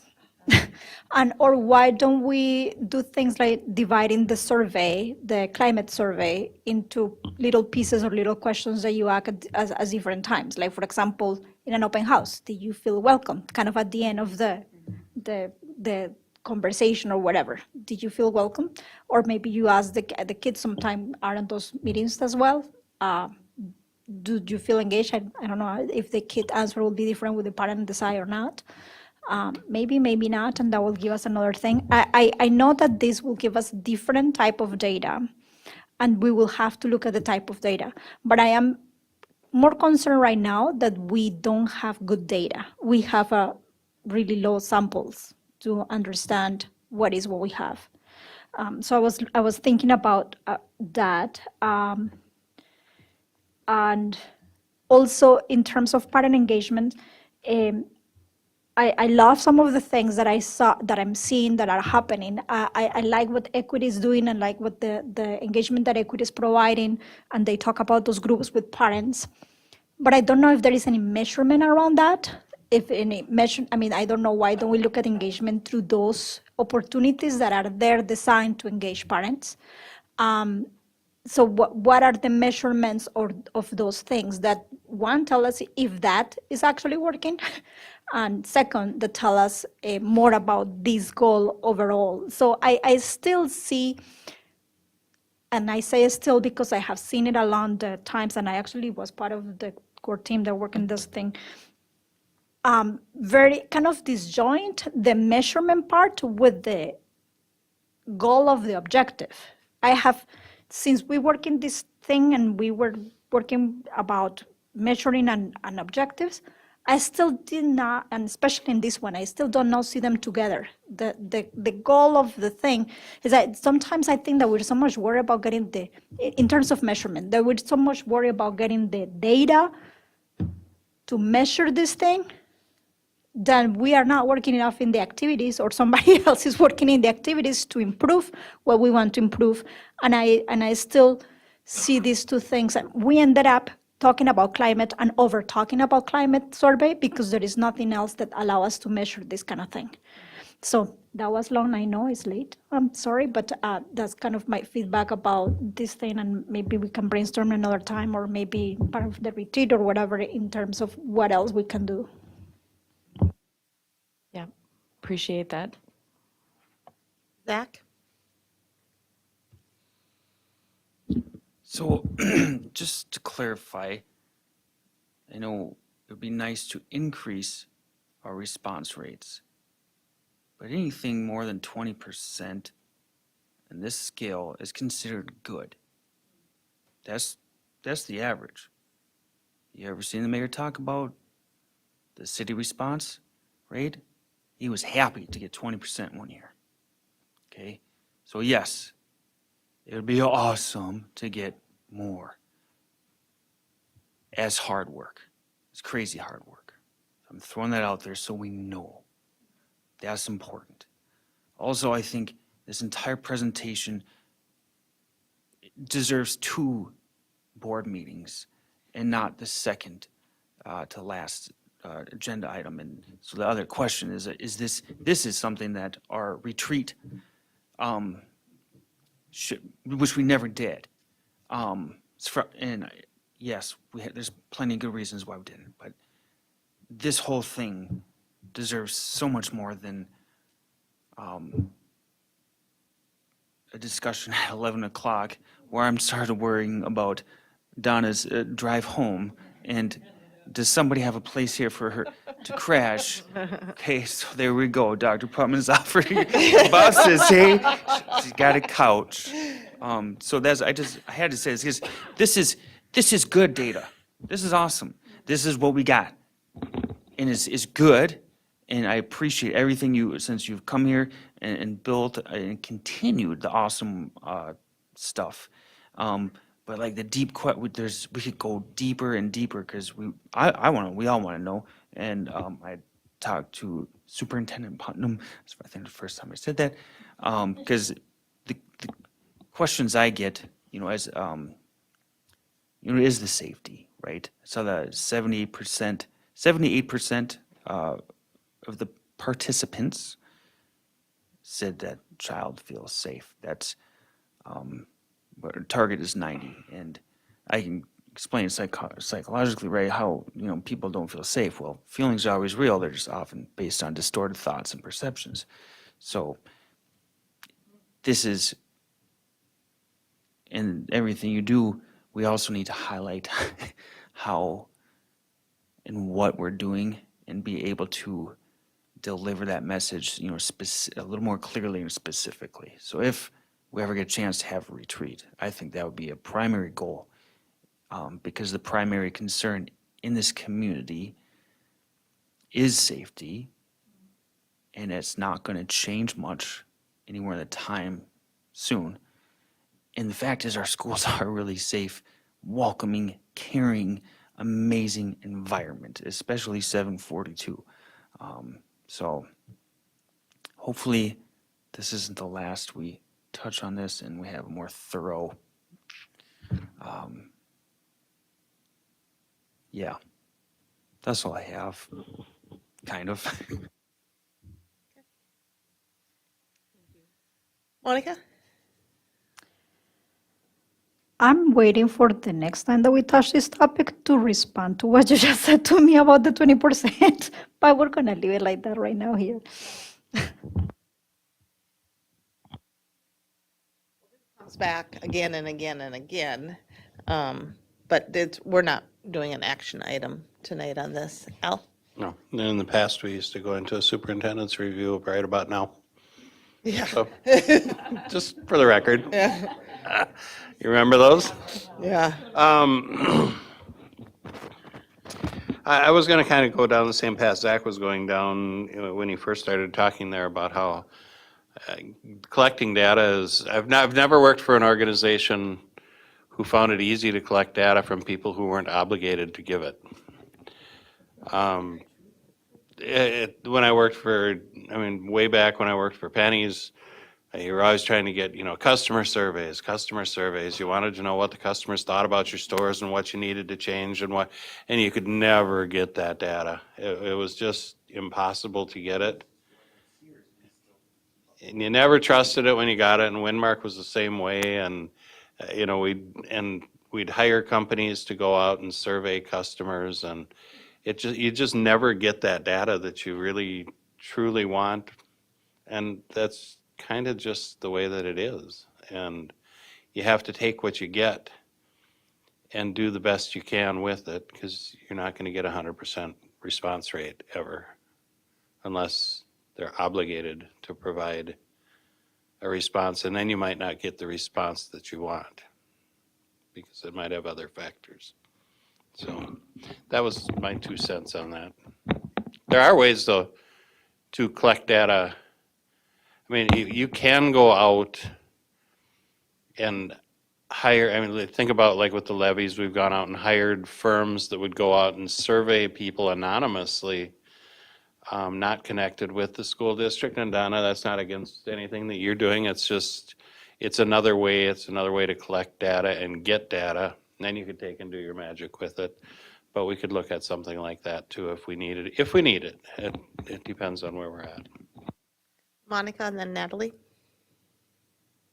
I pretty much agree with what you have said, both of you, and maybe one that this topic should have been for the retreat. That I really agree with that one. The other thing that I wanted to, the other point that I wanted to make about not only data part, but my point was more about this specific goal. My earlier point was more about this specific goal about feeling welcome and measuring feeling welcome.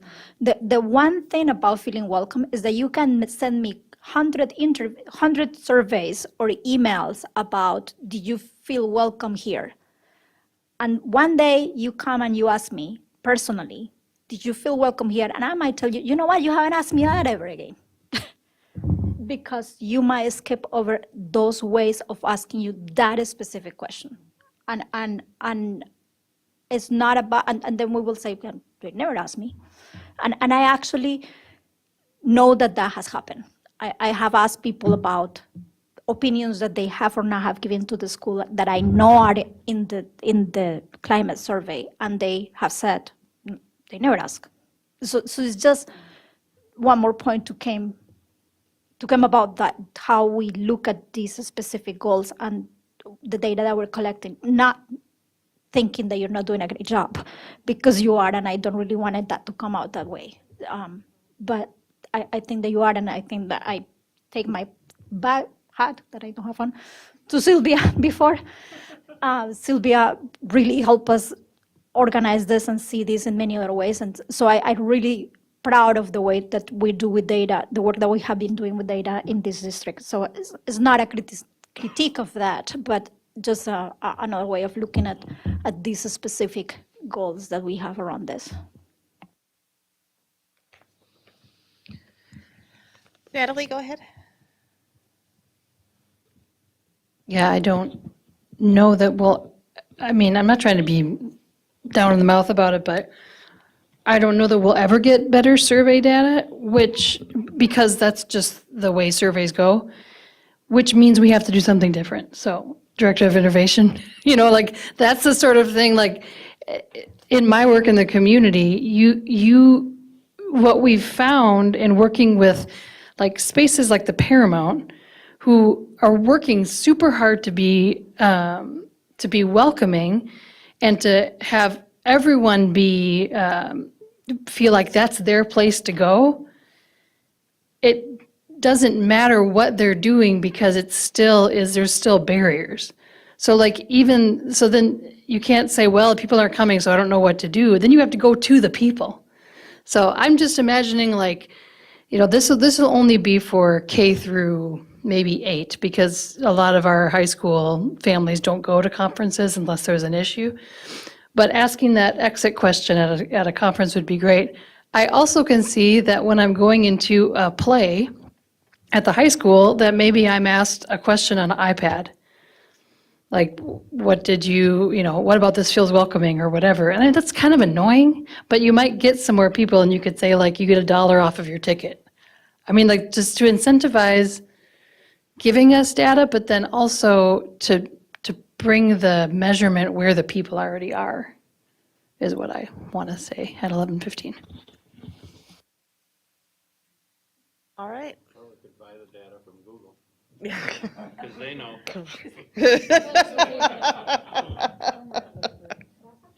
Sad, but true. All right. Thank you, guys. We're almost done here. We're doing good. Okay, next up we have proposed revised board policy 504, student dress and appearance. Second reading. Monica? I don't know if you're gonna shut me down for this one, but I do want to make a motion to table the rest of the agenda and adjourn this meeting for next time. And I know there is one policy here that is needed for the, We're almost, personally, I think we're close to being done, but. Oh.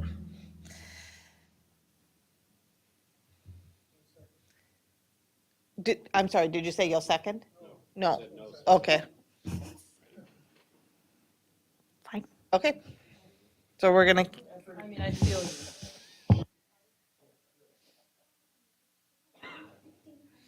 we've been here longer. Here we go.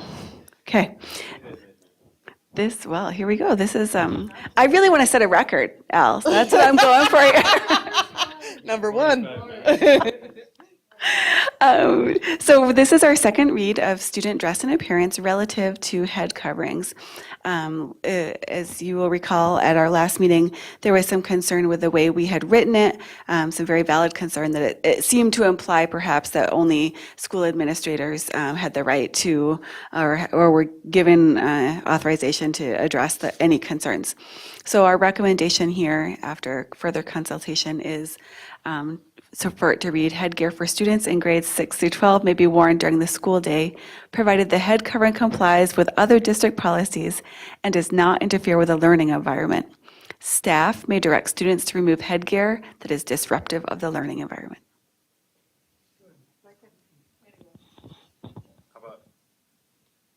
Is remove the correct, is that where you straight up remove?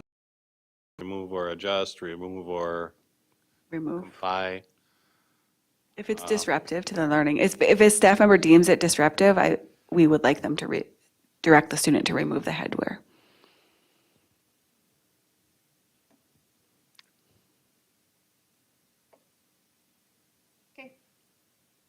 Any comments on any of this? Zach in a hat?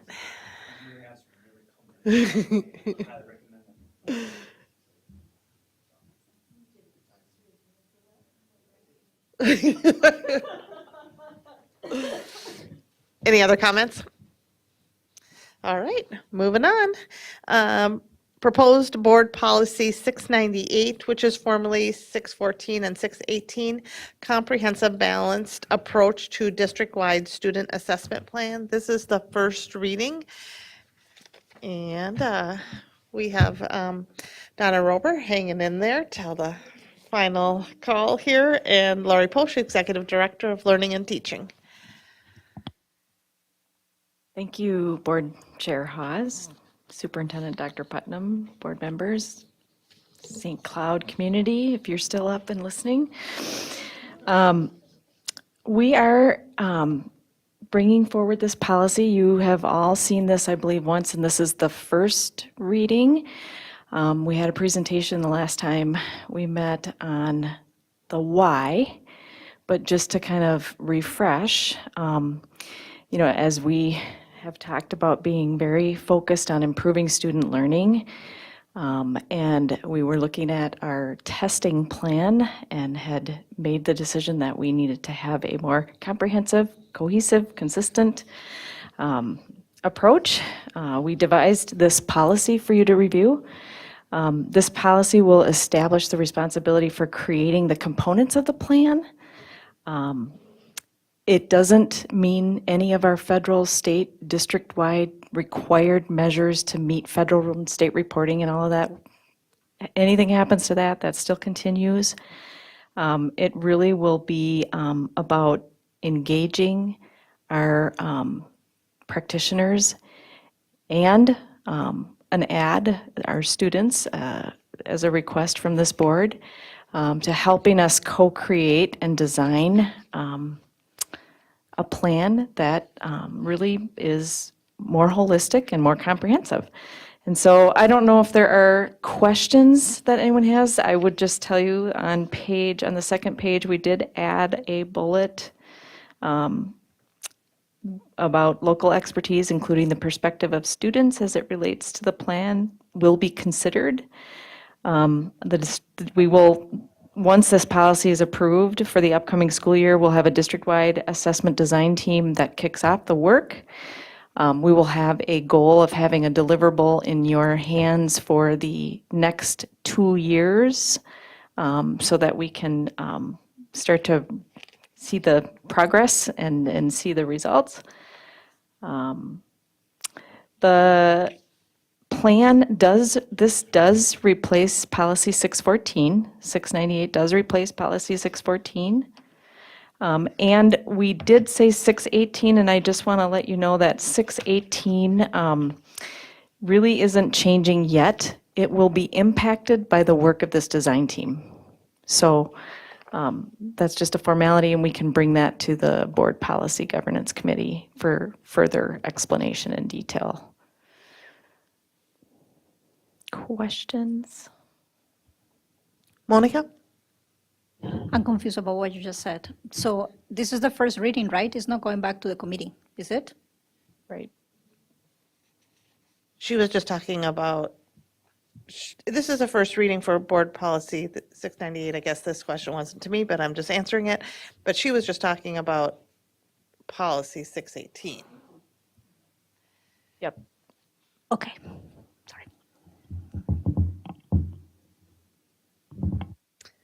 Any discussion? All right, that's first reading. Thank you. Okay, moving on to reports. We have the superintendent's report from Superintendent Putnam. Thank you, Chair Haas. Good evening. I'm honored and excited to share my first superintendent report with you this evening, and there's so much good news in here, it's going to wake everybody up. So you'll be glad you stuck around. First, I'd like to thank the Local Education Activities Fund, LEAF, for their continuous support of our school district. The fundraising campaign for the 742 Transitional Housing or Homeless Fund is officially over. However, there are ongoing donations, and the total for their spring fundraiser was $47,575, which is amazing. Additionally, Tina Lahr, Director of Title Programs, completed a grant application on behalf of our transitional programs, and we're thrilled to share that we were awarded another $40,608 to expend on the following: special transportation, clothing, shoes, accessories, sundries, eyeglasses, and school or tutoring supplies. So I just want to say thank you to that team, to Jen Locke and Rebecca Groenwald for their concentrated efforts on behalf of our students and families. Next, I'd like to thank the Board of Education for your continued support of 742's music programs. At your urging, we were able to allocate additional funds to provide increased resources for our K-12 music programs with the goal of expanding access and opportunity for our students. District administrators and music department staff are partnering to figure out how to put those funds to best use to benefit our students and grow our music programs. And finally, I'd like to thank our school teams, Welcome Center, and Human Resources staff for representing our district at Summertime by George each Wednesday night.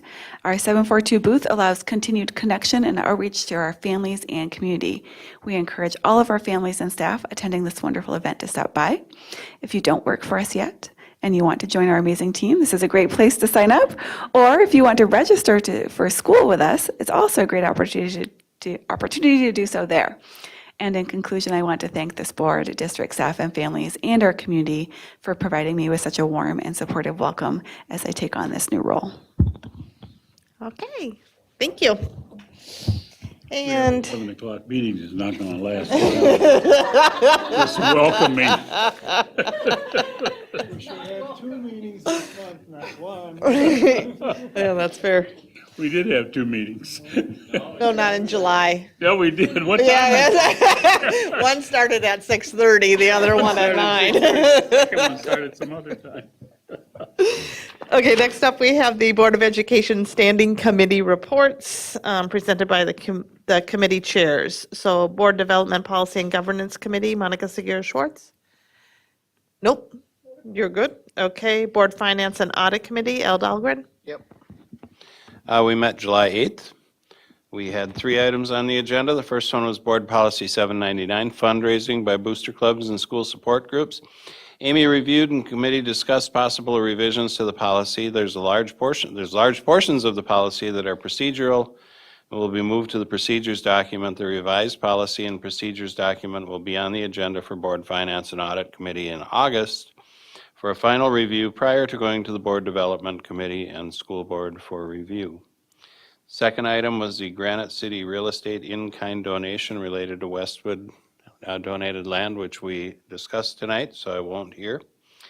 And the third thing that we had a discussion about was ticket admission prices for activities. Most districts offer an online ticket price option, and we started offering that this year as well. There is a fee charged by the companies that the district is currently covering. The platform we currently use charges a percentage plus a flat fee per transaction. And these amounts are increasing significantly for the 22-23 school year. Our ADs recommend increasing the admission ticket price to $7 and $5 to cover this increased cost, which is also what some other surrounding districts plan to do. Our students currently get free admission to activities. The committee discussed and decided that this would be something that we would want to consider bringing to the board if the surrounding districts are going to also increase their ticket prices. But we also had a large discussion during that discussion about the fact that there's a lot of families that can't afford to go watch their kids play. So it's a real catch-22 on this one.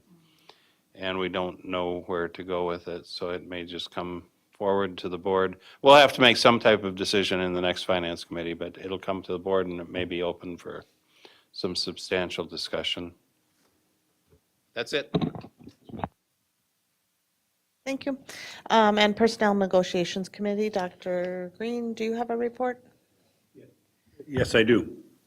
We met yesterday, and there were, I believe, 6 or 7 items on the agenda, but administrative hiring update, the administration provided an update on principal, assistant principal, and special education supervisor hires for the coming school year. The administration reviewed the recommendation from the Labor Management Committee on premiums, and we had that this evening, and so I won't go into that. The recommendation was passed tonight.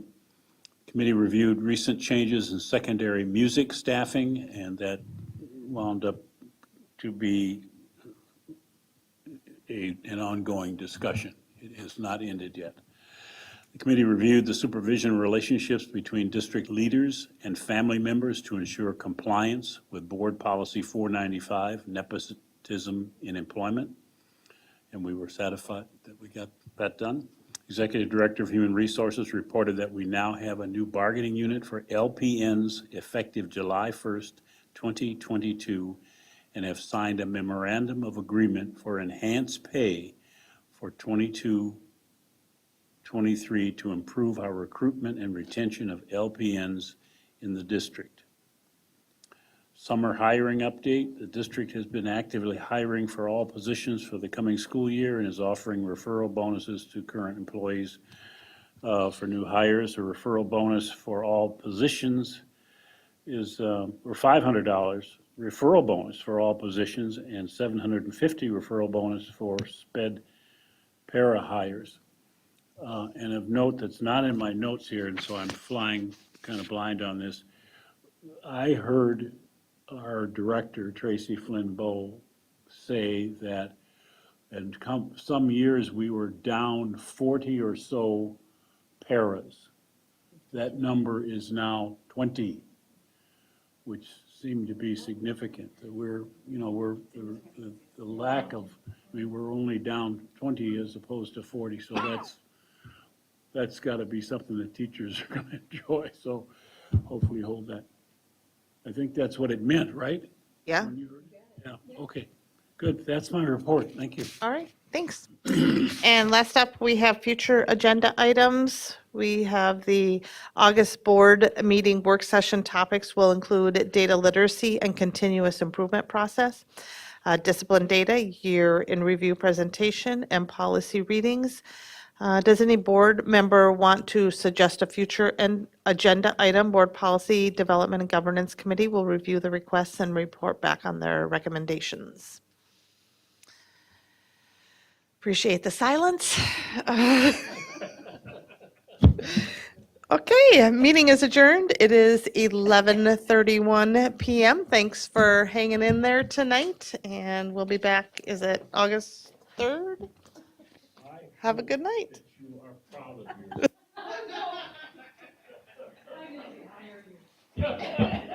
you.